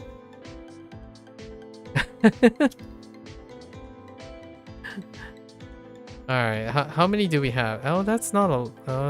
how much is that? 70? Alright, 70 is okay. Illegal? Oh, we got this. 不法 Ooh, 不法 that's fine. Unexpected incident, aka accident. But oh, it's the reverse. Or not necessarily. Oh yeah, it is the reverse. What am I talking about? What are the chances that this is gonna change? NG. 返事 Alright, nice. 返事 Alright, we're good. It's fine. Protect. Actually, did they have an extra meaning? NG is a formal word used to describe sun and unusual that disrupts normal, such as natural. Okay, you won't use see this word often, but they still come across in formal writing. With henji, think of how the N comes first to emphasize the strange. Okay. 返事 Alright. Protect. Ain't no way that's supposed to be Bao. Is this supposed to be Bao?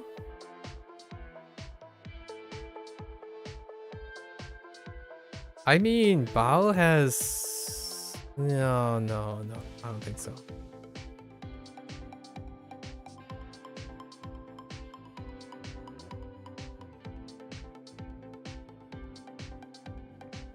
Huh. It does look very simplified.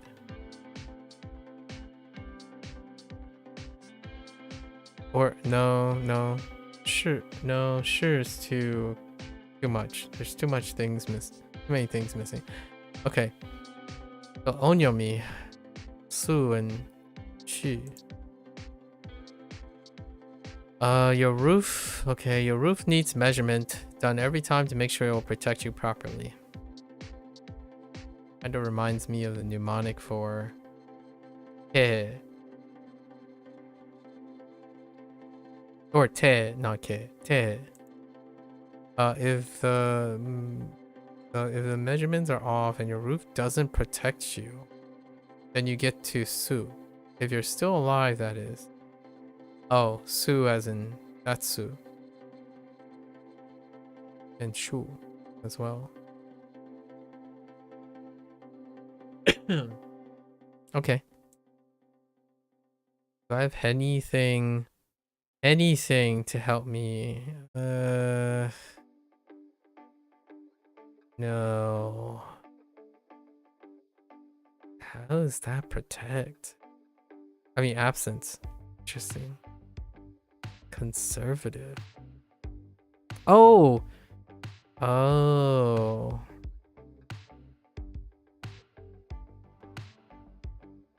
Okay. You change something. Interesting. Slightly different from ka or ba. The kanji is change, and this verb is to change something. If you change one thing for another thing, you're going to change it. After all, this word refers to changing one thing for a similar thing.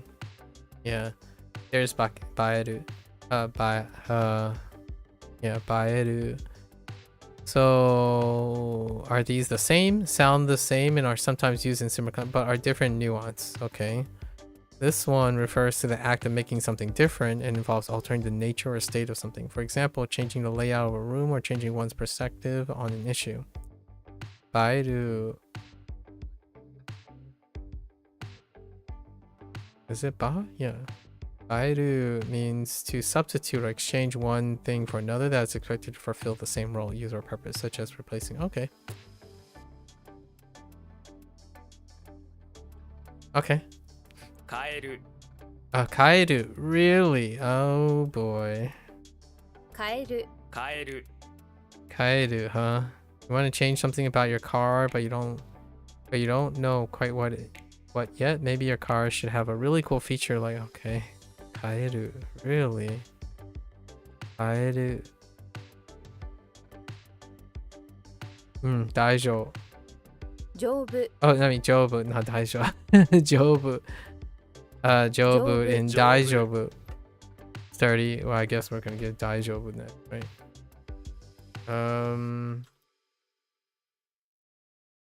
不法 Oh. This was in Shashin.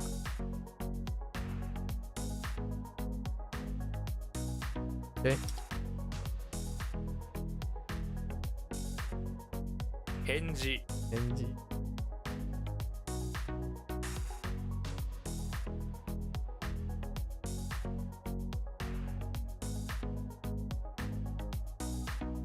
丈夫 Jobu.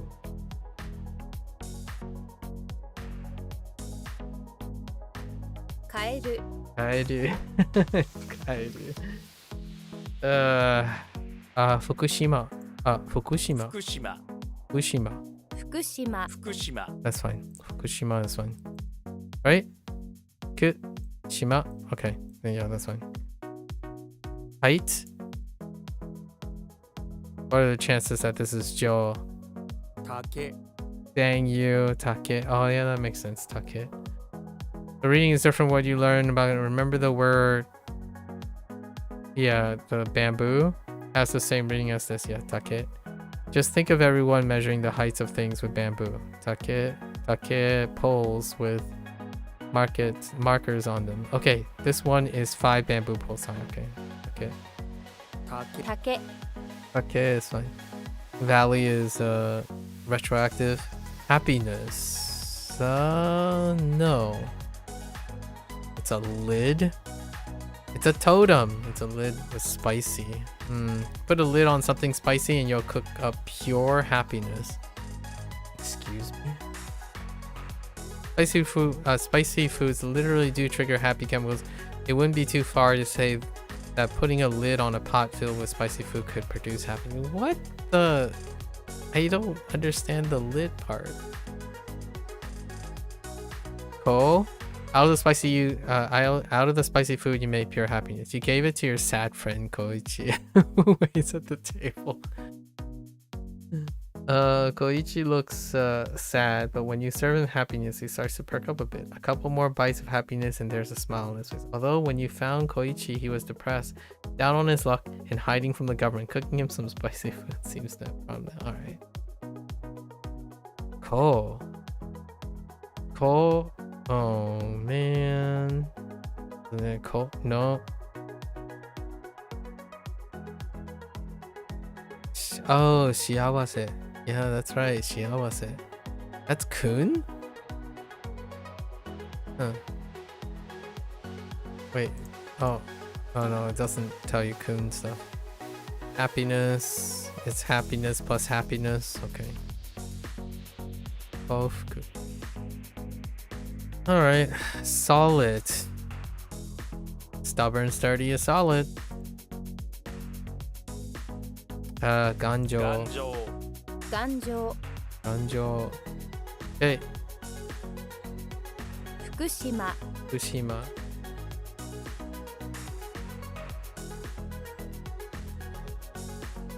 竹 Take.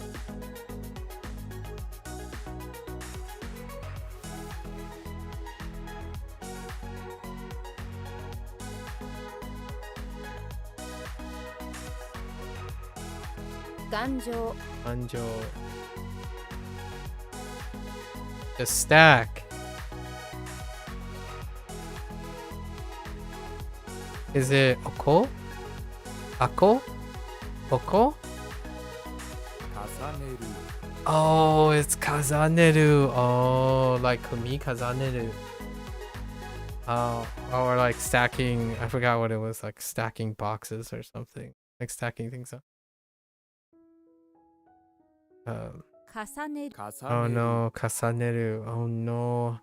All the things you stacked up were in preparation for your new casa. I can get that behind it. We can totally put in Spanish. That totally works. Although now all I think about is umbrella. Unfortunately. Or fortunately. With everything inside the boxes in lily pile, you're ready to move into your new umbrella. Casa. Casa. You got a lot of heavy things, so only logical is to stack them all up. Yeah. Besides heavy physical things, you can also use this word when you're going to accumulate things, like experience. Oh, okay. 重ねる Asaneru. Right. 重ねる I think I'm okay. Fine. Prime Minister. The head. The neck. Or head. Neck mutual, huh?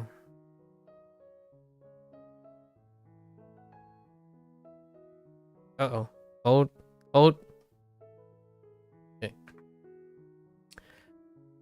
The neck minister. This meaning prime minister makes sense if you think about the neck being the most important part of the body, the head.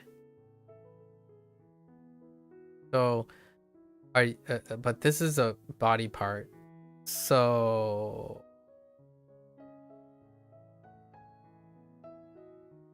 be normal. What would be normal for this? Neck. I can't unkun neck right now. What is an unkun neck? Yoso? I don't know. 首相 Shusho. Oh wait, that's Shu. Yeah, that's okay. Shusho. The first prime minister of. Oh wait. It also use a reading that you haven't learned. Ooh. Hold up.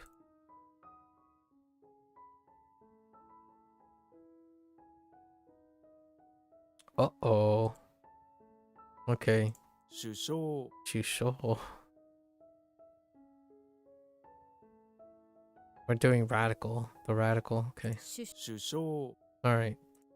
That's fine. Face is face. We're fine. Hurry.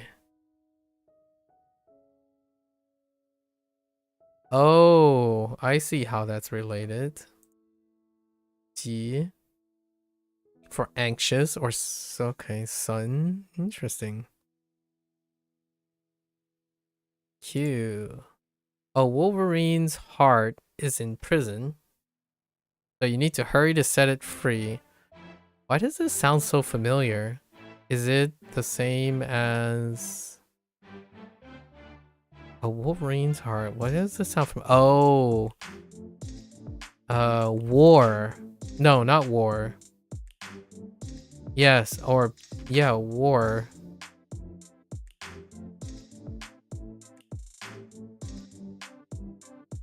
Yeah.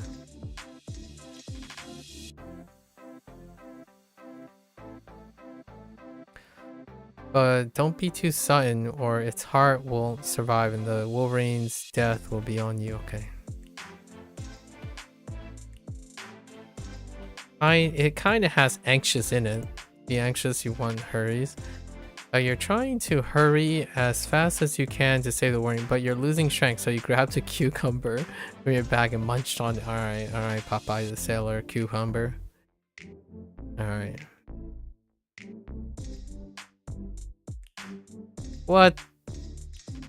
Of all the...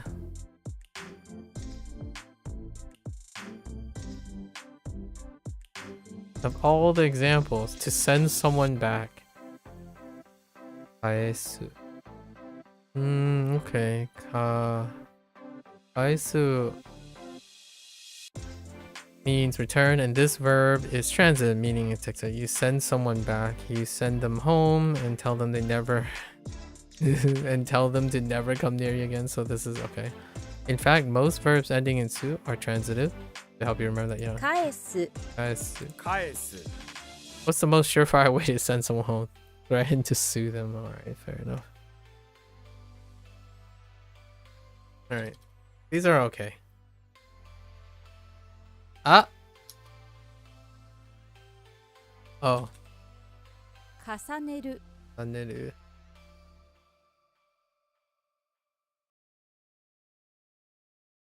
Shusho. You show.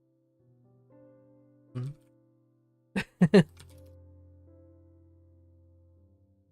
Kaesu. Nice.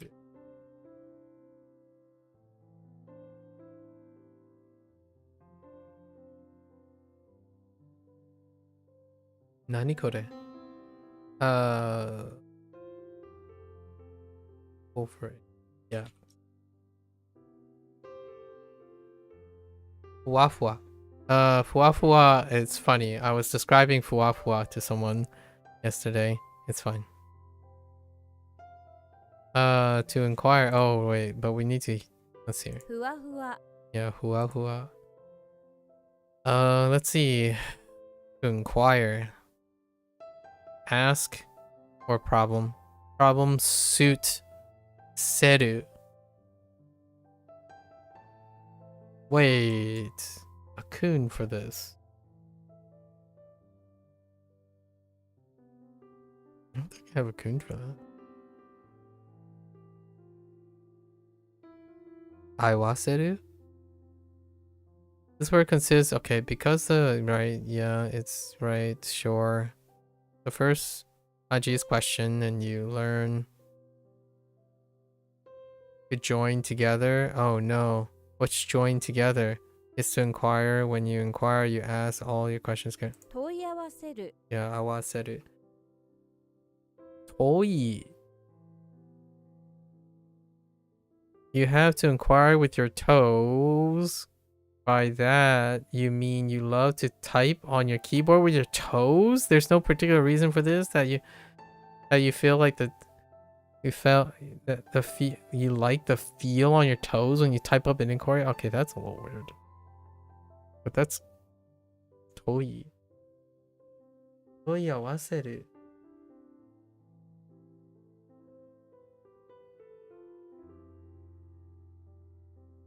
Why not just to inquire about your toes, you know? You have a little weird thing growing on your toes. Oh, that's kind of gross too. Alright. 問い合わせる問い合わせる Oiawaseru. Oiawaseru. Okay. Reality? Oh, that checks out. Reality is still reality. If the Pope, right, that's the Pope. If the Pope spends all day staring at fins on the ground, he's going to lose touch with reality. He should be focusing on his popish duties, but instead he's looking at the fish fins he dropped. And now can't eat because they're dirty. Silly Pope, you don't let this one thing get you down. You have other things to do. You're doing your best to bring the Pope back to reality when he snaps and kicks you in the shin.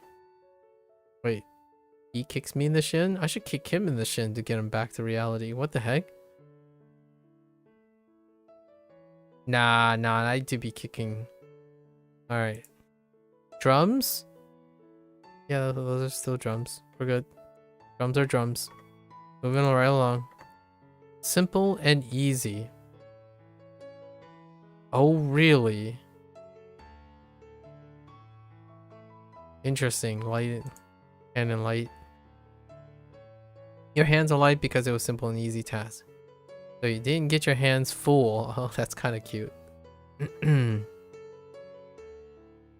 This word describes something that's hassle-free and don't take too much. Okay.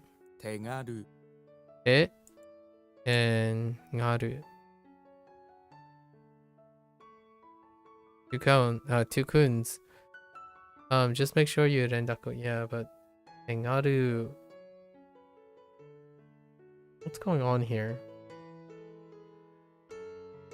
Oh yeah, that is a good. Got it. 手軽、手軽 All right, that's fine.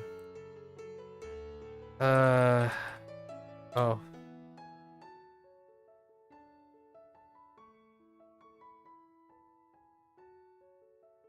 I'll kick you in the shins. Wait. Okay. 問い合わせる、問い合わせる。問い合わせる。ね? Okay. Right. 手軽、手軽. Alright. Moving right along. Line.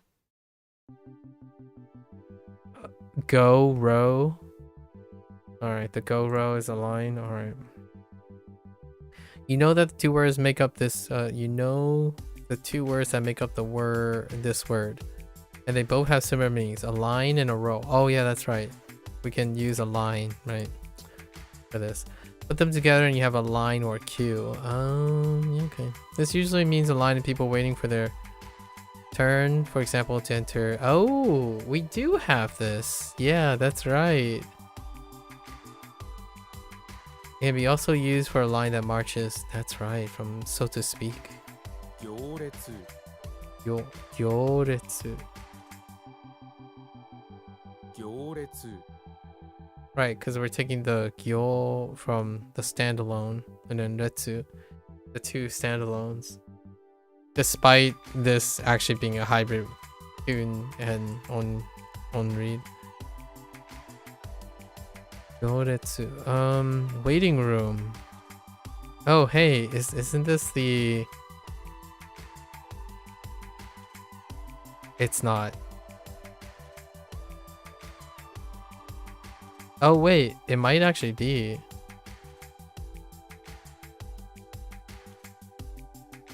So like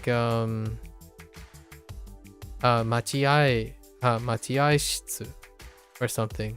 待合室、 Yeah, machiai shitsu. Yep. 待合、待合室 Just add room 待合 to 室、 a waiting room. A zombie? A zombie? What was this? Oh, this was Cloak. Oh no, Cloak and Zombie. Oh no. All right, help me out with the zombie thing. This radical has a figure reaching out both hands at you with some dirt on his head.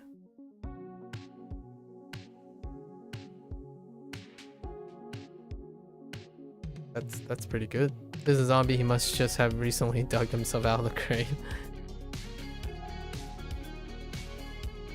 The cloak one is actually very tough to remember from HanziHero. Box. Hako. Are they gonna go straight to Hako? Yeah. Hako. Hardcore punk vinyls. And I can use the box to store your hardcore. You're a real connoisseur, so you know that hardcore music should only be kept in a bamboo box. As a kunai for woodworking, you can tell that the bamboo from the tree over there will make an excellent having a kunai, okay? Alright. Hako. I think Hako is fine. Okay. Next one. To close something. Shimeru. Shimeru. Means close, so the verb vocab version is to close something, right? Transitive. Primarily means to touch something in a physical way, often with a sliding or twisting motion. Okay. 閉める Shimeru. 閉める、 When you want to close something, use a sheep.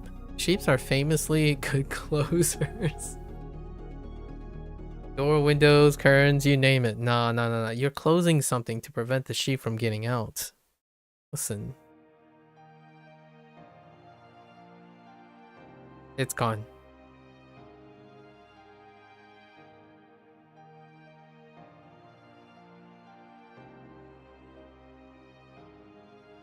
Gyoretsu.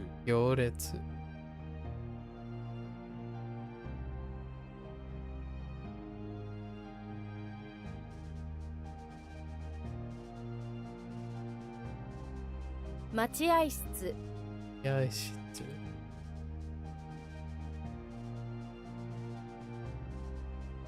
閉める Shimeru. Oops. I added.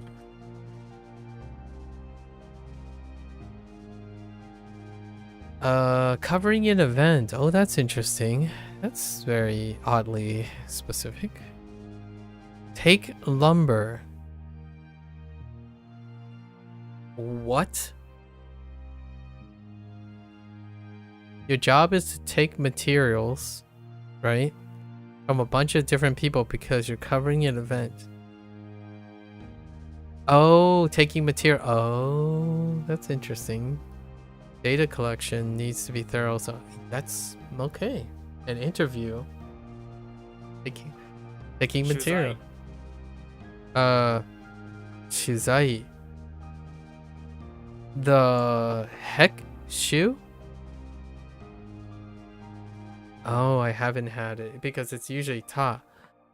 You're covering an event featuring all kinds of shoots. Okay. You have the whole range from laundry shoots to garbage shoots to evacuation shoots to shoots to snake shoots and ladders. Yeah, even shoots everywhere. All right, we're good. All right, fair enough. Luggage. Okay. No.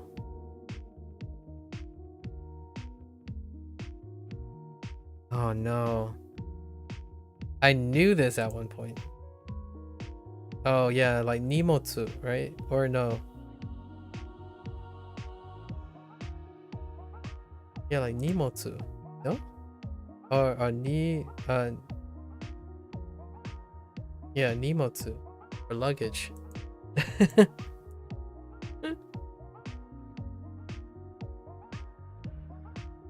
You offer flowers to your leader and compliment them on the lip ring. Sure. You think that by doing this, they might carry your luggage. Unconvinced by your flattery, the leader refuses to carry your luggage, so get on your knees and beg them to carry it. Or more like you insulted the leader and they just kick you and bring you down to your knees or something like that. Okay. Nimotsu is fine. If that. Okay. You promise. How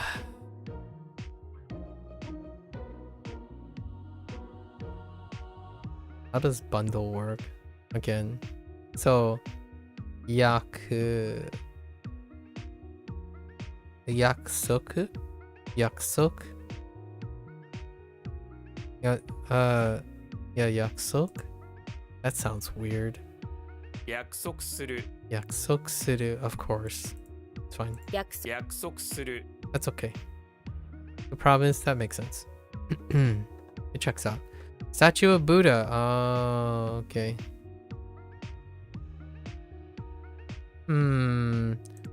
I feel like this might have a special read in mind. Yeah, Buddha and a statue, which mainly means image, but it also means statue. Yeah. Image of Buddha or statue of Buddha. This refers to statue paintings or artistic representations of Buddhist figures used as figures. Okay, fair enough. So, what are the chances that this is Butsuzo? 仏像 Oh, there it is. Butsuzo. Okay. Rule.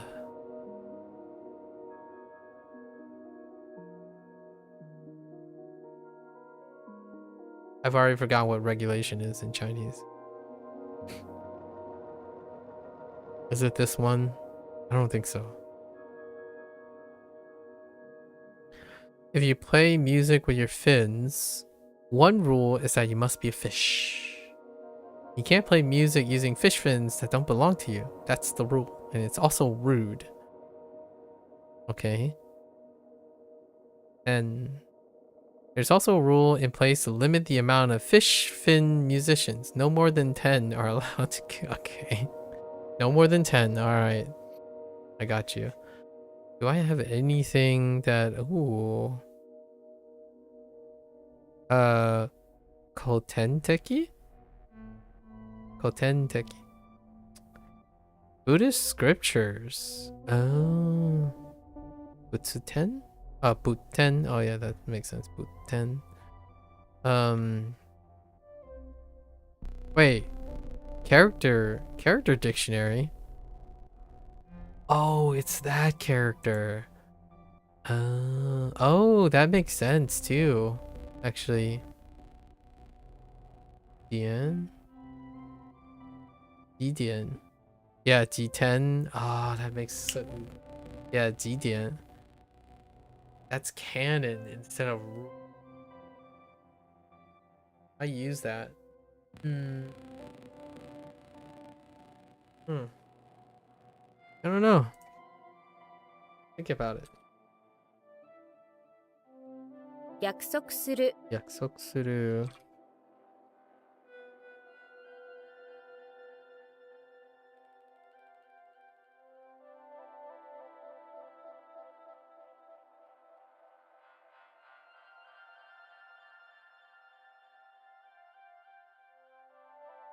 주사위 기사이. 네?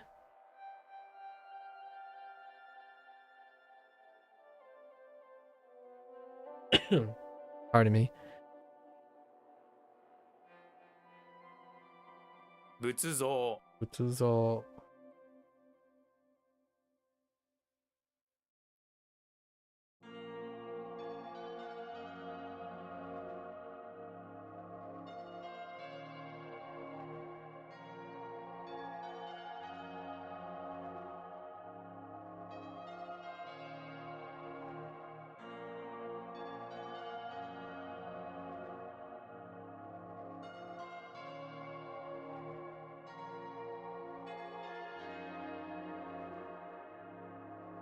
All right.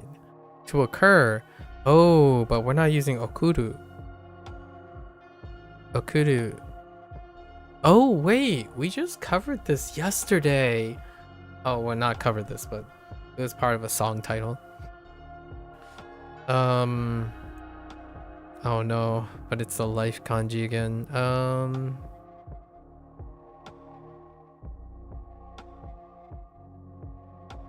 Why do I feel like it's like... Remember how I don't? Umareru? Remember how umareru means to be born? This word is similar, but it's used for when non-living things are... Oh. So as an intransitive verb, this means to occur or to arise. When used transitively, it means to cause something. You'll probably encounter the intransitive use more than... Okay. So, what are the chances that it uses the same read? 生じる Of course it doesn't. You think this would use kunyomi, but it actually doesn't. Like other verbs ending in jiru, this takes the onyomi reading of the kanji. Shojiru. Okay. And then you have two, so we have to determine if it's se or sho. So if you want anything to occur in medieval Japan, you need to talk to the shogun. You always need the shogun's help to cause something. Without the shogun, okay. 生じる Shojiru. Okay. A cure.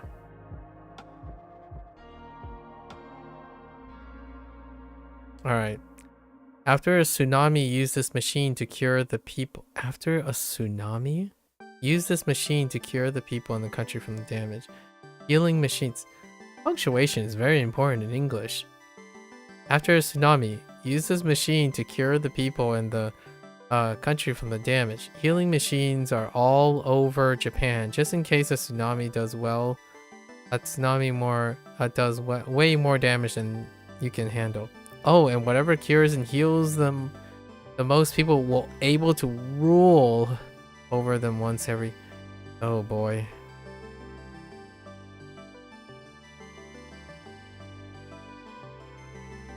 Honestly, I'm gonna imagine a machine that pumps out a spray or like something that gives tsunami or waves of endorphins or something like that. I don't know. This doesn't sit well. Alternative way to cure yourself after a tsunami are either praying to Jesus or eating your weight in cheese. Oh, actually, that's kind of pretty funny. I'm not sure if I have enough cheese for all the people that got hit though. Do you have cheese? Before you make your decision, remember whatever cures you, you'll be able to reign. This one's a little intense. Politics, you say? Seiji.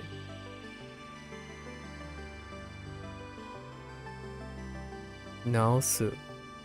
Oh, really? Naosu is clever to fix, but maybe in a more biological sense, right? That's why it lines up with Naosu for to fix. Zenchi. Ne? All cured. Okay. Okay. Alright. Ceiling? You gotta be kidding me. A heaven well is a ceiling? Alright. The heaven well is the well that goes up to the heavens. This is above you, and it is a ceiling. Maybe the well part is referring to the chimney that goes up the ceiling to the heavens when you look in a super old house. Alright. 天井 Enjo. Oh boy, it's Jo. Because E is kun, right? We don't have a kun yet. He didn't learn, so we got a mnemonic. Just note that the onyomi for E isn't actually Jo, but rather Sho. Right? It just ends up being Rendaku here. Yeah, because it's... Oh, well, that's... Okay. Jo. Fixing up ceiling is a tricky task, but if you go and ask Joe, yeah. Your local farmer that does it on here. 天井 天井 The heavens. Heaven messes up everything, man. Heavens make a chump Rendaku on anything after. Like in heaven. Okay. Akuka? Akuka? Or Akuka? Akuka sounds kind of disgusting. So Akuka. 赤 Akka. Oh, that's works. That works. Shorten it. So Akka. That actually works very well. 赤 Deterioration. Okay. And then laugh. Where are you gonna go with laugh straight up? Bamboo Heaven is a place for... I didn't look at it that way. Bamboo Heaven's a place for laughing. Okay. Oh, they went with wara and e. I don't know what e. A word with e. Wara, yeah, warau. There's actually a war going on in their Bamboo Heaven, you know? You might not have heard of it with all that laughing and going on. Laughing or going on. But there will be definitely there definitely be a wara going on up in the okay. Alright. Yeah, warau. We have an e example. Wait, these are both kuns? Huh. Igao.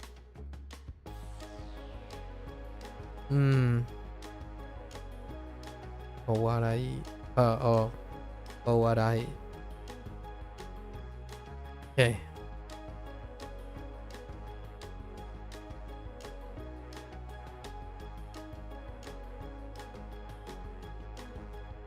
Ah! Then help. Wait. Uh.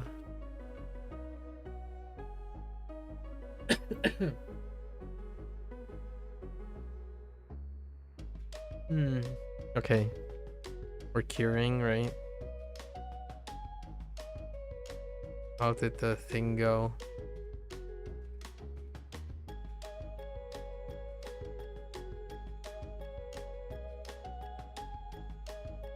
It's gone.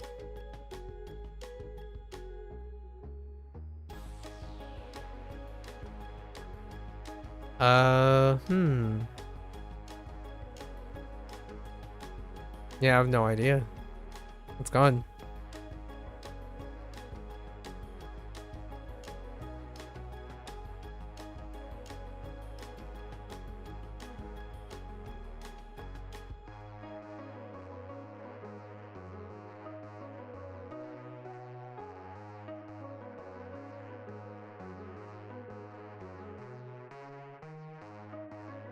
Oh, cheese and Jesus. Oh man.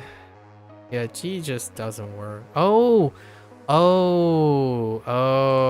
I can do this. Where is it? Is it the same thing? Oh no, it's not. Just kidding.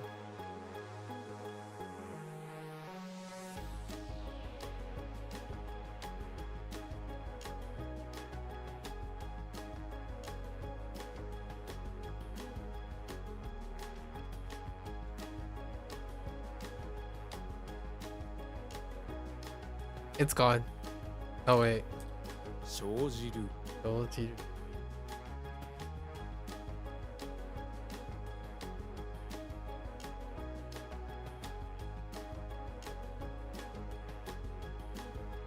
天井 Oh.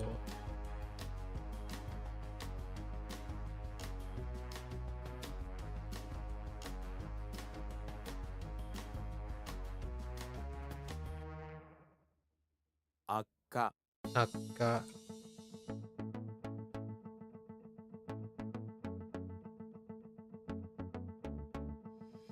A cook?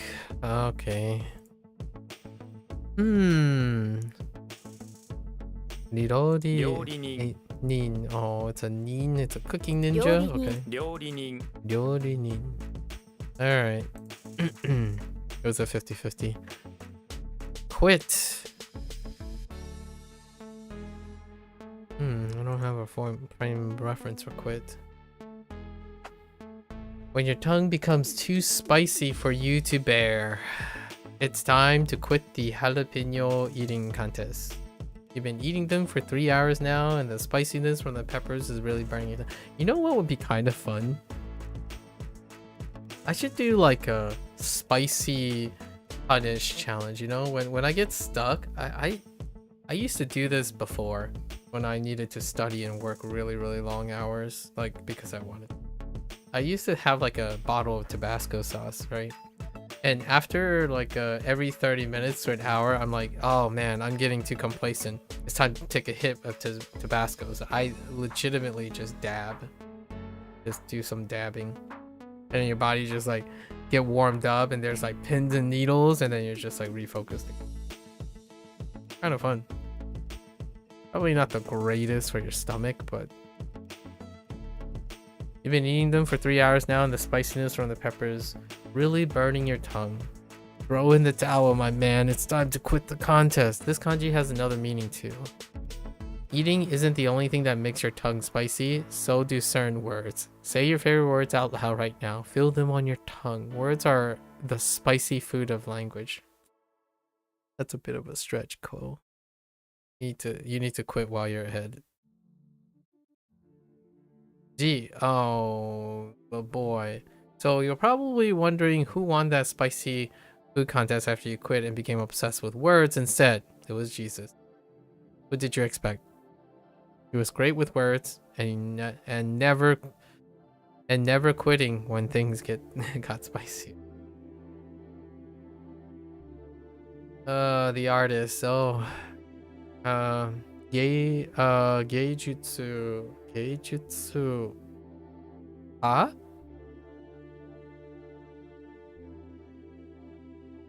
You know that that's our, yeah, and then it would be something like art house. Well, it's not.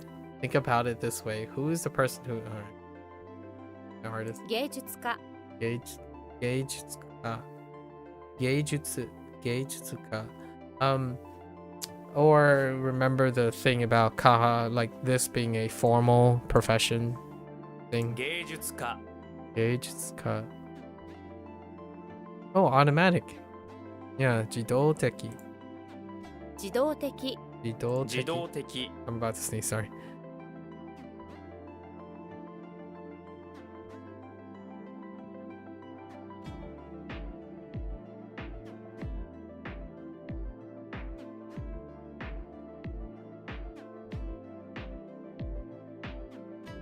Jidoteki. Okay. 自動的 Alright. Automatic it is. Related. Oh, related. This gate of horns will take you to heaven. Okay, those horns are related and connected to heaven in some way. Alright. That's a bit of a stretch, but perhaps they are related to heaven because the devils have horns? Perhaps they're connected to heaven because there are horns of heaven's enemies? Okay. Khan. They're related and connected to heaven because there are the horns that Genghis Khan made from his enemies. God said he could come into heaven if he made a gate of horns, so that's what he did.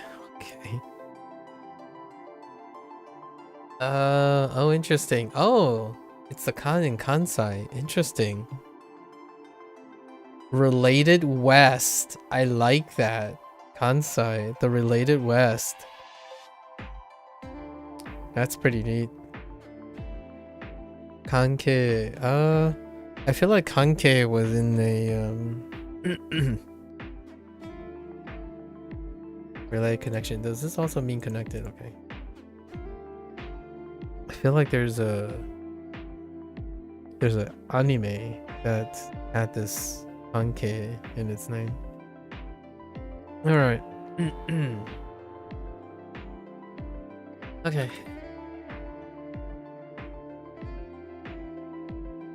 Whoops. That was weird how that ended up. 芸術家 Gauges got.「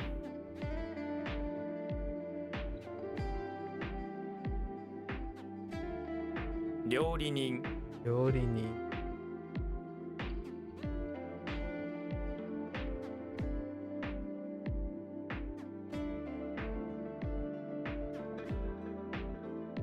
自動的 Hidoteki.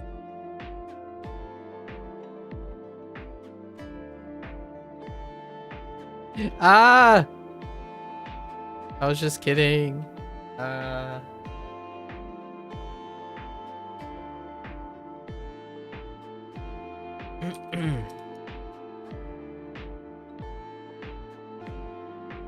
What was this? Oh.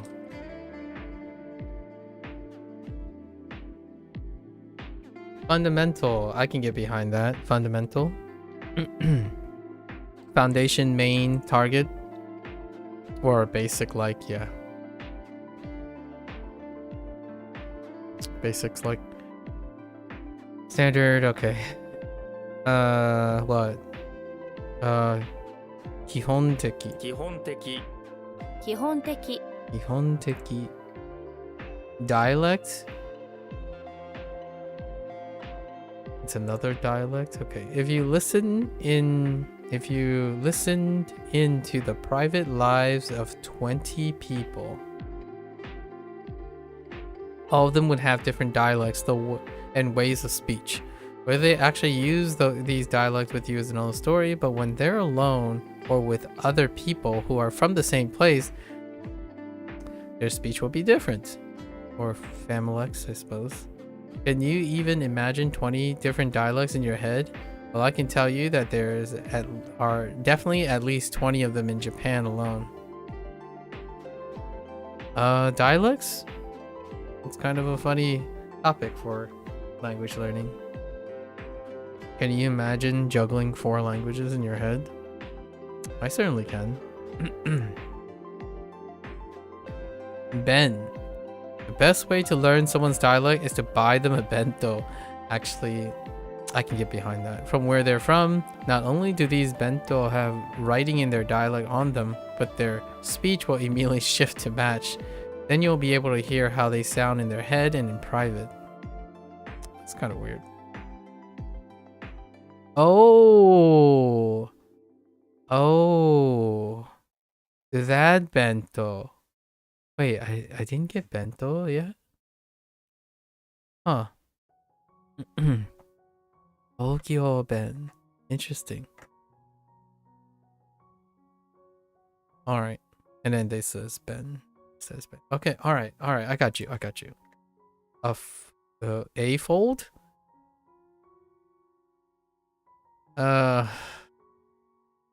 Wait.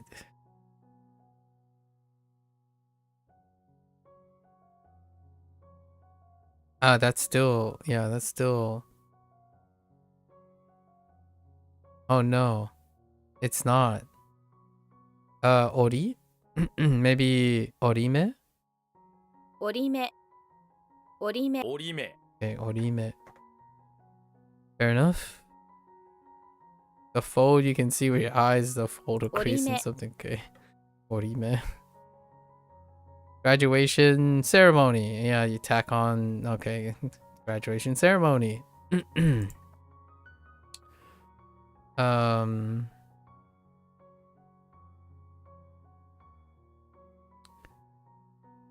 Su.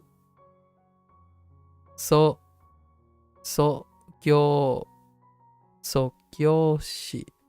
No. So, not she. This is Sokyoshiki. 卒業式 Sotsuki. Oh yeah, Sotsukyo. Oh yeah, they keep Sotsu. Sotsukyoshi. Sotsu. Sotsukyoshi. Sotsu, please help me. 卒業式 So, Sotsuyoshiki. Shiki. Sotsu. Sotsukyoshiki. Sotsu, man. Sotsu. Alright. Politics. Oh, straight up politics. Winter incorrect. It's correct in winter to focus on politics and the government. Elections are happening. That's interesting. In the new year, politicians are being sworn in. Oh, I kind of like it. It's a kind of Americana, but that's fine. Works for me. Saber. Everyone in politics and government wields a special saber. If two political parties are arguing, they'll whip out their sabers and starts like they'll whip out this. Okay. Ooh. Seiji.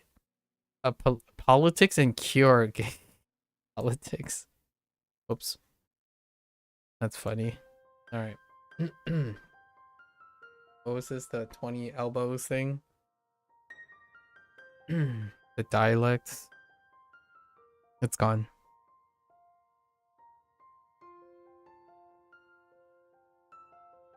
Yeah, it's gone.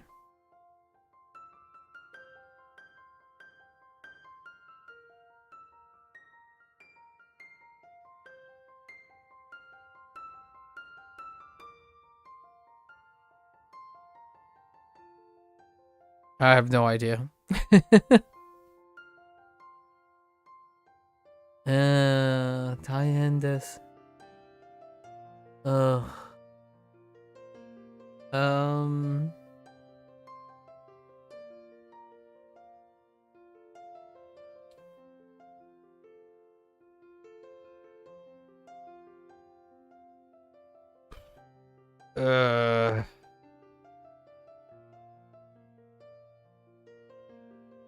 Mnemonics are just not great. Like an uphill battle every time. Oh. Nailed it.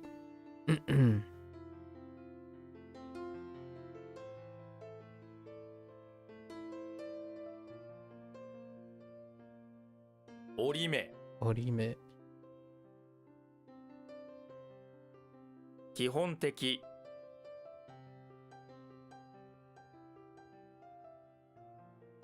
Excuse me? Oh, fundamentals? Dude, foundational. Don't even.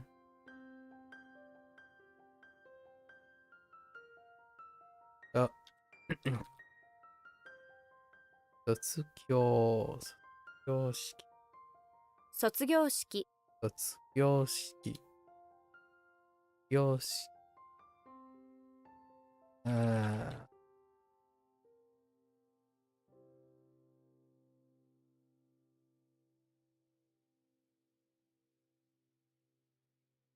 Incomplete. Not complete. Or imperfect, that's fine too. Gun? 不完全?不完全不完全。 Detain instead of stay. Interesting. A group of private swords. A group of private swords guys are in your rice paddy. You must detain them at once. Private sword guys are people who work for private companies and use their swords on people. They basically pay assassins and you're going to detain them. Or you're being detained. Onyomi. Do and do. You're running out of steam and you're afraid you're not going to be able to detain all these guys when Ryu from Street Fighter appears. He hates swords and will only use fists because it's an honorable way to fight. I mean, swords are kind of an honorable way to fight too. So he starts helping you detain them. He also found a loophole in the system, and you don't have to be super gentle with these guys either. So detain them as forcefully as you can. It is your rice paddy. Okay, fine. Oh, right. Ryugakse. Right. Ryugakse. Ryugaku. That's why they started with Ryu as opposed to Do. But Rusu. I don't know how Rusu works out. Museum. Yeah. Bijutsukan. Bijutsukan. Yeah, Bijutsukan. 美術館。美術館 Okay, Bijutsukan. Museum. Origami. Oh, that makes sense. Origami. Origami. 折り紙 That makes sense. Evidence. Which evidence do I have? Is that? No, there's no way that's a simplified version of. Not that one. Oh, that one's not it either. Huh. Interesting. What I say is correct. 100%. You may use it as evidence in this murder case or proof. Okay. That's fair enough. The shogun. The official forced you to present this evidence in front of the shogun himself. Your knees quake. You feel like you're going to be sick. But you try to stand up tall and tell him everything. After all, you know the proof is correct. Alright. Does it still say Sho? Akashi. Ji. Shonin. Shonin. Oh yeah, that's what it is. Hosho. Hosho.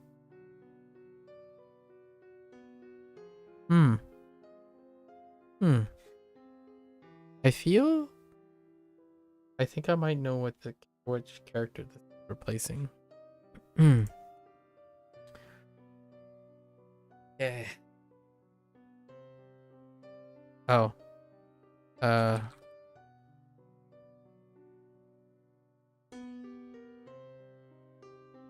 不完全完全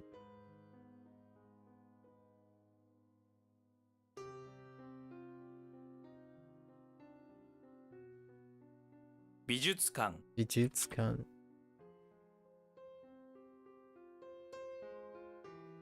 折り紙。折り紙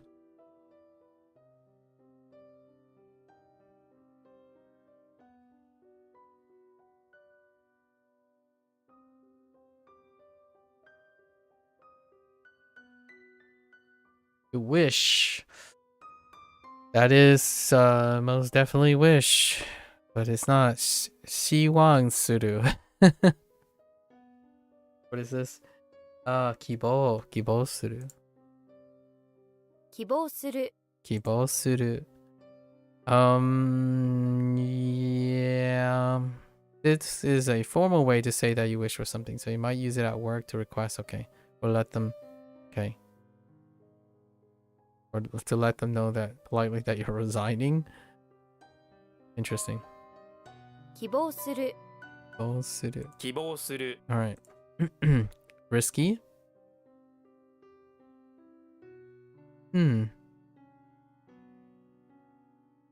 Going into a building made by a squid is risky. First of all, squids only have tentacles, no bones, and they make all their building out of risky materials like kelp and sharp coral. One squid got struck in his own building, but no one could save him because going in would be too... Alright. And again... Oh, this is Ken as well. It's too risky. Leave me, the squid cries. I'll save you, underwater citizen. Nothing is too risky for Ken, the samurai. Of course. The building is collapsing. Alright. It's fine. Alright. When all else fails, go to Ken. Got you. Oh, Ken. What the... Is that on the left? Ooh. He can... I'm not sure we have key yet. Technique? Yep.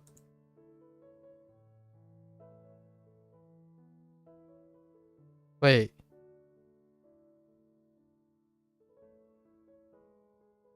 Ijutsu. Ne? No. What? Ne? Oh, whoa, hold up. 技術 Yeah, Gijutsu. Gijutsu. 技術 Gijutsu. Gijutsu. That's fine. Dakyo suru. Yeah, 妥協する Dakyo 妥 suru. 協する Oh, there it is. So are we just doing the key? The key. There's a prison on a cliff surrounded by, there's a prison on a cliff surrounded by snakes. Now that's a dangerous place. If you try to escape the prison, you're out there. Okay. Lucky for you, even though you're stuck in this dangerous place, there is hope. There's a key. All dangerous prisons have a key. You just have to find and steal it. Again, yeah, we just got Kiken and Abunai. Kiki? Of course it's Kiki. Alright. Oh.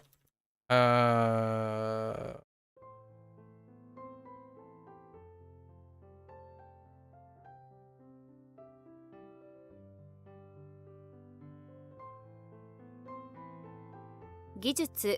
Gijutsu.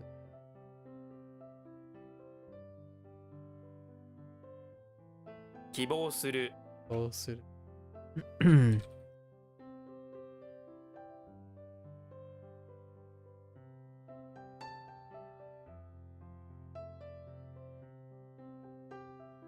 Dakyo suru. Fail a test. Wasn't there for pass a test, but was that the same? No, I think that was a suru. But I think it's the same one. Only this time they negated it with not. Yeah. Yep. You know that, yeah, there it is. You know that,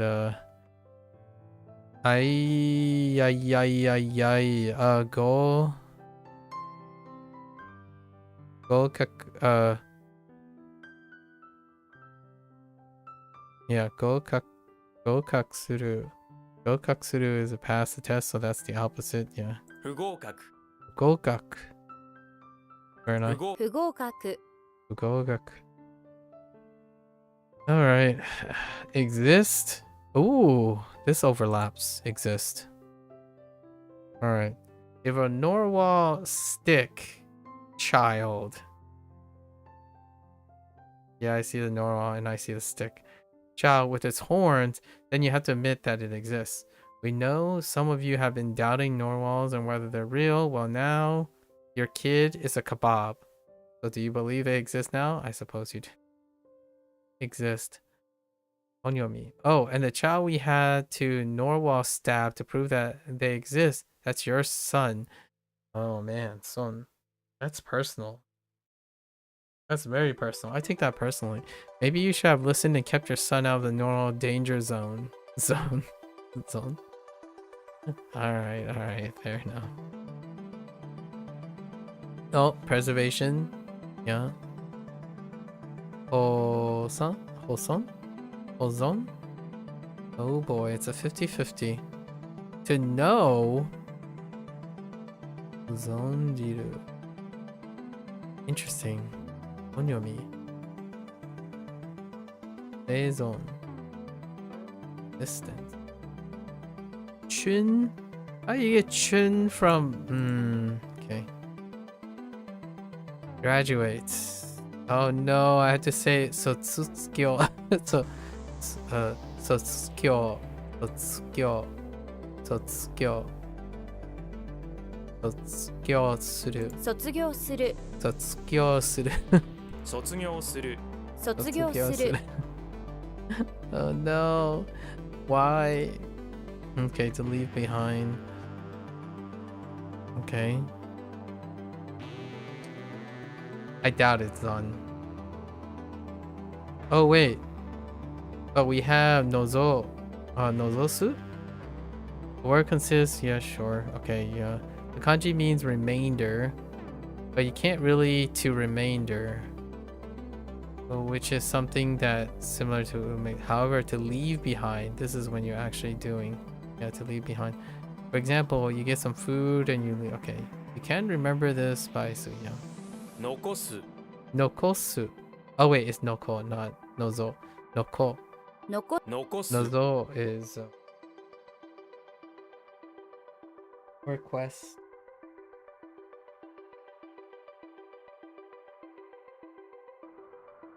Noko. Specialty. Oh, hey, this checks out too. Or special. I'm just gonna put special. Okay.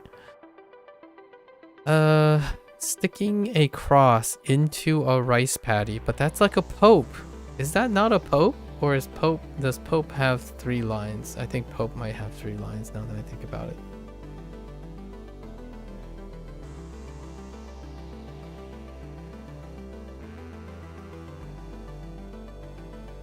Sticking a cross into a rice paddy to get its measurement is your specialty. Most people get really confused when they have to measure their rice paddies, but that's where you come in. Alright, so what do we got here? Sen? Hearing of your amazing specialty in cross measurement tools, a centaur from a far off land recruits you for a job. Alright.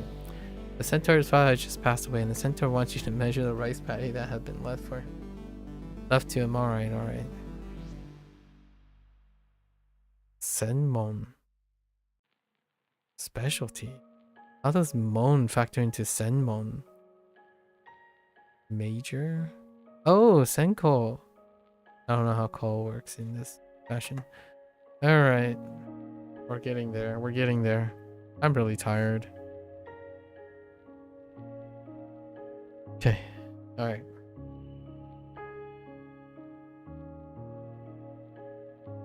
Oh there, Carson. Morning. Okay.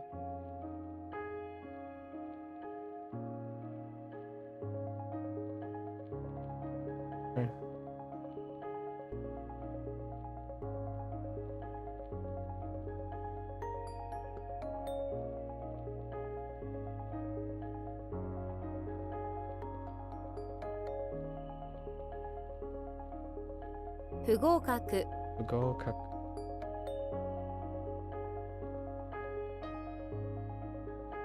卒業する。卒業する。卒業する。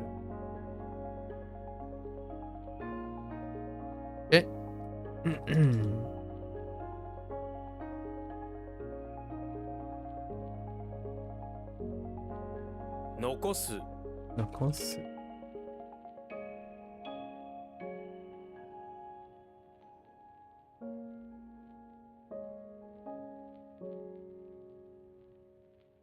All right, we got 2 more batches to go. To make something hard. Okay, that makes sense. Not coal. Well, it could be coal, but I don't think so. Oh, but I could use Atsumeru.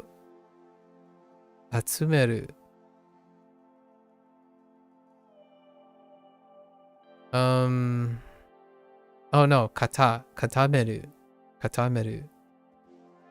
Because okay, you know the words, blah blah blah. The means hard, so the verb version is to make something hard. You need to differentiate this from katamaru, yeah, which is intransitive, which means to harden. Yeah, that's fine. It happens on in. Yeah. Because you're doing the hardening. Yes, you can remember this because you're making it hard, and to do that, you send.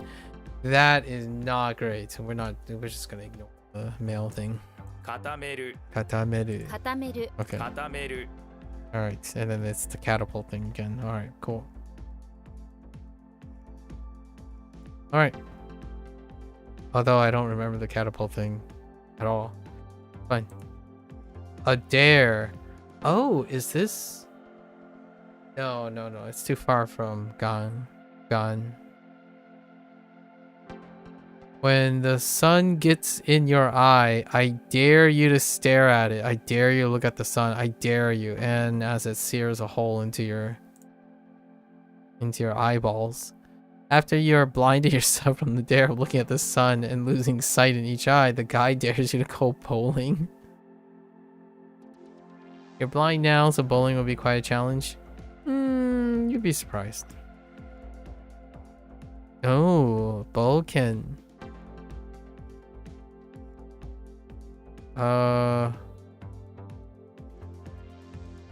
Risky. Okay, dare, risk. Go on an adventure. That's kind of nice. Yep. 自動車 自動車 Okay. When the moon hits the sky like a big pizza pie, that's amore. When the moon hits the sky like a big pizza pie, that's amore. The moment when I was reading it just normally, I'm like, oh yeah. Wait, where's that from? Why does that just suck in my brain? Fictitious. Why is that? Wait, is that? Wait, what? Why do I know this? I don't remember the reference anymore. Ratatouille? No, it's not Ratatouille. Is it? Like a big pizza pie, that's amore. I don't remember. What is it? What is it, Fictitious? You gotta help me. You can't just leave me hanging like that. What are you doing? Anniversary. Another anniversary. Okay. You should write down all your thoughts on this day.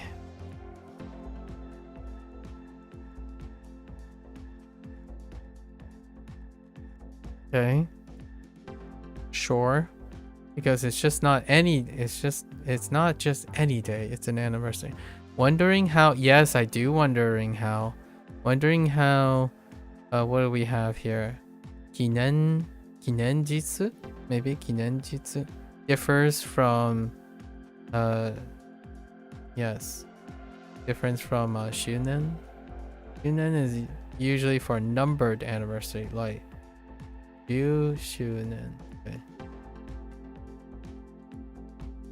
Whereas Kinenjitsu refers to the specific date on which a memorable event took place in the past. Okay. 記念日 Oh, kinenbi. Oh, they use B instead of B. Okay. Kinenbi. Oh, so this is separate. Okay. And so that gets rendaku'd. Because... Or... It unexpectedly does not? No, it does, but not to P, but to B, I suppose. 記念日 Kinenbi. Superfluous. Well, don't you look superfluous? Okay. Alright. Superfluous, that's a fairly sophisticated. A four-head table is completely superfluous. That somehow works surprisingly well. Seriously, you don't need a four-head table. It's totally unnecessary to have a table made of four heads. Okay. Get it? I'm thinking of forehead, like when someone done goof a four-head table. Joel made the four-head table. The only person you know with a superfluous four-head table is Joel. Okay. All right. Well.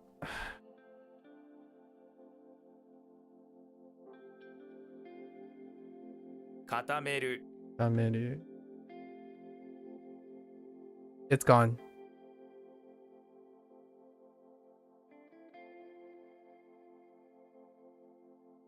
Something about, oh no, I got it back. 自動車 Jidosha.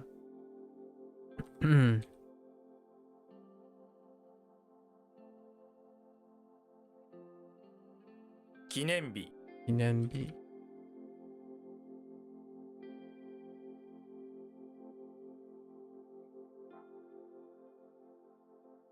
One more. We got this. Hits your eye, apparently. What do you mean hits your eye? What do you mean hits your eye, apparently? Wait, are you serious?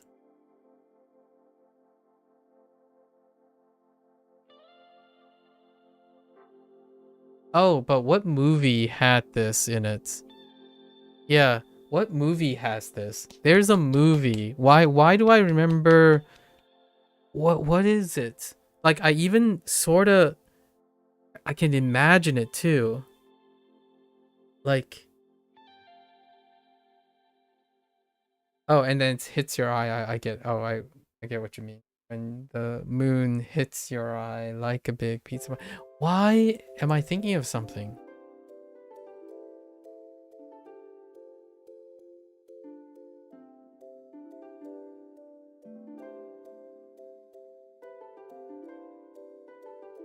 No, it's not Moonstruck. That's not what I'm thinking of. I swear I heard this. Oh well. Maybe it'll come to me.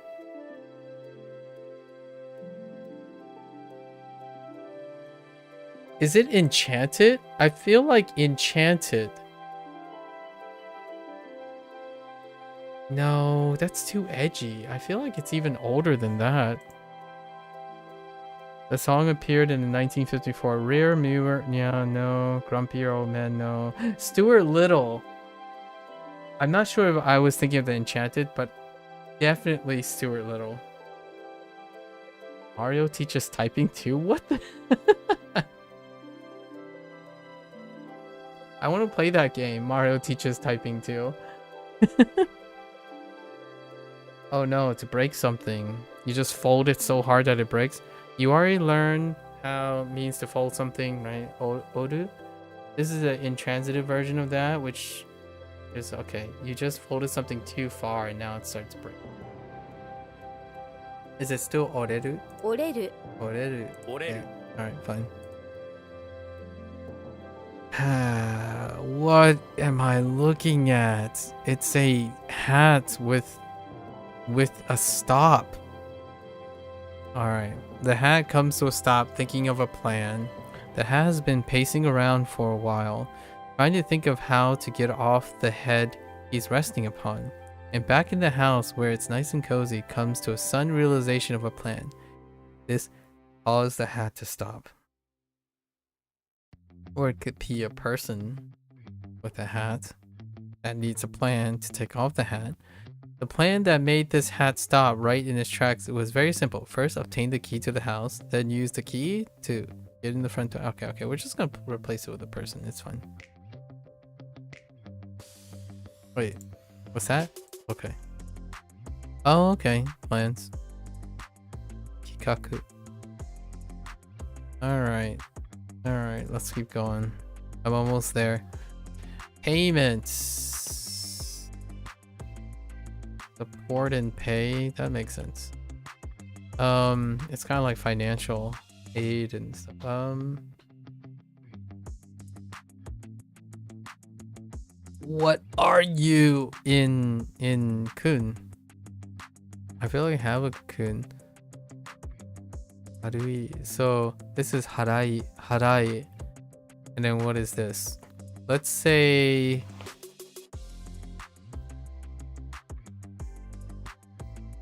I don't know. Maybe this is a compound. So then that would be what?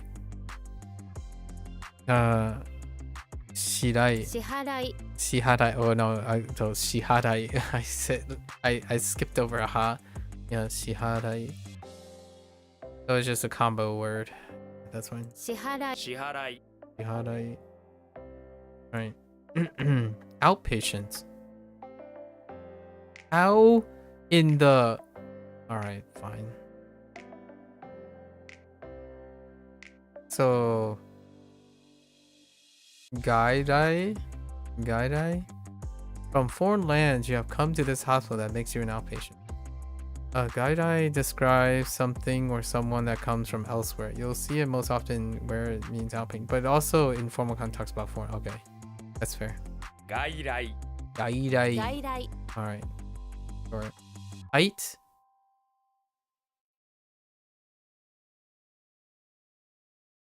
Okay. Wait. Okay. If you're anti-building, you're probably afraid of heights and slopes. That's great. I love that. I love this. I'm good with this. I was gonna say it's Han. But why do I know it's Han? Oh, because it kind of looks like Han. Or it has Han in it. But you just guess because the building might change it. Another person you know who's afraid of height is Han Solo. Does he though? Now wait, you may be thinking, he flies a spaceship. You're right, because he doesn't like to walk all the way up high buildings. It freaks him out. He flies instead, so he doesn't have to think about falling. Yeah, he's not afraid of heights. Hanshin. Where's Hanshin? Osaka. Oh, I totally forgot about Osaka having this character. That's right. Oh, way to combine that. Osaka Ben. Osaka Ben. Alright. Alright, cool. Alright. 折れる Oreru.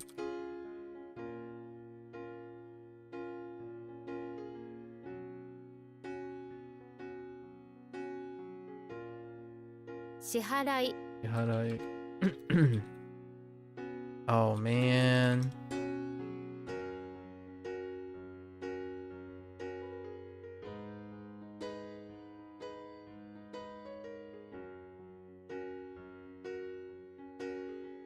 Oops. 外来 Gaidai. Oh, we have like one review. What is that?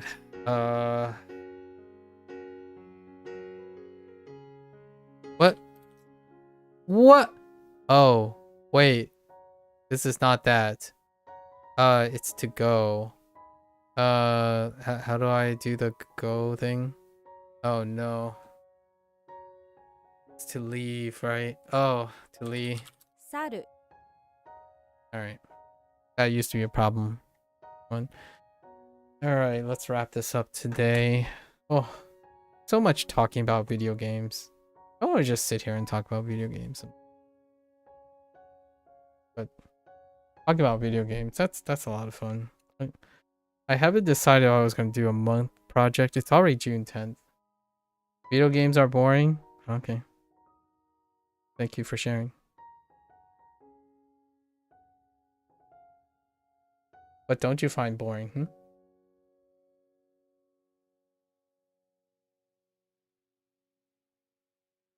Emotional intelligence, maybe? Alright. Let's see. Let's do harmonics.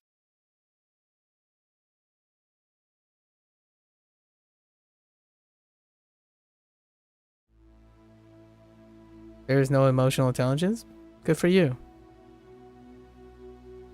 Appreciate it. You're right. That does sound like someone who thinks that. Right. Nailed it. Let's see. Attach.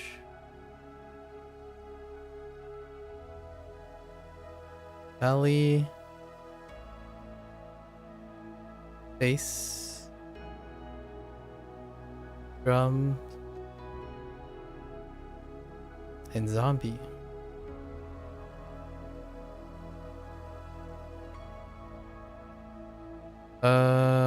Let's go with yeah.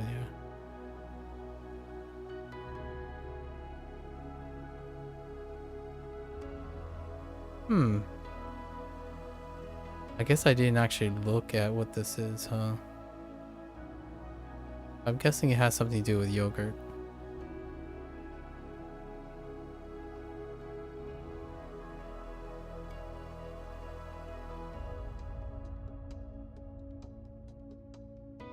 How do you spell yogurt? Do you add the H? No.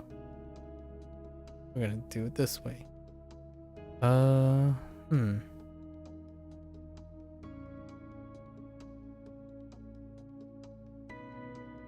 I didn't actually read what they used. Maybe it's show? Like show? I would use monster for this.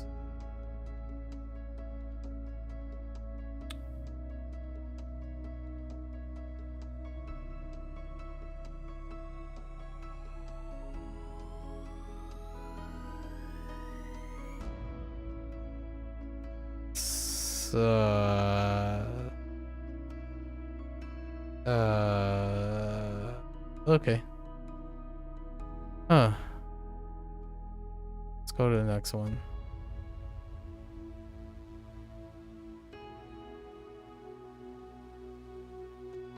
What are you doing with the products?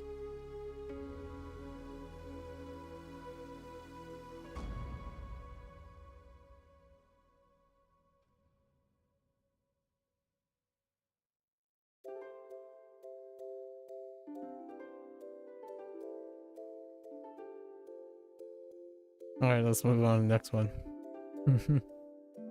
See which one's set better. We have roof. Oh, this is roof and measurement. For whatever reason, just want to think about cake.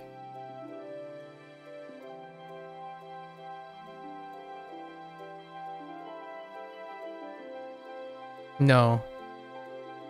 Centaur.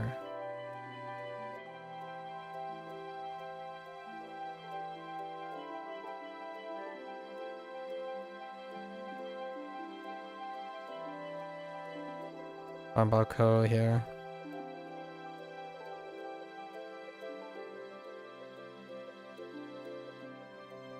Key? Maybe?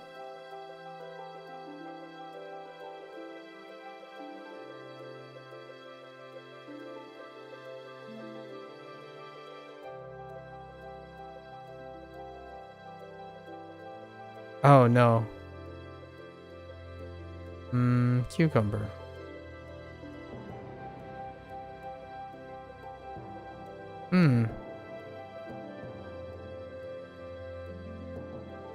I'll come back to this. Well, we'll just write cucumber.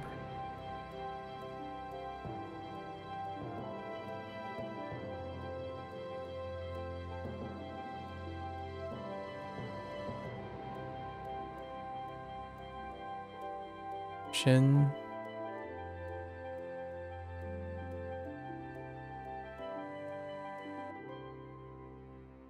I have no idea what they use for Hako.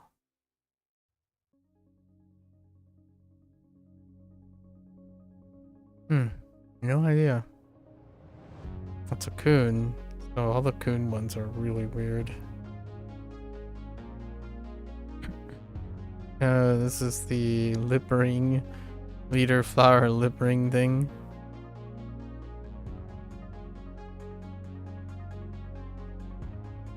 That's all I remember. Alright, moving on to the next one. Okay, steak. No more than 10, so 10.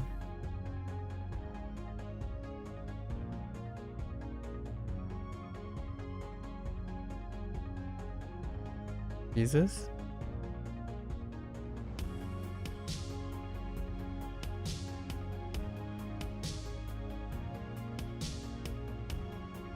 War? A war? No, war,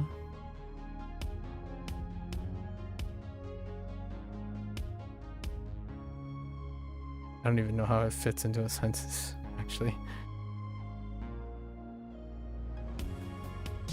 We got that thyme, onion spice.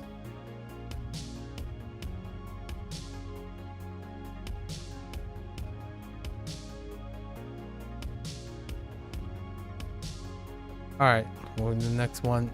To this con.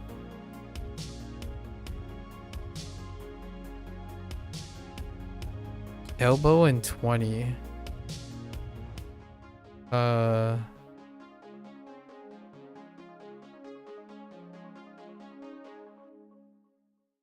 Got it at the end, but dialect,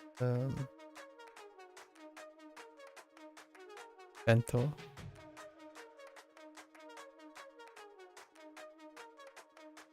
That's not a foreman. Wait, what is this?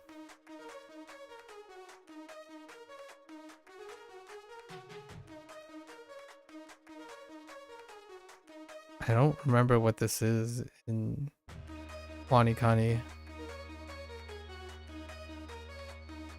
Alright, that's kind of weak. It's evidence though. So Shogun? Probably.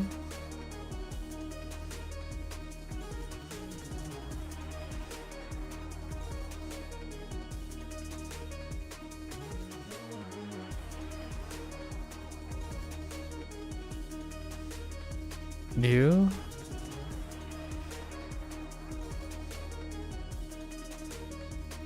Oh wait, this is evidence.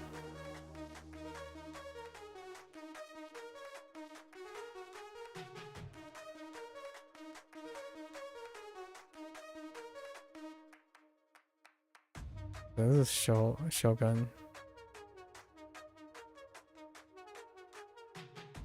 And the samurai.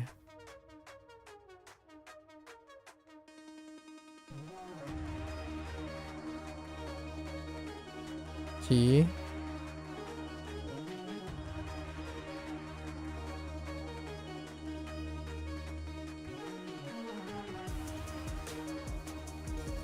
Sun.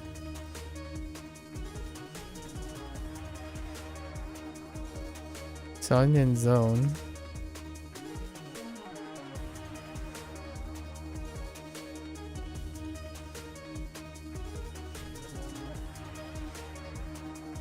Centaur. Oh no.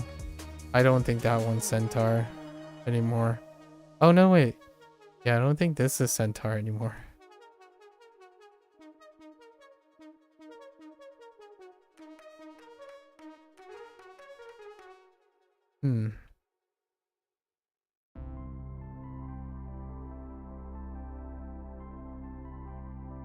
Bowling. Joe. E.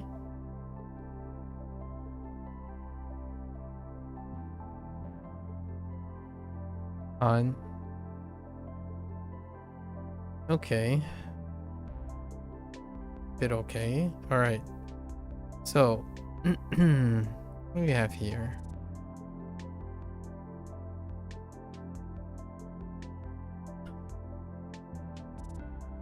You're like a psychic leader, connecting all the threads.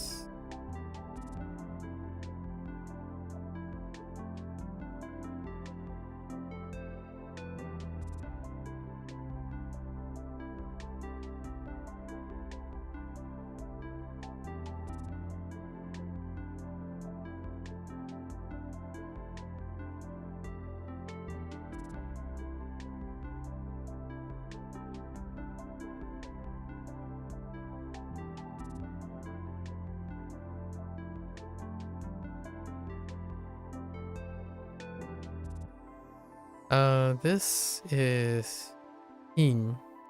I have no idea what Hin. Oh, Hindu.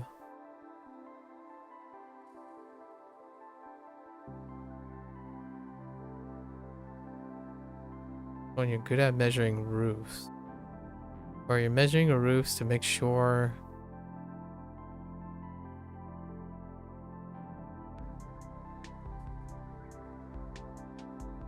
I have no idea what this is being using for Hako.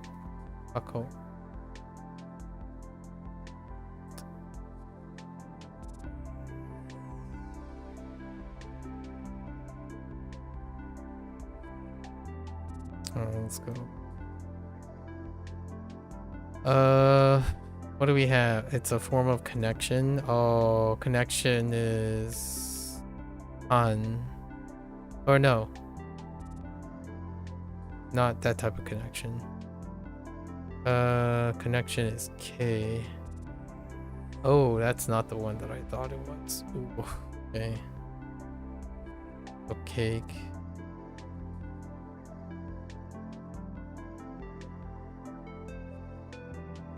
I thought this one was K. So, oh, it's to protect because you're measuring the roofs everywhere to make sure it'll protect you properly.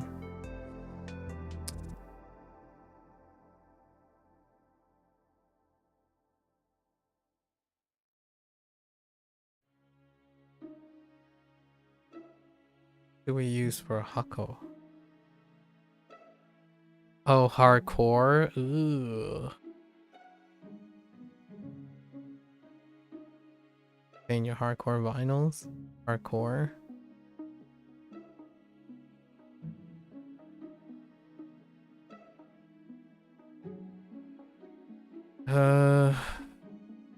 Right. They went to Kun for the knee thing for luggage. Nimotsu.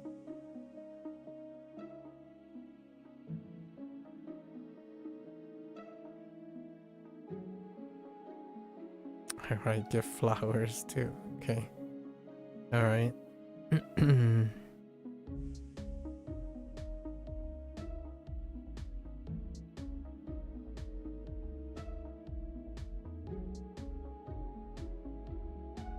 Oh, this was quit. Oh, because G. Oh, the double, yeah.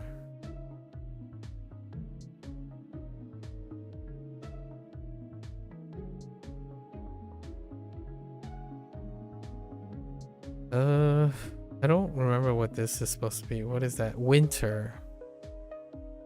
So let's see. Winter correct. Winter correct politics. Winter correct politics.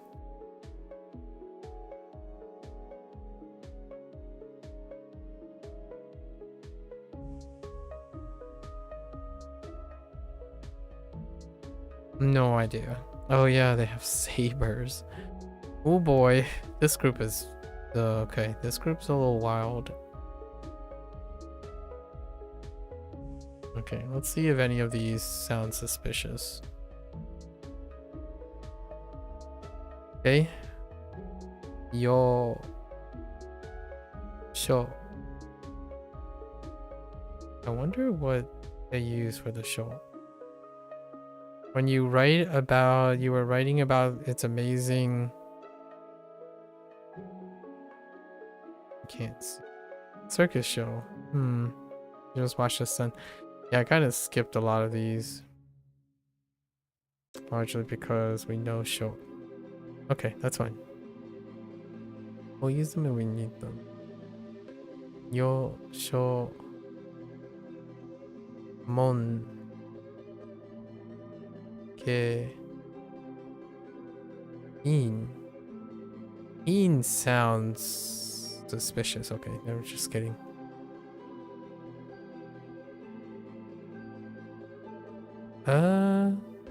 Su kind of sound. No. And there's two of them actually. Su and Chi.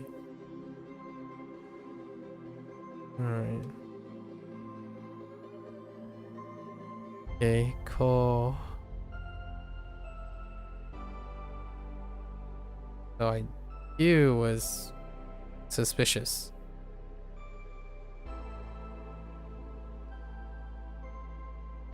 Okay.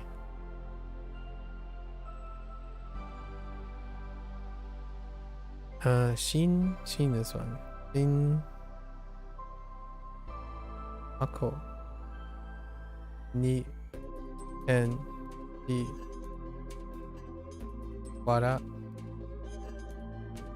Wara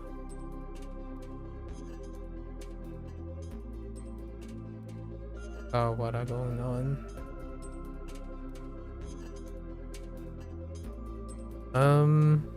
Yeah, okay.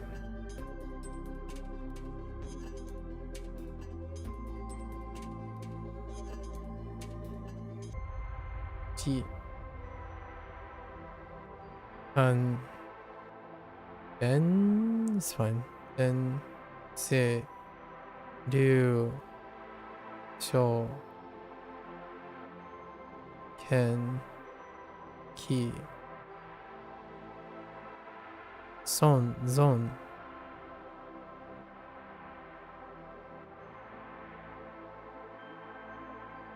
zone sen o yo i an. So one, I think there's only one could. Actually, Mon might be a special exception. No. Okay. All right, our reviews were okay, right? Yeah, our reviews were okay today.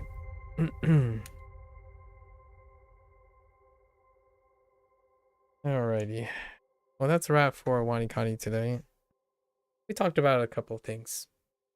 It's comical that I did spend like 2 or 3 hours describing something that you don't really need to go too far to interact with the exact same predictable behavior that you typically run into, right? Thank you for providing that example, Mr. Stranger, or however you want to identify yourself. Thank you for proving my point. So that's a wrap for WaniKani today. If you're gonna watch this later, arigatou gozaimasu, right? Feel free to follow along, or you're always welcome to drop the hot takes, right? It's a shame that there's not enough emotional intelligence to exercise and express and discuss it. But hey, I asked the question, falls on deaf ears. That's kind of exactly the type of post-internet interaction that I typically emphasize when it comes to talking about other hobbies.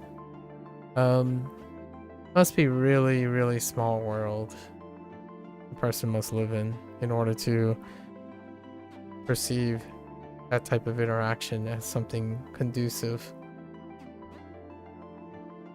or valuable, perhaps. But hey, more than welcome, and it would be interesting to hear more, but I imagine that person pretty much lacks the skills that I've been highlighting today for like 3 to 4 hours, talking about having a cooperative, encouraging cooperative behavior. But the internet has more than sufficiently normalized behavior that pretty much lacks the quote unquote end skills for communication. Especially when coming, it's ironic that lack of communication skills is often highlighted in the interaction of someone who's language learning. But we had a really wonderful discussion and a new person. Hopefully that person's gonna do well. Maybe talk to them in a month's time or something. Maybe a year or two down the line, they would be able to go to Japan, have some, realize their dreams and whatnot.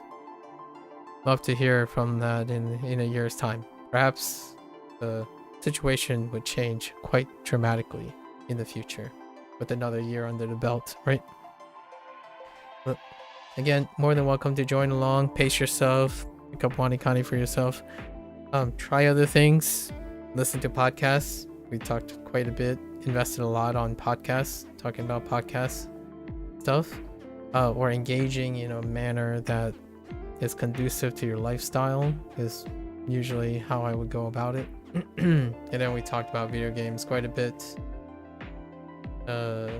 Video games, connecting with cinema, talk about Marvel, right? Marvel and Invincible quite a bit. And then cooperative games, Subnautica too. So until then, for those who are only interested in Japanese and the occasional digression connecting all the interests together, yeah. Until next time, minasan mata ne. I'm gonna get up, stretch, walk around, get a pick me up, and I'll be back for HanziHero. Thank you.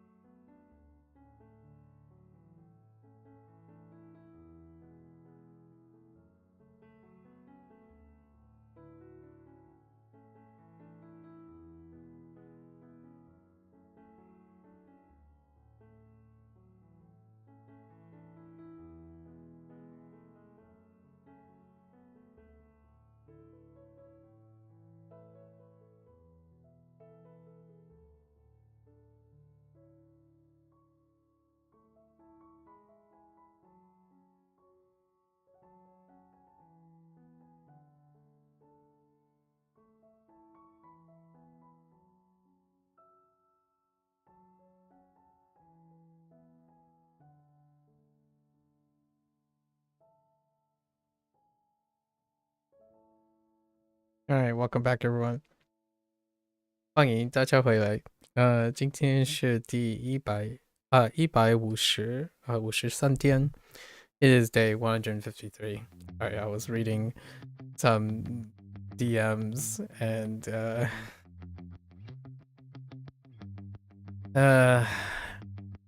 it'd say the darndest things. Alright. I think we're business as usual, right? Yeah, business as usual. Let's get into our lessons. 环境 What time is it? 1:45 a.m. It's kind of pushing it. 环境. That's a familiar vocabulary. 环境. Interesting that it combines ring and boundary, though. Draw a boundary around you in the shape of a huge ring. Everything within it is your immediate environment. Yeah, your surroundings. Surroundings is what I would use.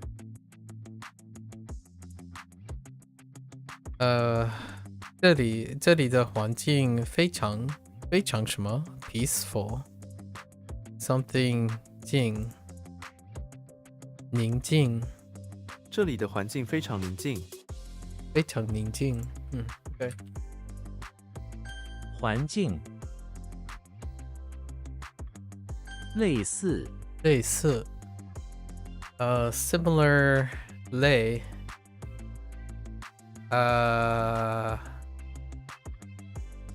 kind similar kind 类似 lay is a little bit weak.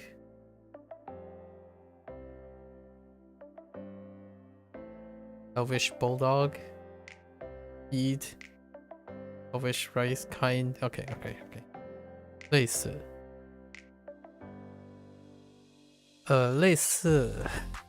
类似情类似倾注类似no 情况类似情况 situation. The feeling of the situation is still the situation.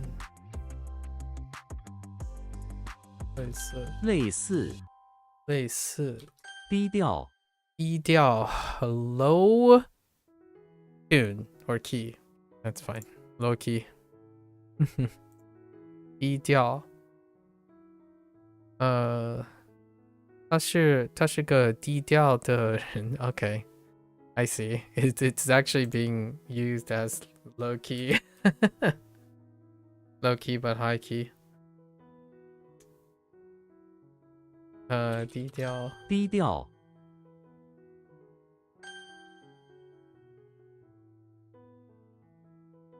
调Gotta remember 调 though. That's a little weak. Flap. Okay. Yep. 显眼显眼 conspicuous. 显 Gotta remember this. Paper, cocoon, sun, obvious, eyeball, obvious eye. Conspicuous.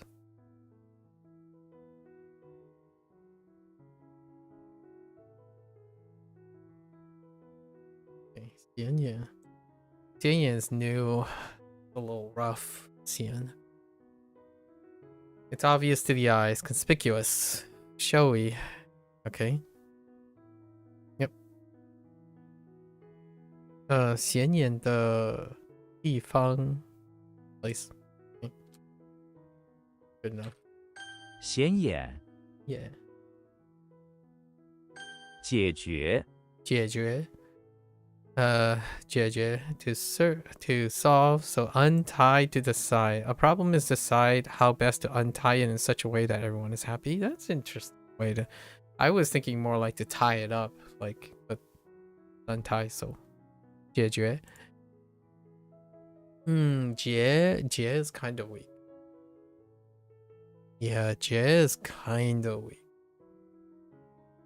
Lord, untie the cow that has their horns tangled in electric wire, right? Yeah. Okay. 工匠的解决 oh no. I keep wanting to say mondai. 问题公章的解决问题。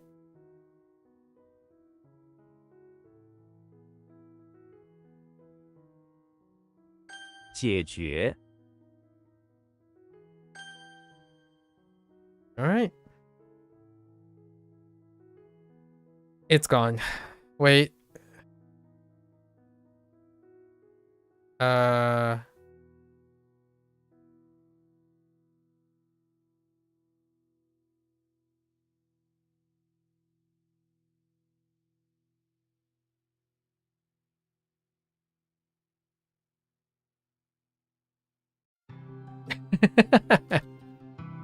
It's gone. 低调 Hold.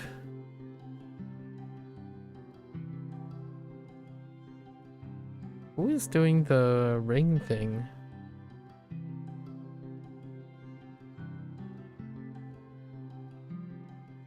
Why do I feel like it's I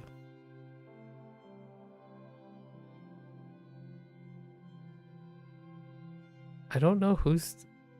Guess the problem is I keep thinking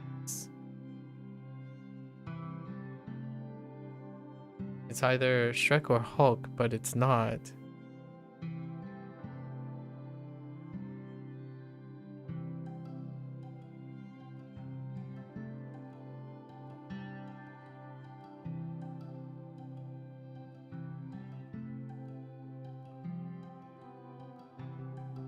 It's not Bigfoot.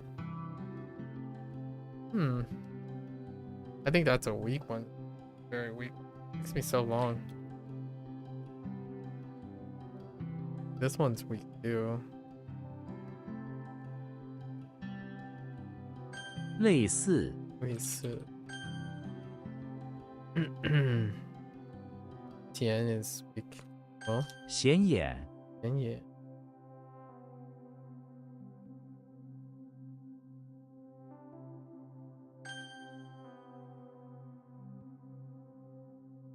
Yeah, who's doing the ring thing?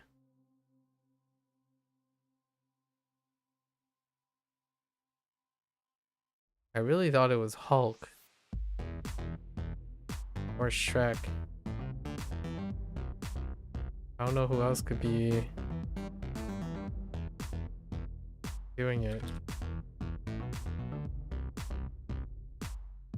Oh! Oh no, I got the right side incorrect. It's I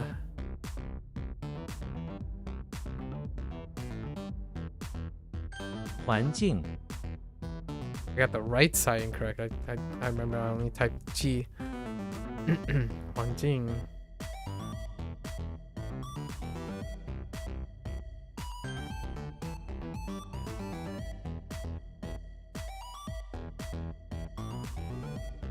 解决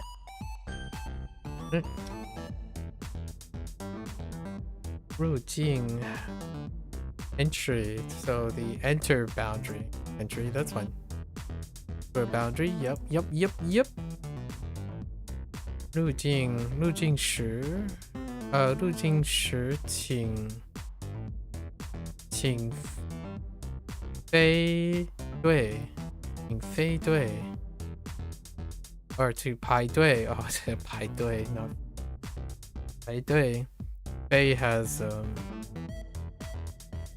the left radical is different 排队 yeah to line up or line up 入境时请排队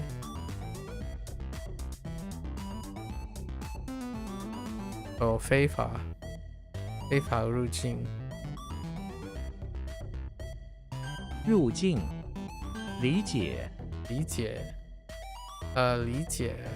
reason or logic 理解 reason logic untie to understand so to understand something is to use logic in order to untie its complications yeah so it's kind of very similar to the other untie which is nice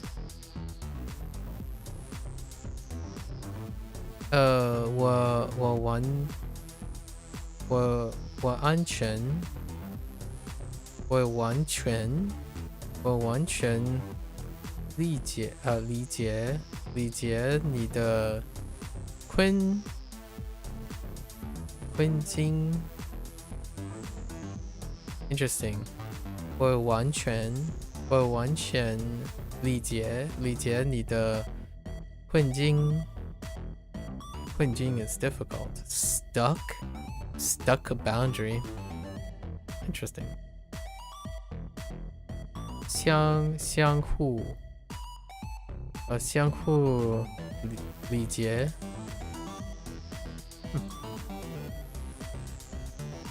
理解 理解。I said 理解 like two, three, but yeah. 理解。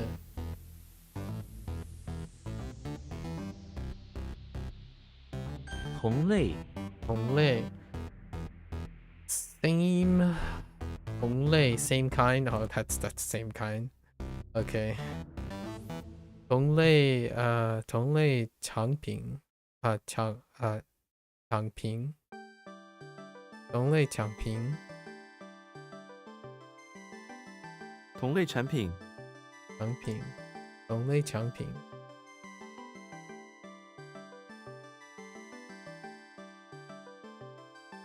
对，同类明显明显 obvious plus or clear, bright plus it's forgetting what am I obvious? Oh, it's just bright obvious, which is still clearly obvious. 明显，它的意图很明显。意图 intentions interesting 意图 you think I can put it down in diagram yeah intentions that's a weak one 意图很明显它在 lying 撒谎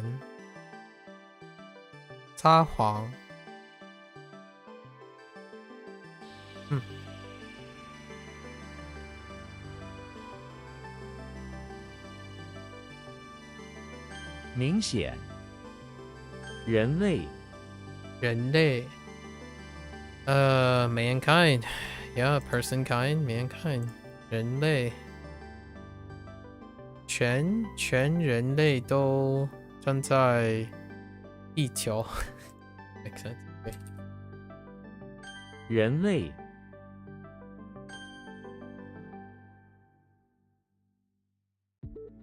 入境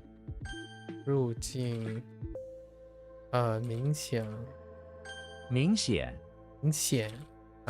明显人类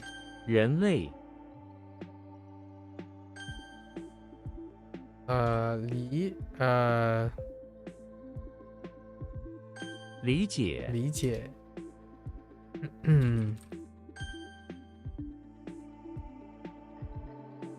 同类各种各样 species appearance all kinds okay there's like every kind all sorts yeah it's still all sorts we have another one of those 各种各样的水果 okay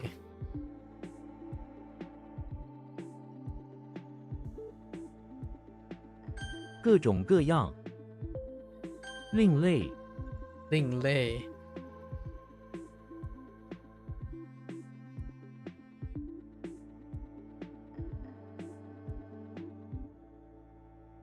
Sorry, I had to sneeze. 另类 another Ling is a weak one. Ling is definitely weak. Or another.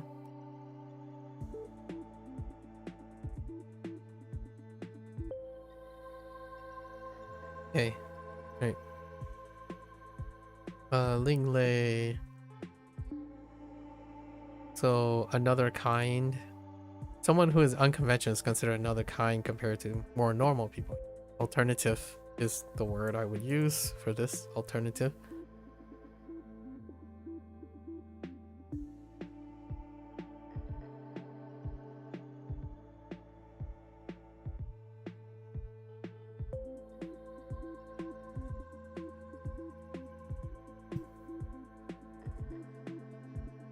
All right.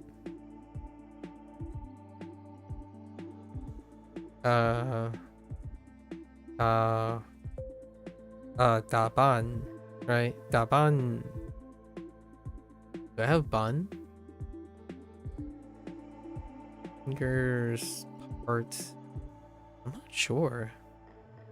Daban 的很另类.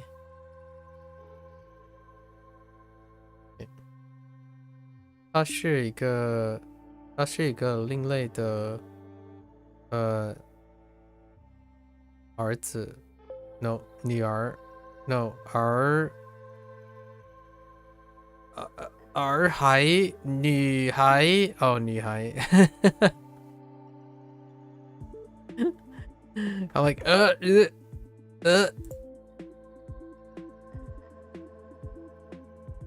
另类 like unconventional 声调 声调 a tone which is tune and voice tone, that's fine. Or tone. Oh yeah okay.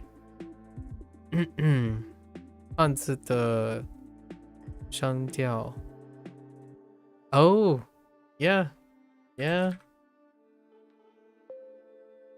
声调顿 oh we got something. An earthworm. It's something coming out of the ground. Interesting. On a hook. Oh, wait. Oh, no. I wasn't thinking of earthworm that way. In order to get some earthworms that you want to use as bait, you attach a hook to the end of a cross and lower it into a large muddy pit. Right. When you take it out, the hook has an earthworm attached to it. I mean, it kind of just looks like an earthworm attached to a hook. Alright, I got you. What is it? Stockpile? Oof. 顿 Dun. Alright, earthworm and page. Hit me up. Dumbledore is in the bathroom of the infirmary where he is using magic, Dumbledore, and some water from the sink to turn a page into a magic earthworm to show off to a nurse. He is midway through with half of the page turned into an earthworm, but pauses because he forgot how to finish the spell. The nurse thought he was a cool wizard, but his inability to finish the spell has given her pause as well. Dumbledore says that only true impressive wizards such as himself can pause a spell halfway through. Not sure if this quite fits his skills, but alright. In the infirmary of all places, but there is a nurse, so that's fine. And in the bathroom of all places. In the bathroom of all places.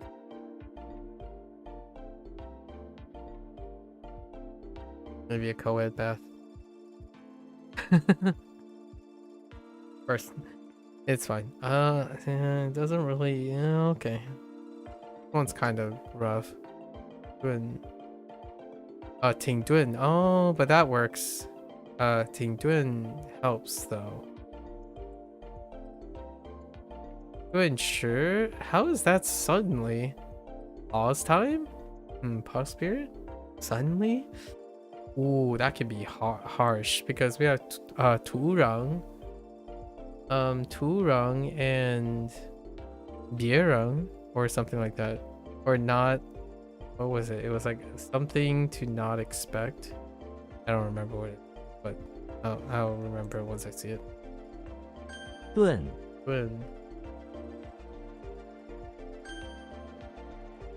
Okay.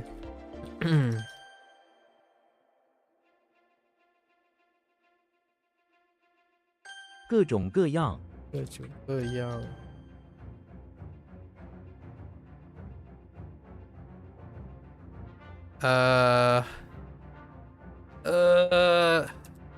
另类，另类。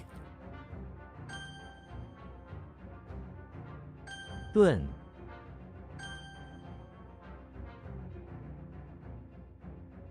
声调，声调。容，容 oh, we got the 容 in 容易 to contain. Okay. 容 Robin Hood ones are kind of rough. Robin Hood is inside Robin Hood is inside the temple where he is trying to steal a bunch of priceless golden swim fins that are on the main altar. Okay, I mean, that's fine. That checks out. He waits until the monks are out of the temple, but he starts stuffing them into a small dollhouse he has that he hopes is big enough to contain them with. He stuffs them in until all of the golden swim fins are contained within it, then heads towards the temple doors. Priceless golden swim fins, artifacts of a temple. That's fine. Having a dollhouse? Not sure how I feel about that. Contain? Alright. Look. Rongyang. Contain the face. Okay. Looks, okay. 内容. Oh. Within contain contents. 整容. Wait, is this not 容易? Oh yeah, there's 容易. Line up. And there's 容易. Contain ease. Easy is so easy. Okay, that's fine. 愁容. Okay. 容，线，线. Line. Checks out. That is definitely line. But now we gotta remember 线 somehow. Xena is in the bathroom of the pawn shop where she works. There's a perfectly straight line of white water shooting out of one of the in the bathroom. Okay. Shooting out of one of the pipes in the bathroom. Okay. Going all over the white floor or white towel floor. Xena takes a bit of vintage silk, pawn shop, vintage silk she found in the shop and plugs the hole. So the line of water stops shooting out. That seems a little bit resourceful. Although it's Xena. How do you play Xena in this situation?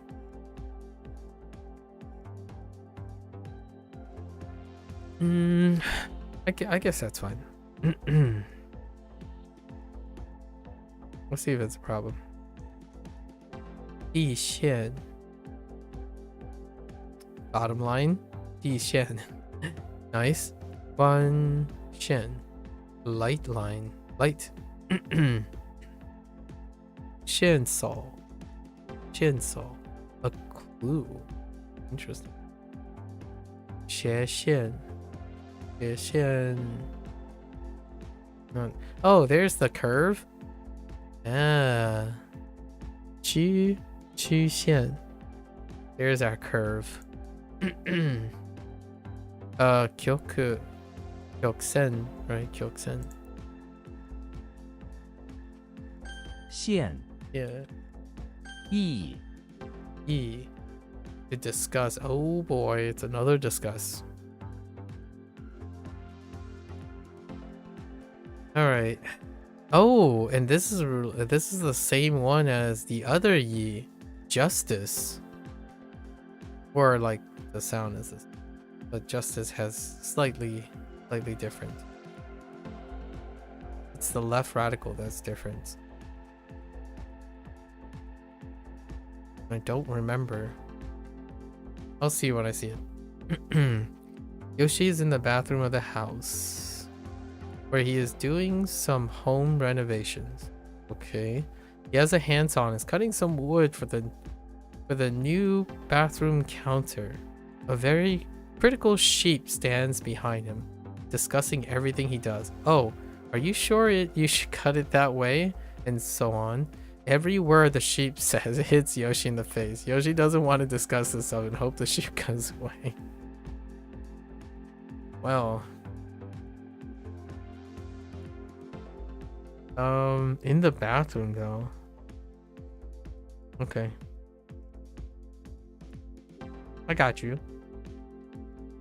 Okay. 会议 会议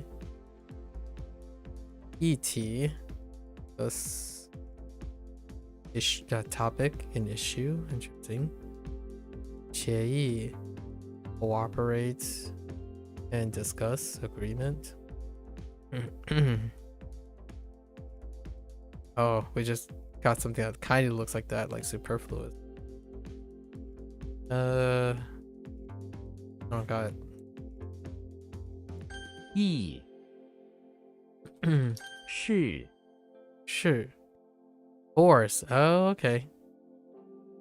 Got force now. How did it work?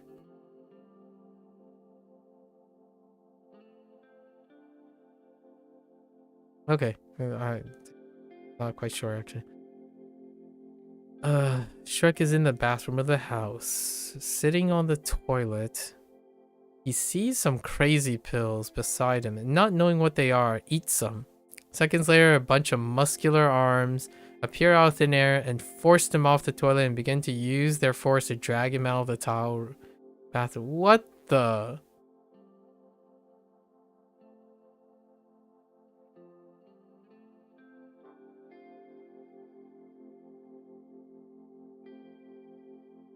Now, we might have to switch this up a little. So Shrek is in the bathroom of the house, right? He's sitting on the toilet. And he just noticed some crazy pills, right? So he takes them and suddenly his arms become incredibly muscular, right? Muscular. So much so that when he goes to flush the toilet, he kind of just breaks the toilet. Not knowing how much force he's used. I think that's perfectly fine. 形式 situation. Shape force? Is there any alternative meaning? Power. Advantage. Oh no, I just got that, right? Yo, sure. What was yo? It was like Slenderman. No, disembodied. Yoshi. Oh, excellent. Excellent force or power advantage. Sure. What am I looking at? Okay. Disadvantage. What am I looking at? Okay. Posture. Really? 姿势. 姿势. Oh, that's oh man. Some of these are going to be rough in the future. 是 续 She. Okay, she is okay to continue. Okay, there is a slight chance I might get this a little bit mixed up on gut feeling with du. True. Professor X is in the bathroom of the house. Go on. Where he is fishing for shellfish in the bathroom of the house. In the full bathtub with a net made of silk. Oh boy.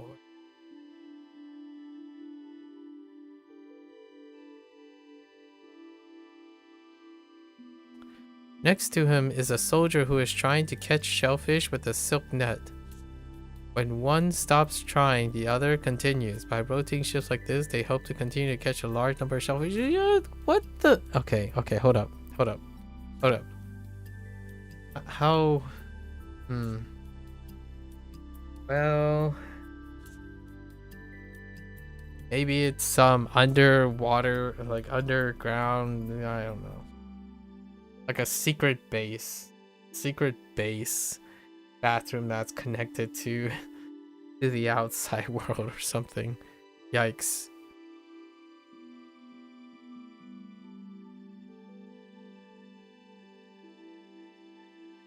How about using like his telekinetic power or telepathic powers to like induce an image of it netting like I don't know, net fishing or shellfish, but in the like in the bathroom or in the bathtub. I said bathroom, in the bathroom. Bathtub. Ugh, this one's kind of scary. 继续. Continue. Oh, continue. All right. 连续. 连 consecutive. Continuously. 连续剧. What? Just randomly got to drop. Oh, okay. There's drama. Okay. Continuous drama. Okay, drama series. I got you. 续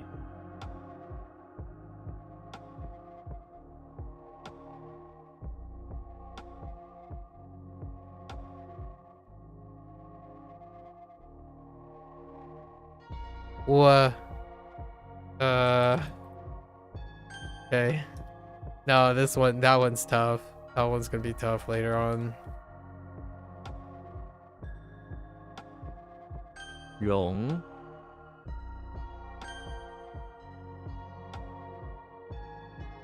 是 续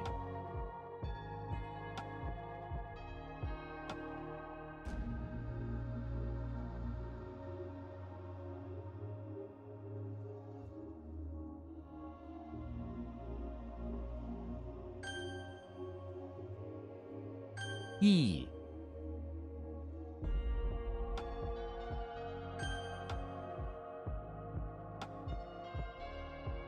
线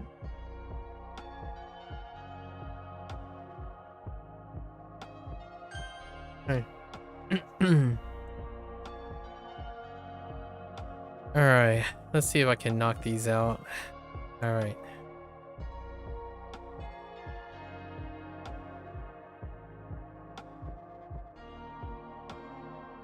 饺子 你晚饭吃了多少个饺子？ I have to rely on gut feeling first. Let's go, gut feeling! Oh no. I've already hit the I've already hit a spot. What is that? What am I looking at? Oh. 抓紧 你抓紧，我要放手了。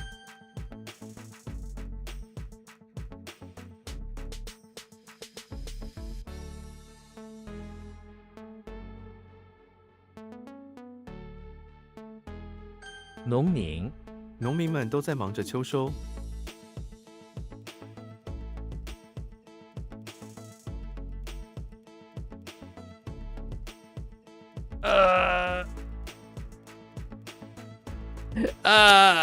Hey, sorry.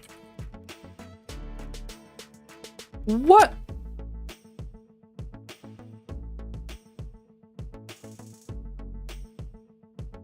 Oh, it's fine. I fat fingered. 鸡 Oh my goodness. I did wrong. Okay, it's fine. It's gonna happen. 紧张 我好紧张。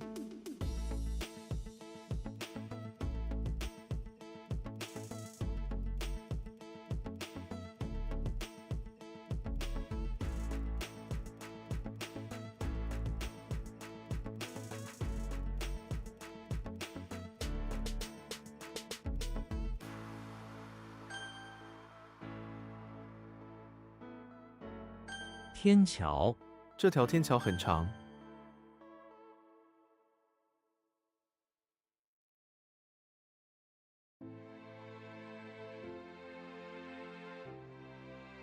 破坏孩子们破坏了花园里的植物。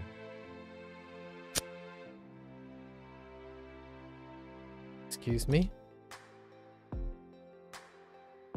Excuse me?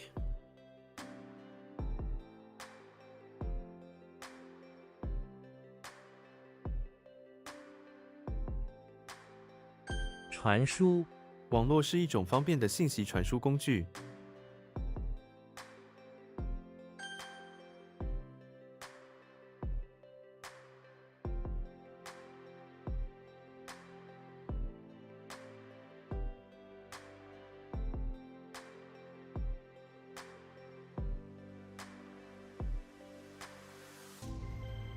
突破，我们的研究获得重大突破。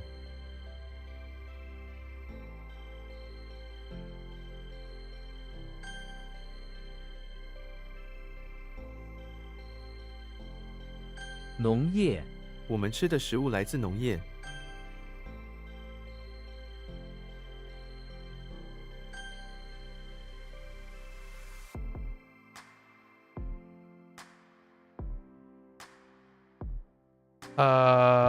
Uh-oh. 足，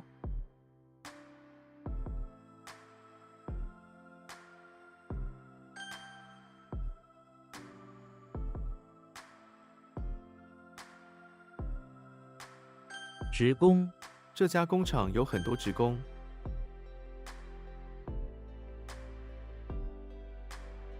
农村，他留在农村工作了。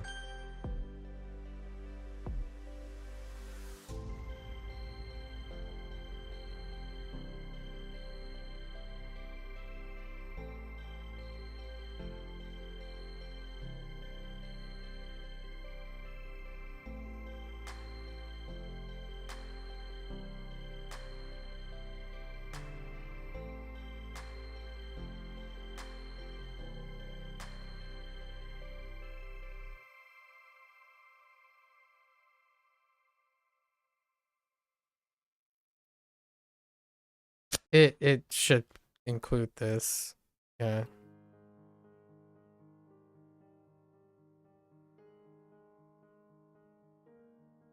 Okay.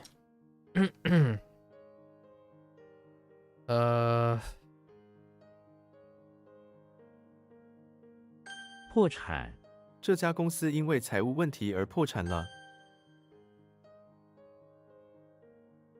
险，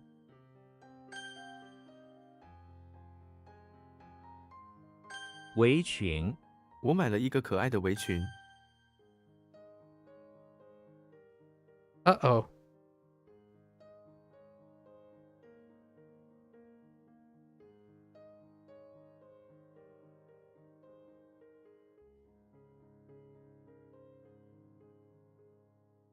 I don't know who's standing in the front. Oh no. Oh no.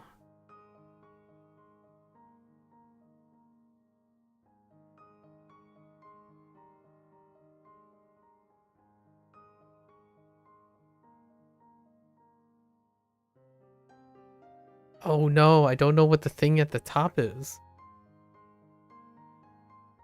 Okay.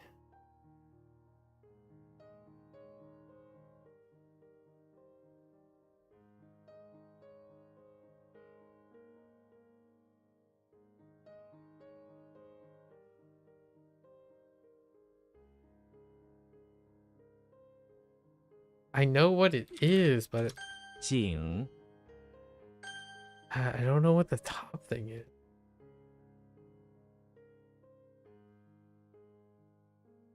And it's gonna be a problem too. uh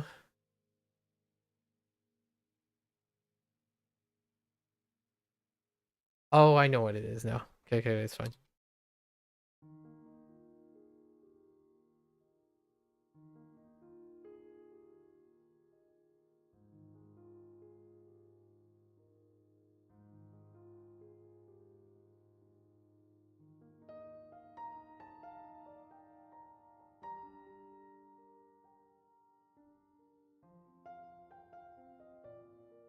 Oh, 约，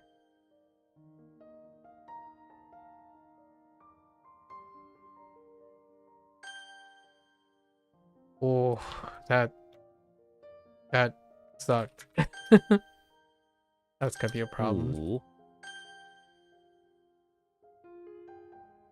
发胖，最近我开始发胖了。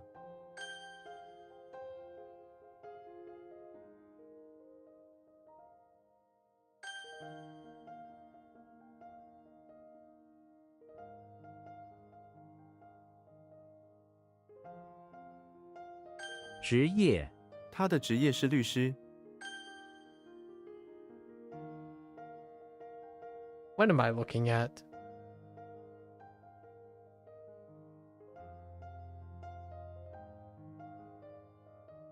Wait. Oh, I almost got it. It 鸭，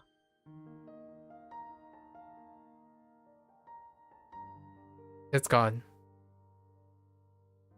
It's gone.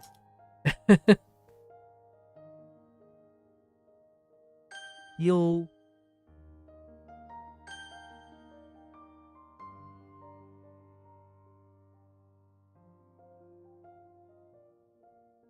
运输，他从不搭乘公共运输。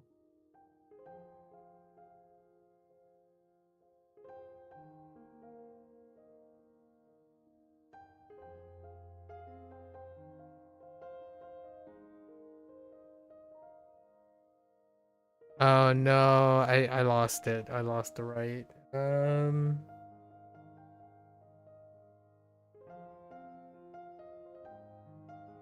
I don't know.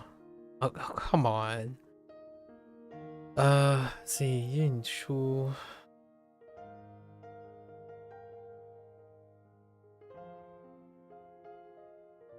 Oh, never mind. I got it.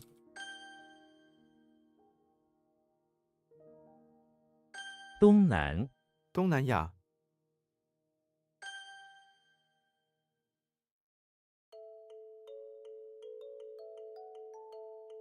What?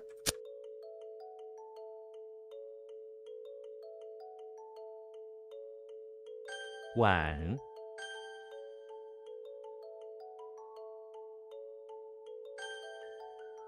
That one's tough. I have a feeling I'm gonna forget that.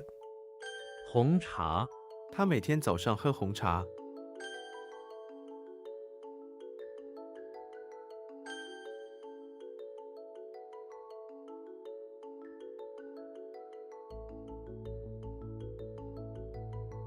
Oh, I got it. What? What am I looking at?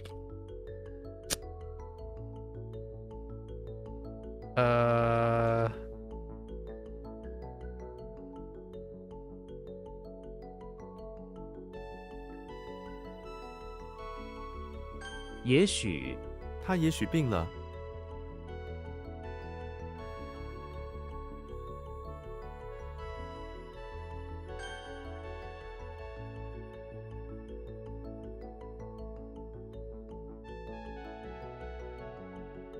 批，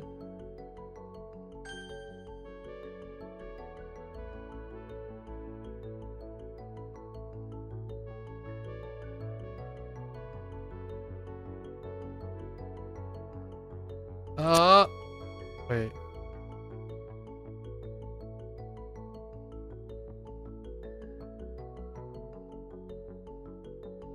告， Hmm? 车辆，禁止车辆来往。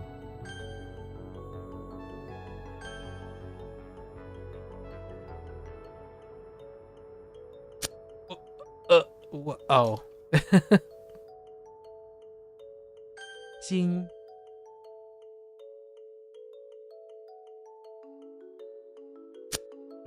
Hicking gold.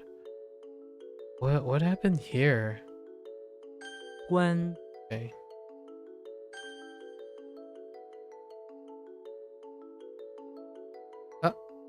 Uh.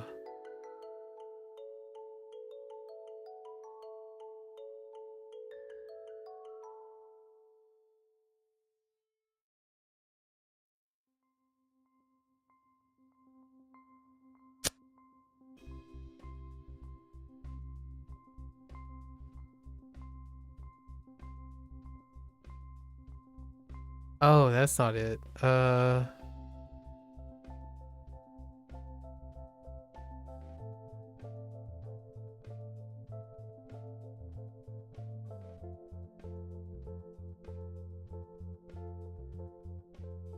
don't remember what the bottom thing.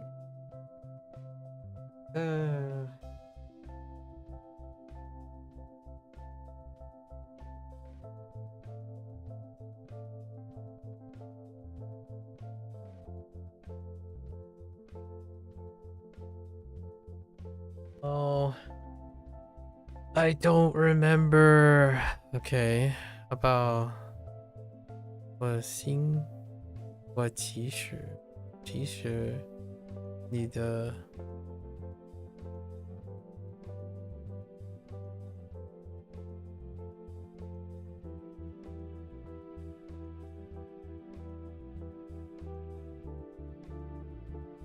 I don't know. Let's try this. Okay, we're just gonna pretend. 丰收，一派丰收景象。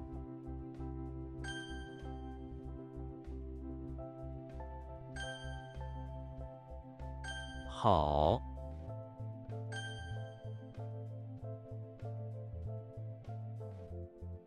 分开，把它们分开成2堆。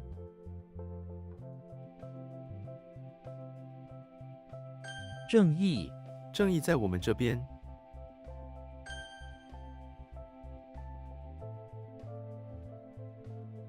失业，失业表示他很闲了。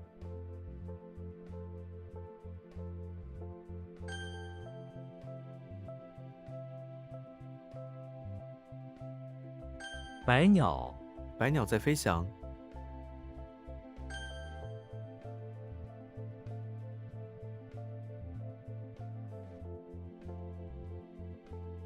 I went with my gut, and that failed me. 个性，他的个性很内向。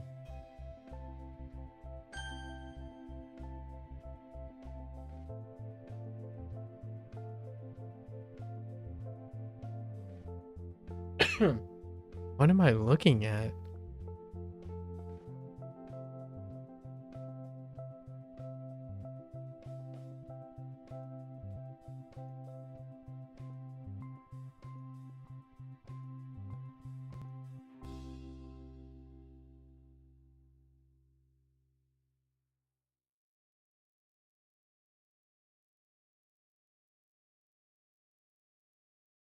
Oh. Wait. What?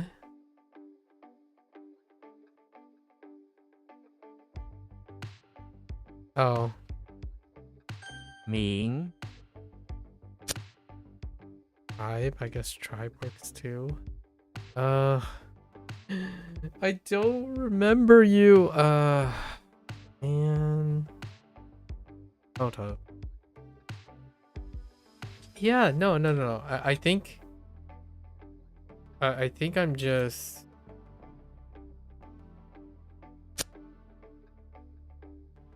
Oh, that's silk.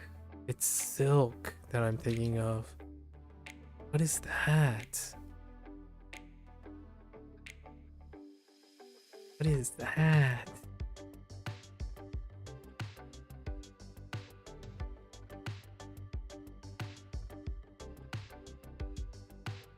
I don't know what I'm looking at here either. Oh no.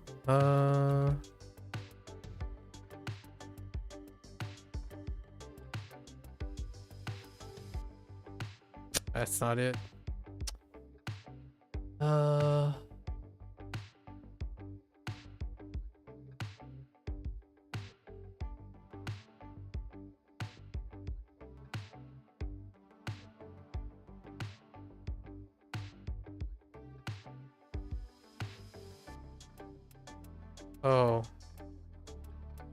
Whoops.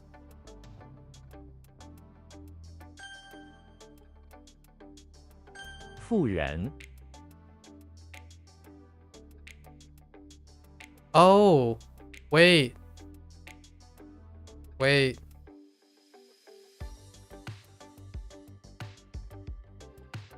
答复，我期待你的答复。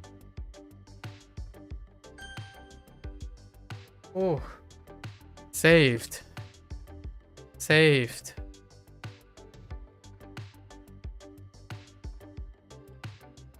马戏，马戏表演非常精彩。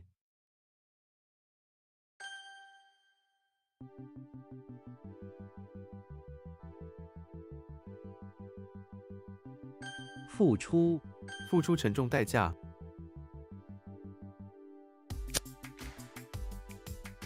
What do you want for this, my man? Whoops.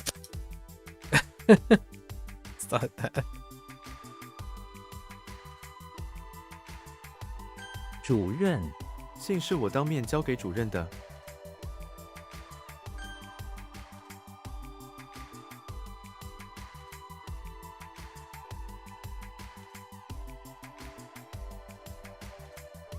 有，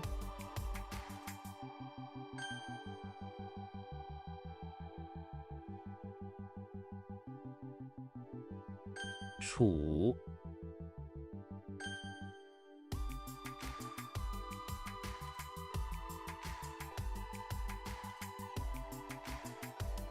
修改，这份报告要修改一下。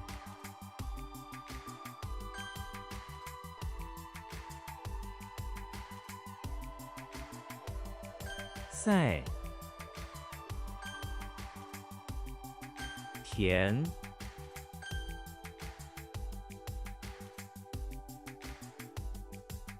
Do I YOLO? YOLO.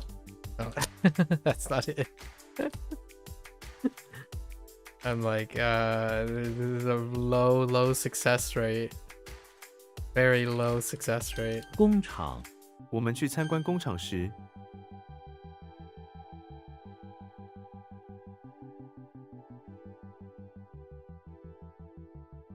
前任，我的前任退休了。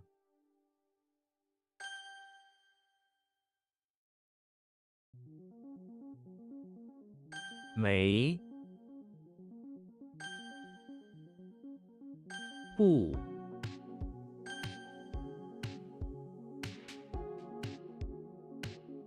It's not member. It's not clan. I need to add all these people. Person. Member. Clan. Yeah, that's all of them. Okay,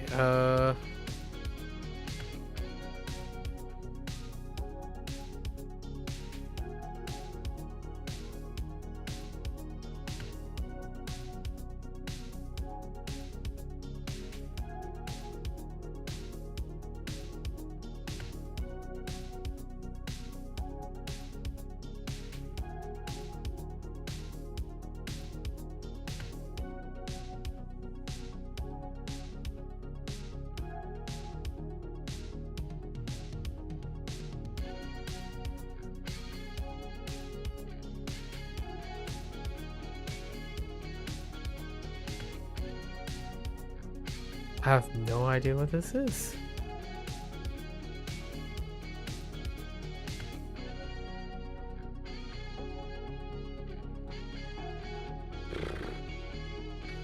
Okay. An aquarium, a dollhouse, and Ray.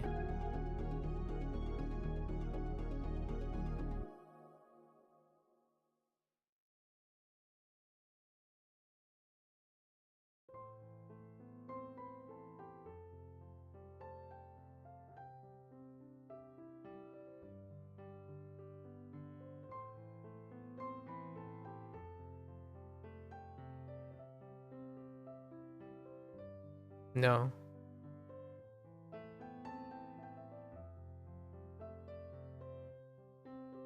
It's just nothing. Complete blank. Oh.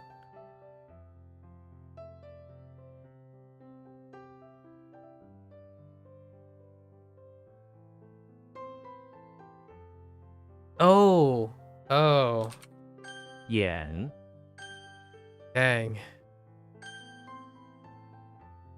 哪， Oh, which? Whoops. Okay. And it's gone.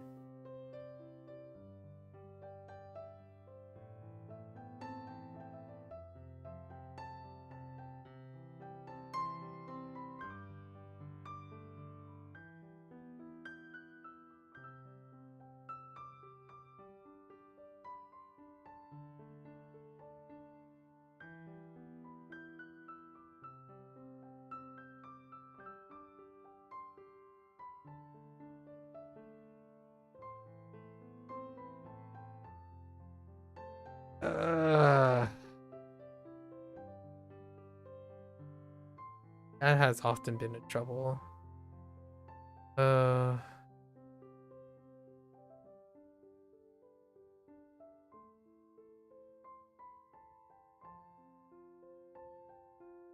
伤害，他伤害了我的感情。 injured, that's fine.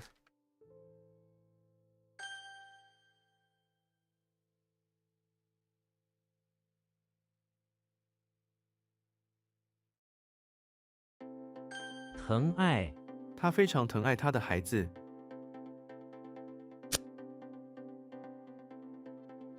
Greatly love. How do I say greatly love? Like super love. Like hurts to love. Daringly love? Dearly love. Okay. 戏剧，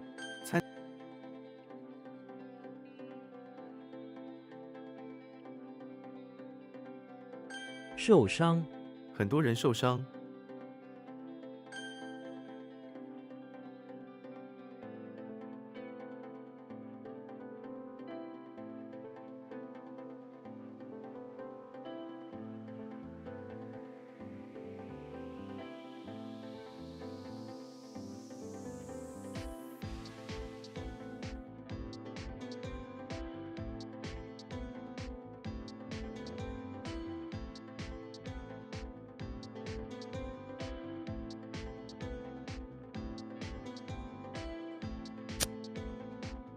Oh, whoops.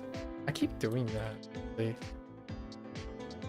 评论，评论家，评论家 what the 论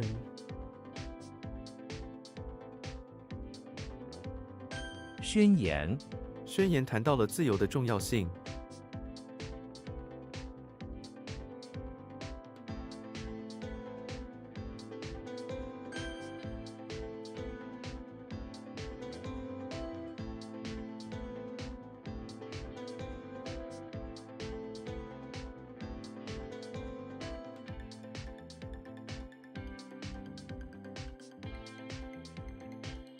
评论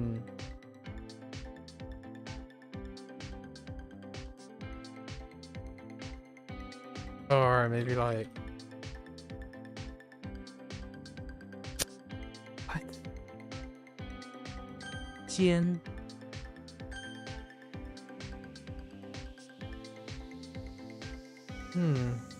论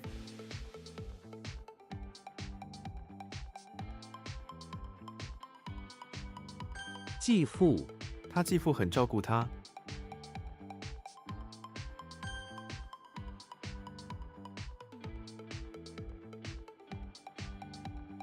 水龙头，水龙头在滴水。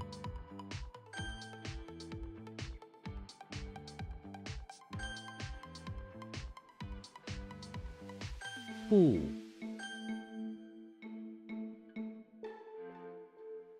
马，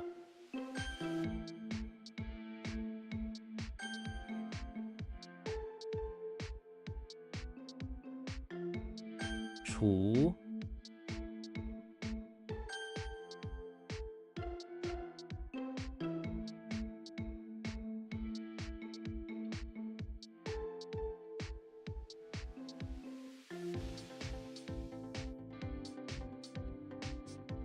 奇怪，我昨天做了一个奇怪的梦。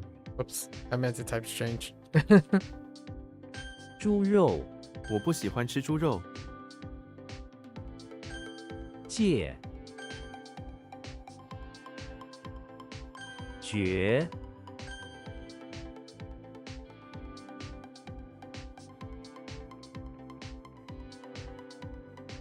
取消、他们决定取消这个计划。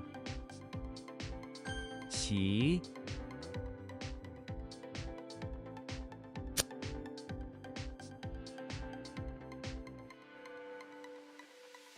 Oh, that's just strange. 评论. So 论 is theory, right? Besides theory.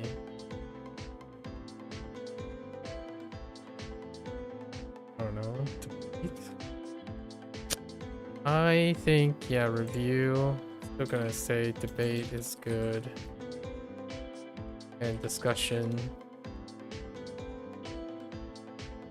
It could have been like revive. There's it's fine.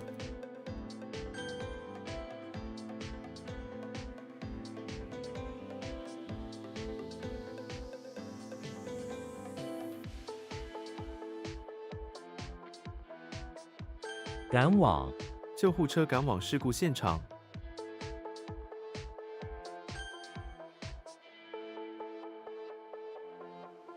中、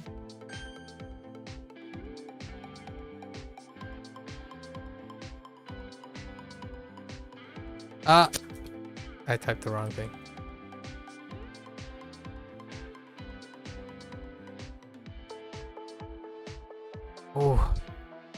Oh, this takes me a couple iterations. For it. 难怪、你还没吃饭，难怪你饿了。人群、我不喜欢人群。 Excuse me.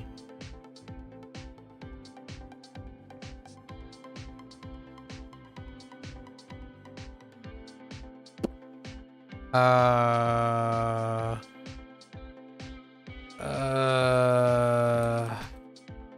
no, I didn't type the right thing. 保、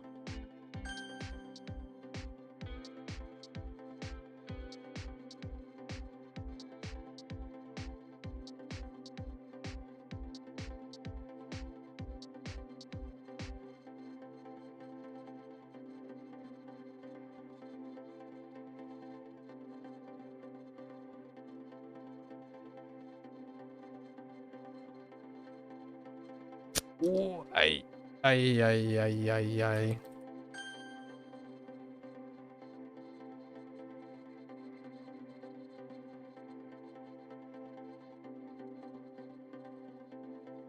拍手、他高兴地拍手。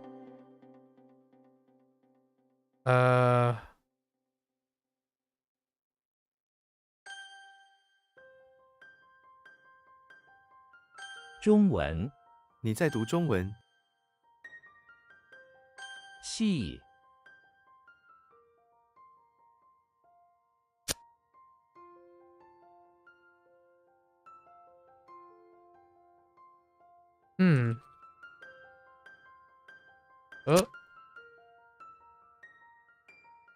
Oh, I hit the wrong button there. 改组、这个团队需要改组。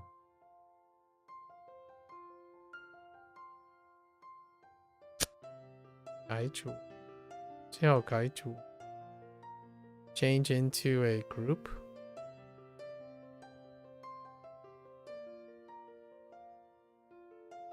代词、在中文中，大部分的代词拥有相同的发音。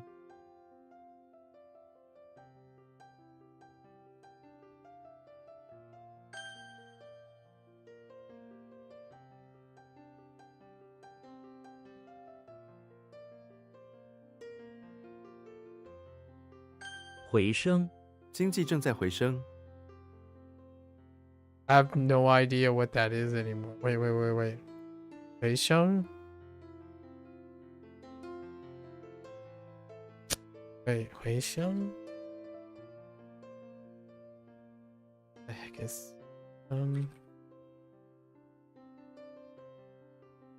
张开，张开嘴，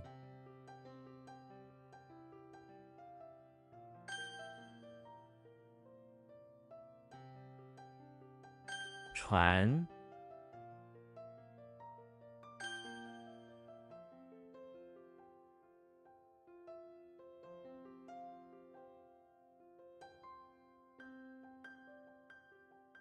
Shung, that was a gut feeling. So,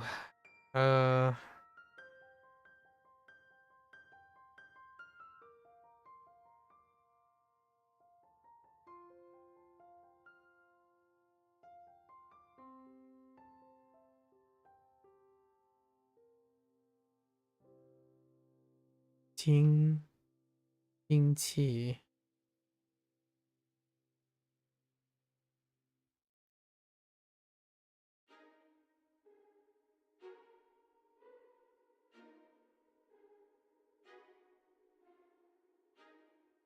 Oh, maybe like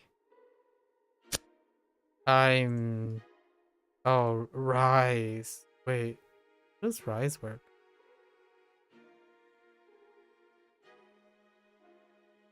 Yeah, I was gonna get this, but I think this one needs to be blocked. I don't think this is gonna work here.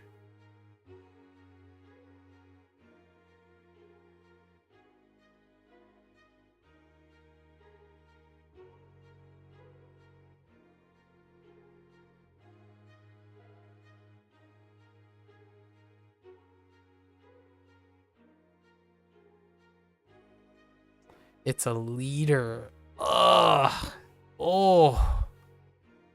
Ooh. Yeah, that one's not gonna happen. Fine.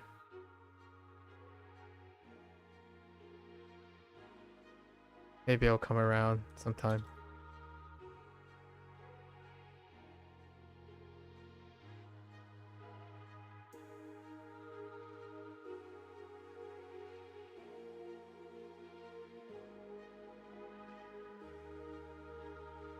况且，这家餐厅的食物很好吃，况且价格也很便宜。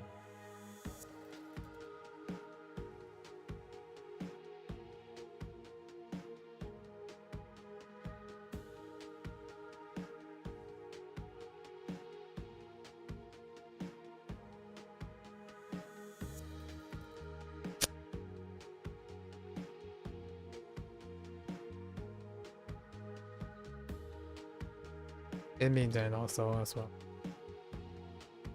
How did this work? You.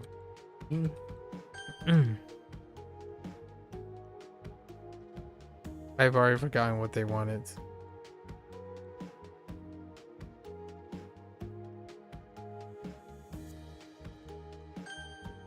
Oh, moreover? Okay. Yeah.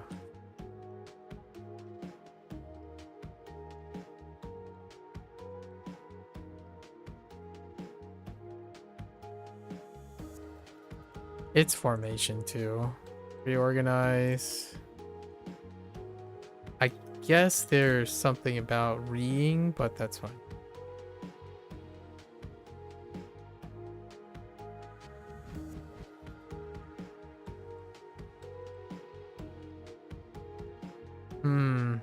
Where does the re happen?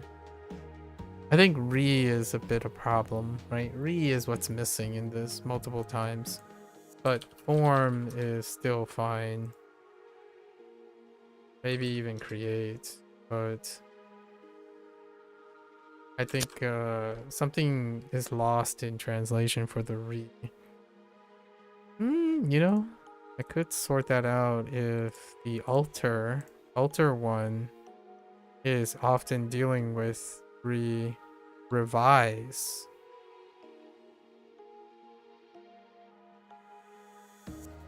Remarry, there is a re to it multiple times, but then there isn't as well. It's only, oh no, it doesn't. I don't think it matters. as much as.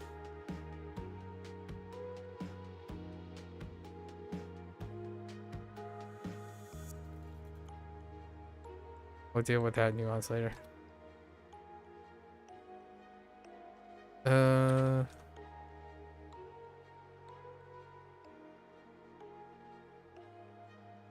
Did I take a gamble on the... Yeah, I took the gamble on the right. It's often a trouble one.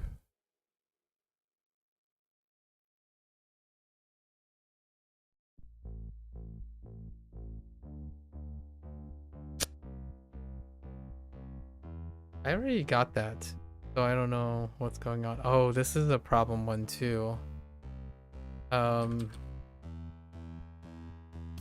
被套，我的被套很舒服。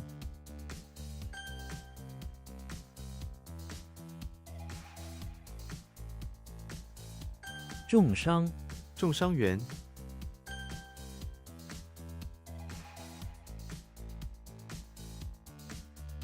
专业，专业的服务。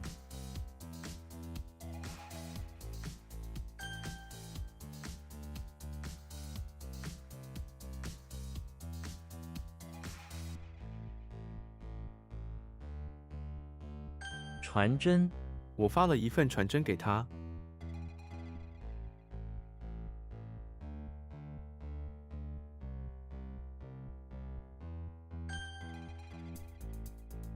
What happened here?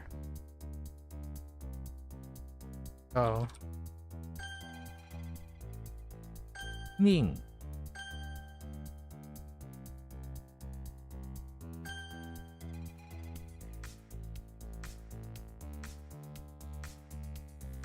Whoops. Ah.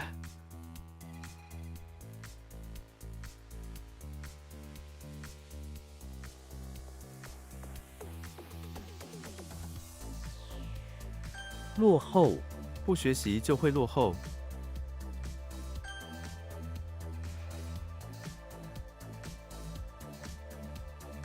That is her, right? Yeah, her.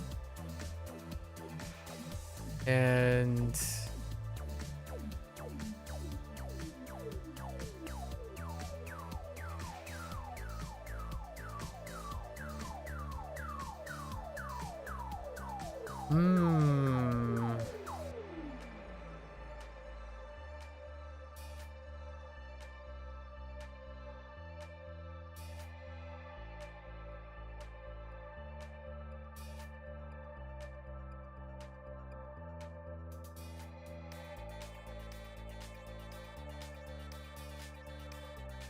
Am I drawing a blank on this?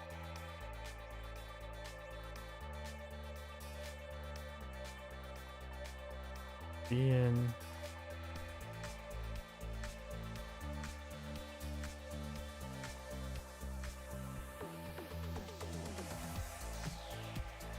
Not that.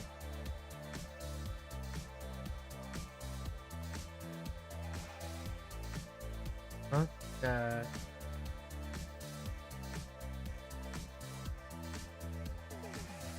Ooh, this is gonna annoy me. It's not.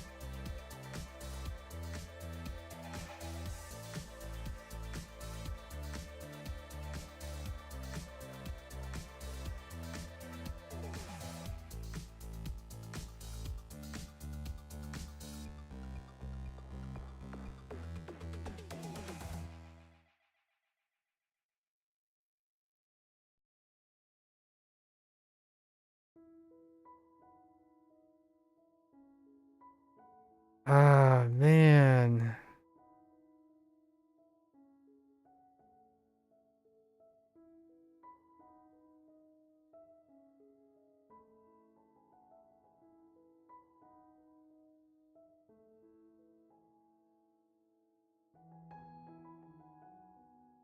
It's one of those blocks.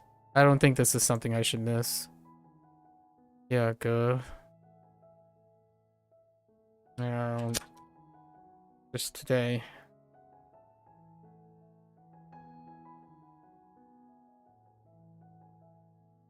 Nah, I'm not gonna worry about that. I should know that. Not sure.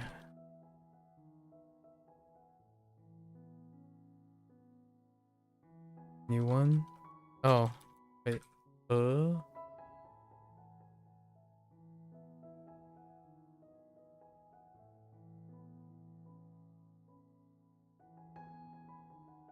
和善，他对每个人都非常和善。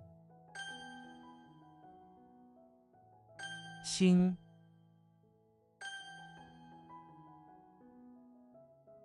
Oops.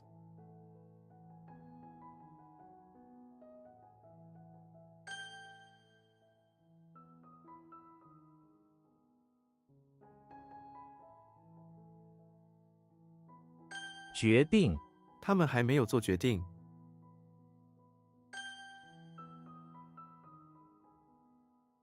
合格，合格教师。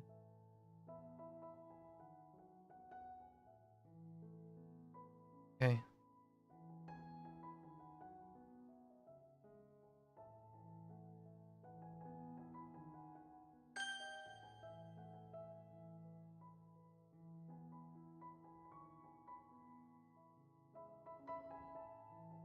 鸡，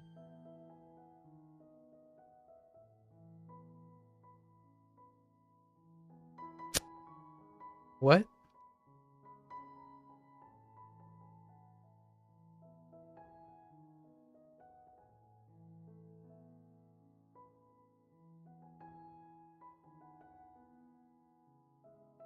Oh, what? Oh. So, Ge? That's a little upsetting. Actually, how many Ge's do I have? I have more than one Ge.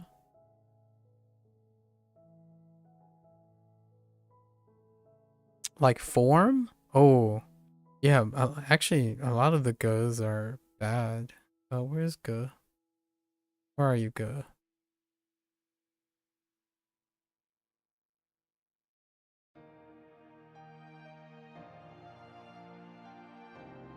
How far back does Ge work?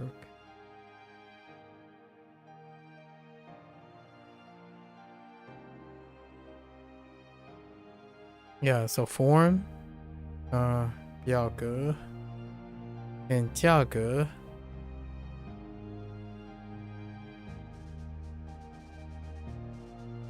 Okay. I think it's okay. Fine.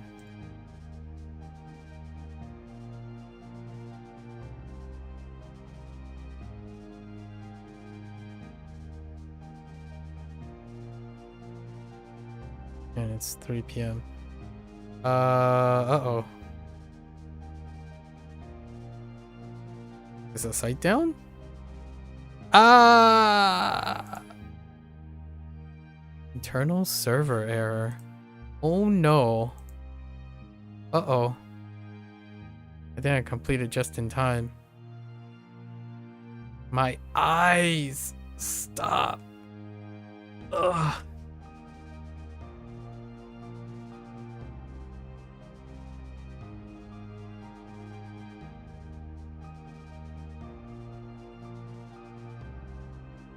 Uh-oh.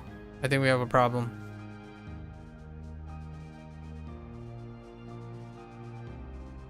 Maybe we'll make a special exception today. Eternal server error. That's new. That hasn't happened in what?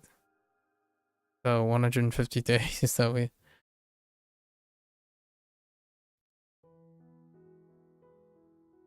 No. Why? I just needed one more minute.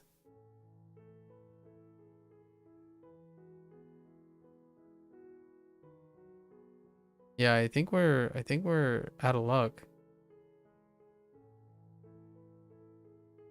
I needed one more minute. I guess we'll just, yeah, it's not happening.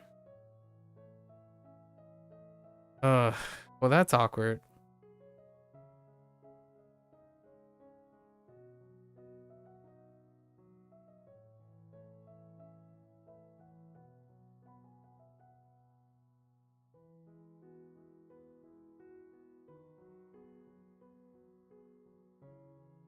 I was so close. So close.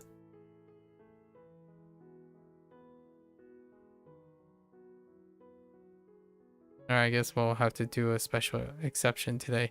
That's not great because that would you know what? I can do something about this. Sort of.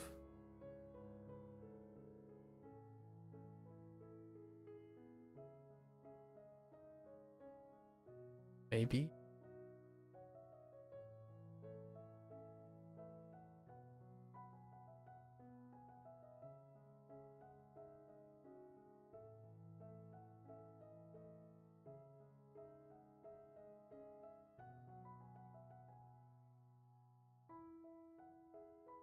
I think the site is down. I mean, we got our lessons in.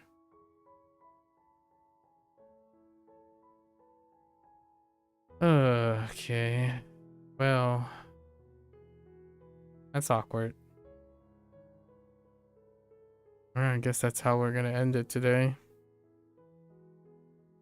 Maybe it's supposed to update during midnight. There's some sort of maintenance.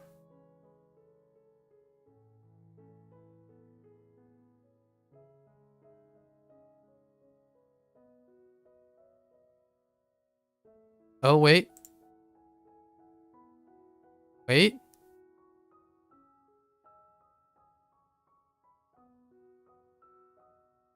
Parts of the website work, but I know you don't see anything at the moment. Parts of the website works. You can definitely tell which sites are not part of the main thing. The pricing page works because they're not directly attached to, yeah.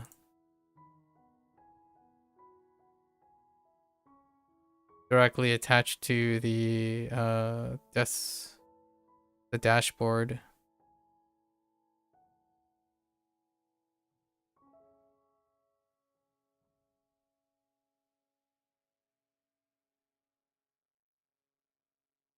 No.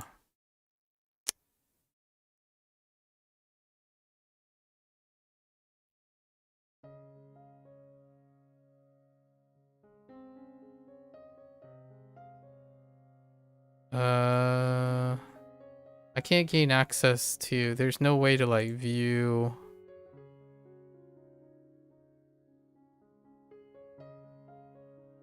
Yeah, there's no way to view the characters from today. I want to at least go over the character. All right. Well, I'm a little peeved. A little bit peeved. Yeah, there's an internal server error.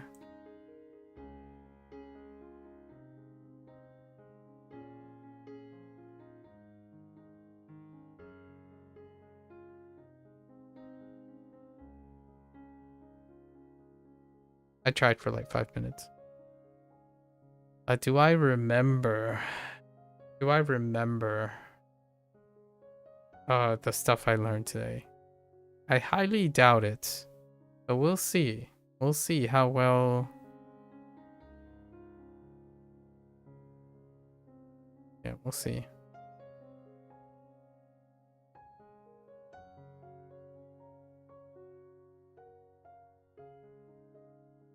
Alright, well, that's it for today. Website's down. Doesn't usually happen, right?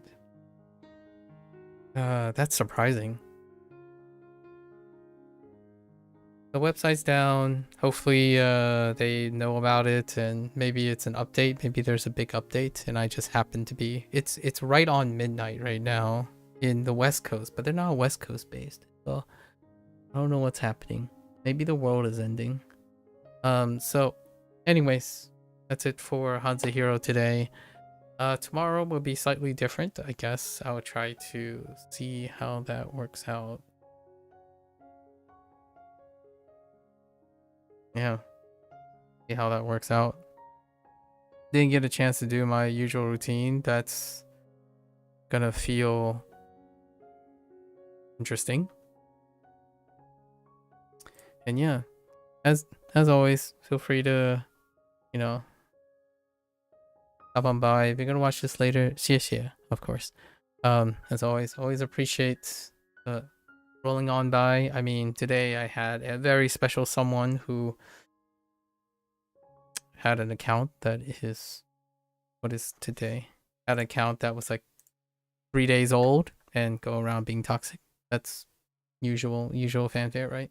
But still, a welcoming challenge. It's a shame that person had the attention span not to answer or respond to my questions.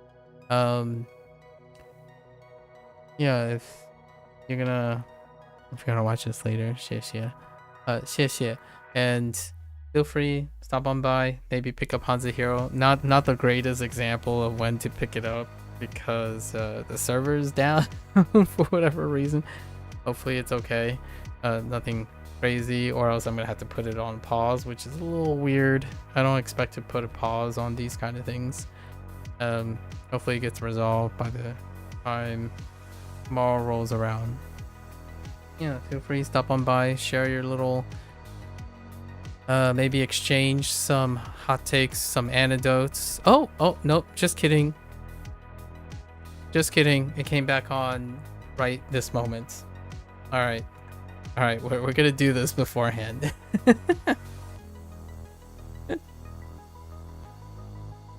Almost, I can now say it almost never goes down. All right, let's do these quickly. Just kidding, psych. Let's see, this is Earthworm.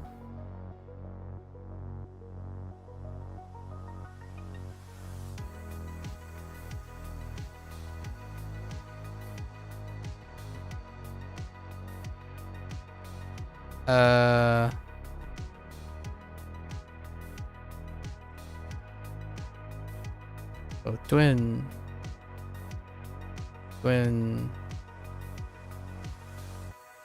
Rong.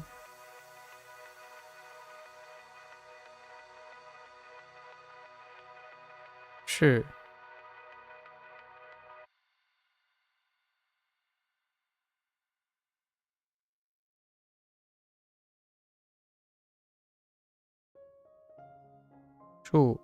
True.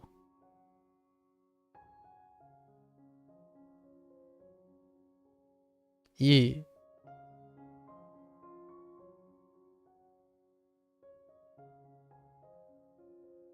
Yeah. They're not too bad.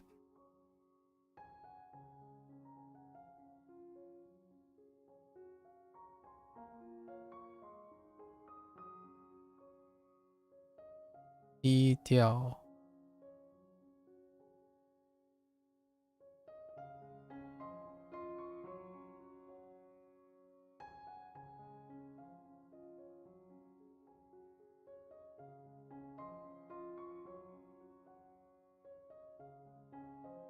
类似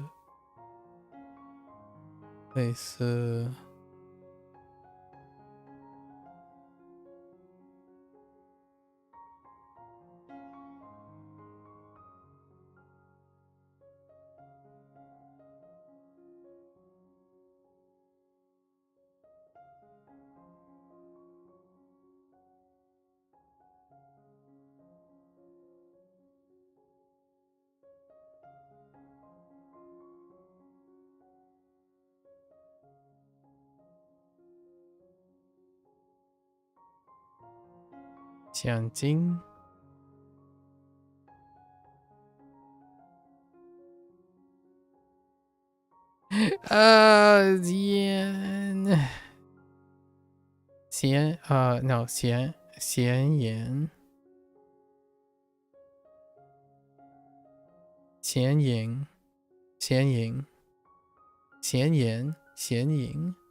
言 oh yeah 闲言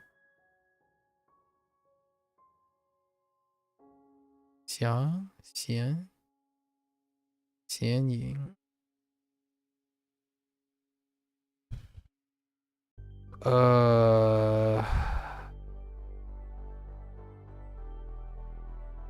screw this up a little bit.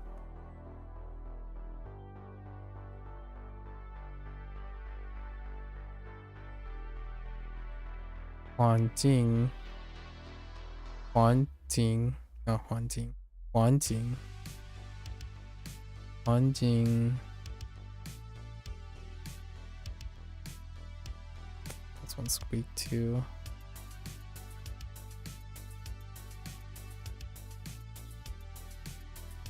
Jie.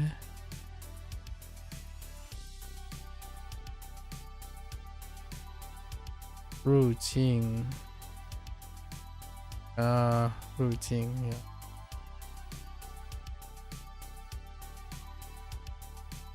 名义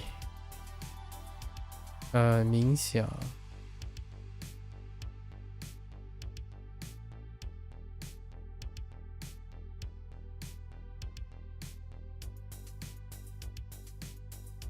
人类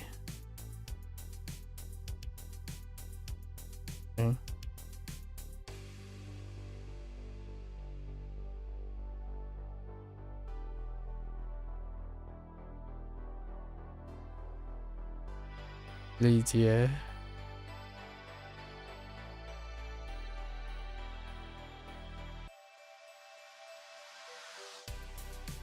理解 OK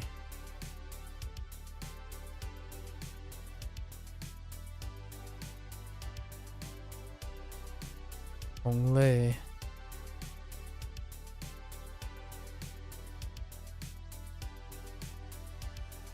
Good, can't see. Which one did it use for that? The 各种 Oh my gosh, it's so tiny. 各种各样 Oh wait, 各种各样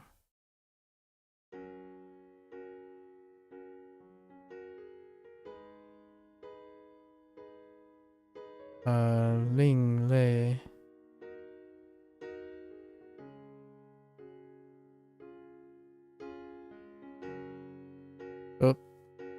Whoop.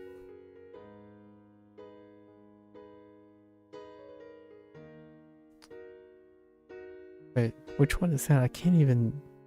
It looks like Sheng. Sheng Diao. Okay. All right. So today's ones are okay. They're okay.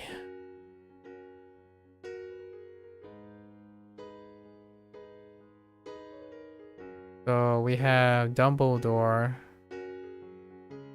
in the bathroom of a really fancy infirmary, demonstrating some magic that's useful for healing, like healing something. So he was demonstrating how he could turn a page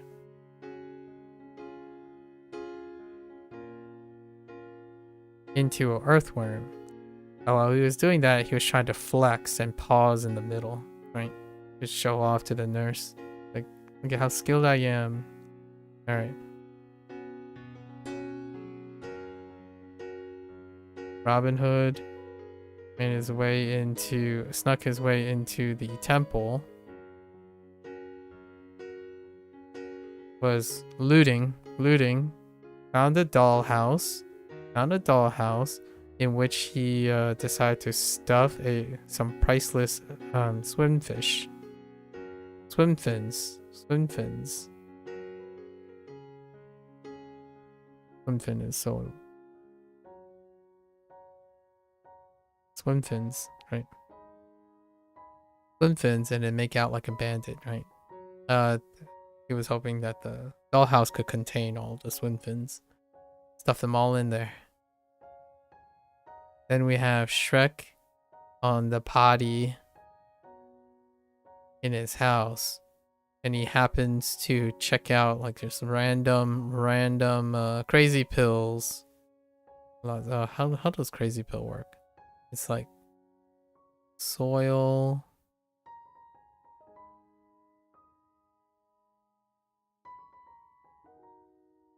I don't remember. Oh, I don't remember crazy pills.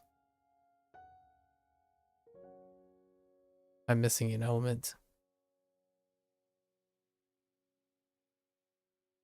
Oh no, it was fine. Although it kind of looks like legs and not fins.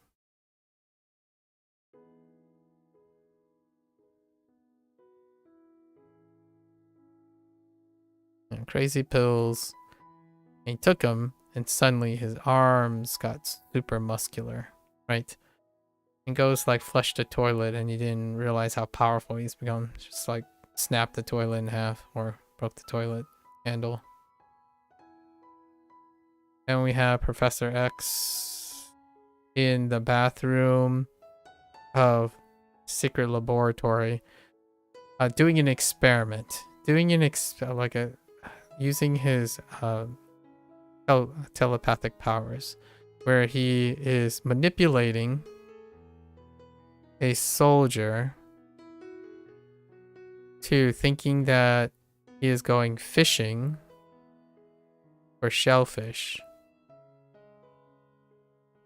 with a net made of silk. And the soldier continues to fish in the bathtub until Professor X stops, right? Alright, and then now we have Yoshi in the bathroom of his house, doing some renovations in the bathroom. He has a sheep companion. Sheep companion constantly nagging him about how to do things, or wanting to discuss how to do things while Yoshi is busy with a handsaw.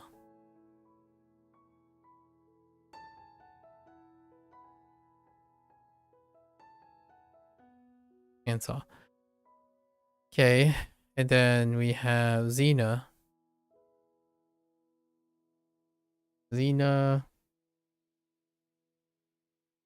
Working at the pawn shop, making her way to the bathroom.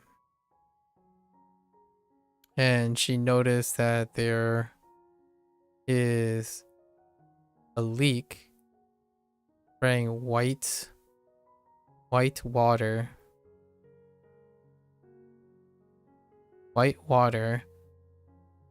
out. So she grabs some priceless silk, some vintage silk, and patched up the line, the pipeline. Right. There you go. It's good enough for today.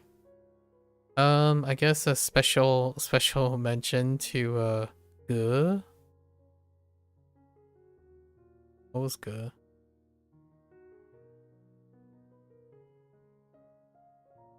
Oh wait, oh yeah, that's fine. Ge, no idea. Ge for pattern. It's Gandalf. A Gandalf in an electricity plant, just chucking trees and podiums into the fire, and he's like engraving magic patterns so that it burn brighter to generate more electricity. That was alright, folks. Now it's time to head out. Once again, you're gonna watch this later. 谢谢. Always welcome to stop on by, drop your hot takes, talk about things, or, you know, occasionally just be a contrarian for the sake of being contrarian and then leave. That's perfectly fine. At least I know who you are. Like a person who has like a 5-year-old or 5-day-old account coming by, and I mention video games and they're like, video games is boring. I'm like, oh, okay, what don't you find boring? You know, and then it's like maybe emotional intelligence, and then that person like, there's no emotional intelligence law. It's like lol, and like it's just a person who's trying to be a contrarian, right? Whatever suits your fancy. But hey, 5-day-old account, 5-day-old old account, that sounds like your previous one was banned. Congrats. Congrats on the ban. You win. Right? I spent like 3 or 4 hours talking about this exact thing in WaniKani as a form of antidote. And yeah, very, very common. Good luck to you. Hopefully you find someone who maybe acknowledges your existence and gives you a quality, valuable affirmation that you require. Otherwise, Godspeed. Hopefully you find someone who understands your brand of humor, I suppose. But hey, you're more than welcome to try your brand of humor with me. I am more than welcome to spend hours, maybe even days discussing a topic. So feel free, come on by, enjoy and share in the festivities. I'll catch you guys on the next one. For those who are interested in Chinese and language learning, right? 大家下次见. I'll see you next time. Stay safe, stay healthy. Adios.